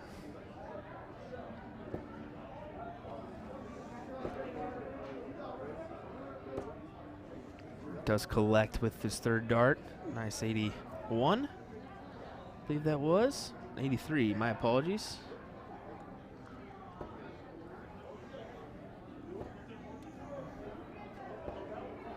Yeah, I've seen that. Anthony Marciani, Nicholas Metzlaff, and Liam Pierce versus Jason Brandon, Joe Cheney, and Sandy Hobbs. Board 17. Marciani, Metzlaff, and Pierce versus Brandon, Cheney, and Hobbs. Board 17. Mawson looking to find the triple 20 here. Ooh, just underneath. See, we've jumped those averages over 10 points.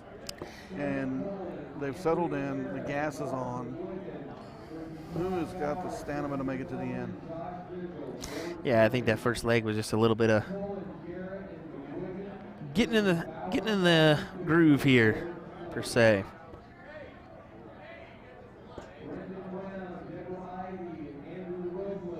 You hear the trip Oh, being called. jeez. Jay just commented in there, 47-10, Buffalo up. My goodness. There's a lot of Patriots fans here, and I don't think they're going to be too happy to hear that. I don't think they're going to be happy at all. Oh, my goodness. That is, didn't see that one coming. Nope. Let's see what Mawson turns here. 45. Here's the 104. Which way does Wood go? Trip 16? Yep, sure does. You know, that was a big comment on double tops to finish. There it is. There's Nice the checkout. 104. Nice checkout. The John Part and I believe Wayne Mardell had a long conversation about 104 and trip 16. And see, that's the thing. It's the same like with the 102. I mentioned it earlier, I think. Which way do you go here, the 20 or do you go 16? Right? Because that is an option, too. I think Bobby George put that one out there that anything around that trip 16 is a checkout on 102. But if you find yourself in a dire need where your opponent's definitely on a good look at an out, maybe an option to go. We are flying now. There's 99. Yeah, they're definitely in a groove. They're definitely picked up the pace just a touch, too, I think. That last checkout Wood had was good. There's 140. Just a reminder, this is a 1st to 6th leg final here. Best of 11. William Stewart here of USA Darts Productions, joined by Ryan Mooningham. Thanks for joining us for this final. Nice little triple there. 85. He's sitting at the 151, which is a comfortable spot. Wood needs a turn right here to put some pressure on. 151 after 9 darts. He's got 6 to take it out.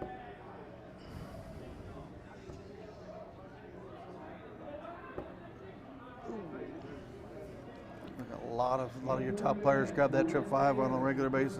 It's just on that corner.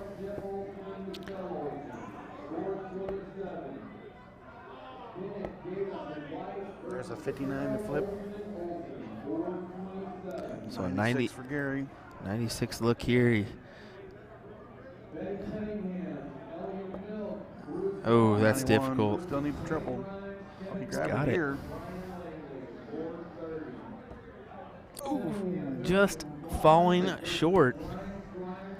How about this 125 for Wid? I think we've seen that I today. know we've seen that one earlier. All right, he'll go to the bull here. Oh, he's just underneath it.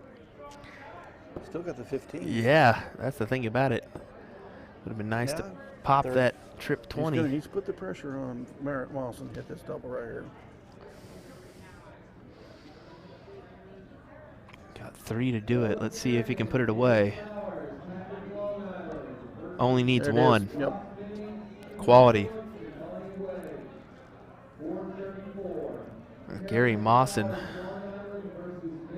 holds throw, makes this a 4-3 match. Lid just needs to come right back up here, keep his throw. We can run this thing to the end. Just a quick update. We got Stacy Pace and Julie Wieger leading. Paula Murphy and Danny Warmick in the first leg. Got a couple houses closed for Pace and Wieger. They've got a little bit of a point lead. And you can watch their match on DCTV for DARTCONNECT.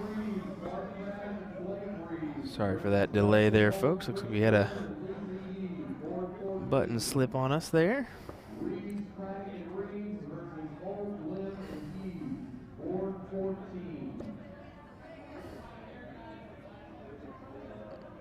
Yeah, Wid's starting to push his average up into the 80s. He's settled in. He's scoring. He's playing. There's a 140.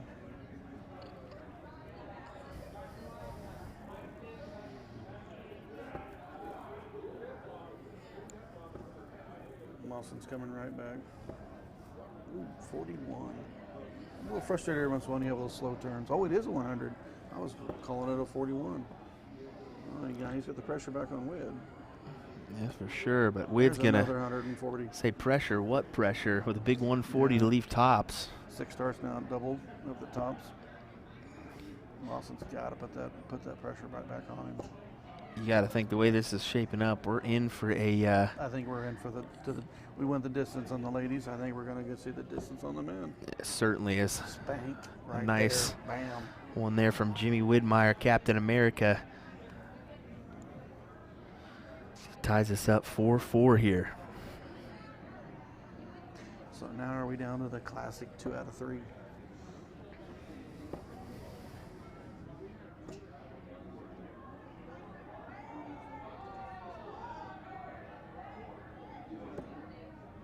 You know, these guys have played each other a lot. I'd like to know their history as well. That's the question. How many times have these guys played each other over the years? You know, you sit there and you know, with the way stats are held and overseas and where they can kind of tell you how many times they played against each other. Over here, we play a lot of tournaments, play each other on a regular basis. Who knows what our average is against each other? Who knows what podunk little tournament these guys were both at? Or they could have been in a draw. Exactly. You never know. You just don't know their history. You don't know it at all, and that's the thing about the North American circuit, as we say, is there's soft tip, there's steel tip, there's so many games that we play. I mean, who knows? Over on the female, just underneath. Over on the side, or only on the women's side for doubles cricket, Julie Weger and Stacy Pace, 182 compared to 132 for Paula Murphy and Danny Warmack. That is the first leg. Lawson at 241. Needs a real good setup shot right here. 85.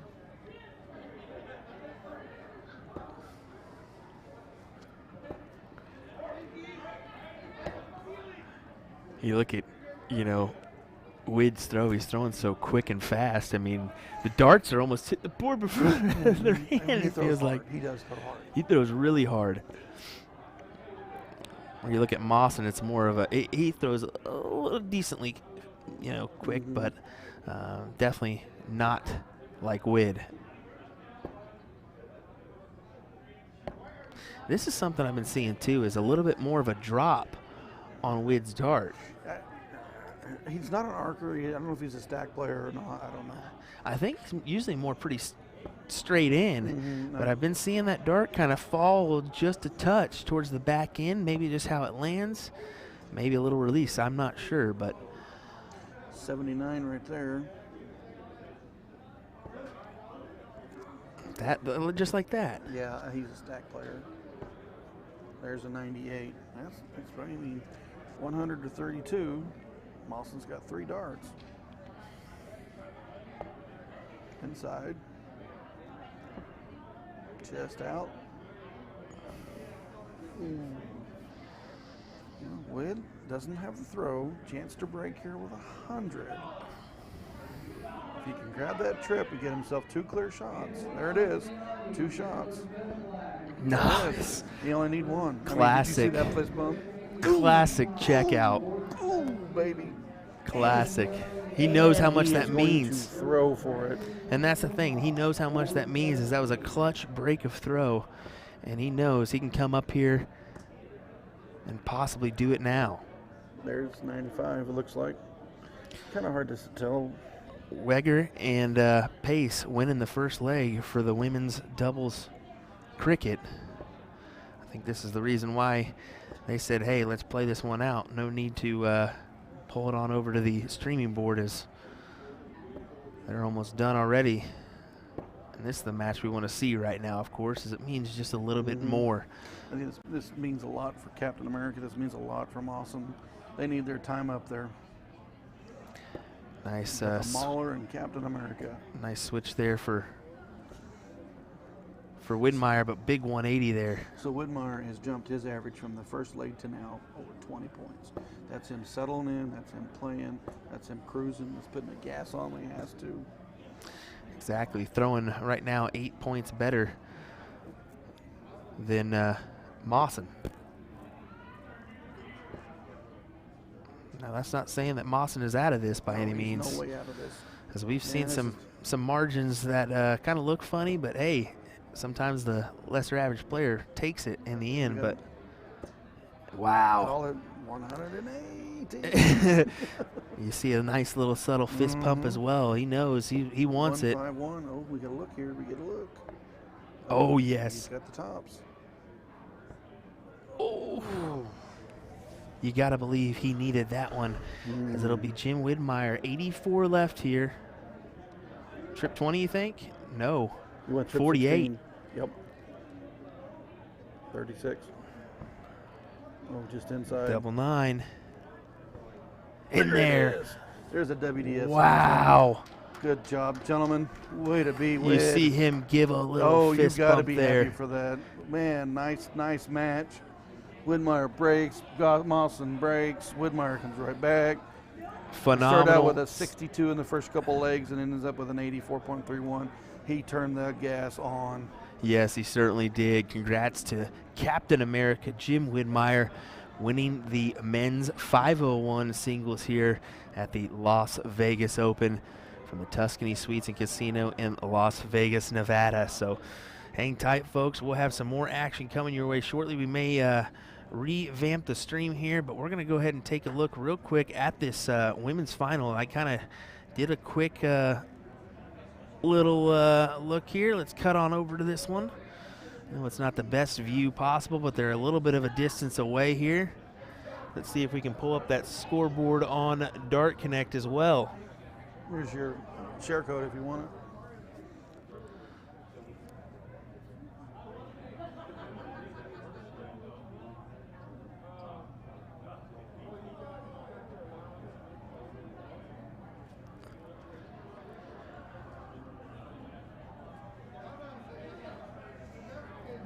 Get us a scoreboard, we can commentate this thing a little bit. Hey, there we go. Now we got it. There we Pop go. that up there real quick. Not the best view, folks, but we want to give you some action from this doubles cricket event with Stacy Pace, Julie Wedger up 1-0 over Danny Warmack and Paula Murphy. That looks like a nice double there for Danny as she picks the triple too. 6 mark there for Danny Warmack. Impressive stuff. Yeah. So with the Uyghur and Pace winning leg 1, and right now Paula and Danny controlling leg 2, where are we going to end this thing up at? I think this is going to go 1-1 for sure. I think Murphy will take a look at the 18s right here. I don't know where it hit. If she stays there, she's at least got 1 in it, maybe 2. That looks like that might be in the... And she... Nope, she did close it. I think I've seen Paula play enough cricket now where if she would have missed it, she would have went back and pointed. Oh, wow, Oh, but nice she did darts. close. She took away their house on 19s. Nice 5 mark there for her. So Warmack's got to figure out, do I close the 17s or do I go open a new hole? I think you go 1, 2, 3. Yeah, 1, 2, 3. 1, 2, 3, push Pace. Oh, I think she only got 2. Oh, she missed. Here we go. Opportunity for Stacy Pace, the Raven. Ah, that looks good. Oh, both those look good. What did she do? She got him, I I think. think she 6 marked it. And Certainly so. Big 6 mark there for Pace and Weger. see Paula turn her head like, okay, let me think what I'm going to do here. That's the game of cricket. Yes, indeed.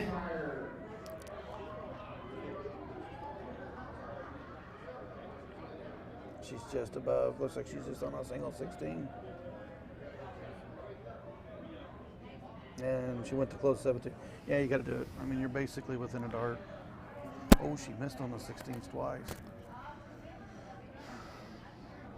So we got Julie going right now. She was our women's champion today, and now she's in the finals of the women's doubles cricket. A nice weekend for her.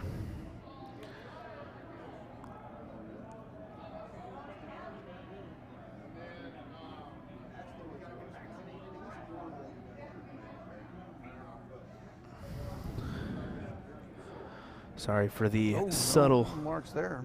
Subtle shake of the camera there, folks. Yeah, we're kind of people walking by, moving in a little bit. Where up front, it's all just the camera placements.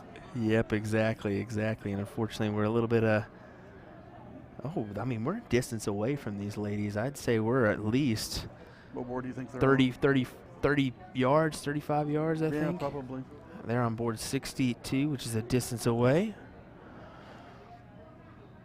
Pretty good camera then. I'm telling you, at least we get to bring you some feed. Better than no feed. Some darts is better than no darts. Exactly. So, Warmack and Murphy were controlling leg 2, and Pace flipped that 17. Julie hammered the 16s, and we've seen the turn on this game quickly. Well, here's the thing. They got the 15s open, but it looks Oh, like... she closed. Oh, Looks like she's going wow. for the bull. Oh, that is 15, it. Single bull, double bull. There's your Wow, champions, way to be Julie Weger ladies. and Weger, Stacy Pace. WWF singles champion, and now her and Pace take the women's title. Julie. Wow, great stuff. Stacy, good stuff. Great stuff indeed. Well, all righty, folks. Well, we will be right back with some more coverage from Las Vegas, Nevada here. Thanks for joining us. Like I said, we're a good 30 feet away. Look at that, Oh, folks. they're down on the bottom. Yeah, But they're hey, down at their bottom. They had a final, and we have our winners. Yep, and we were able to bring you a little view of that. So appreciate you folks staying in here and hanging out with us for a little bit. We'll be right back with some more coverage from Las Vegas, Nevada, the Las Vegas Open. Appreciate you folks tuning in.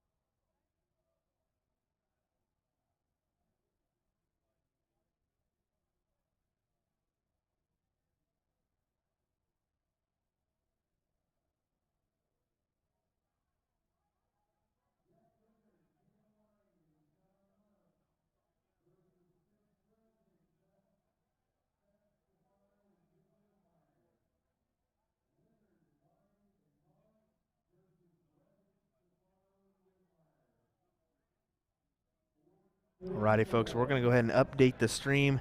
We'll be kicking off this feed and then restarting and refreshing for our mixed triple 601 event that is already underway and in progress. So hang tight, folks. We'll be right back with some more action here from Las Vegas, Nevada, with a new feed on USA Darts Facebook and YouTube. Appreciate you folks tuning in. William Stewart here of USA Darts. We will see you in a moment for this action.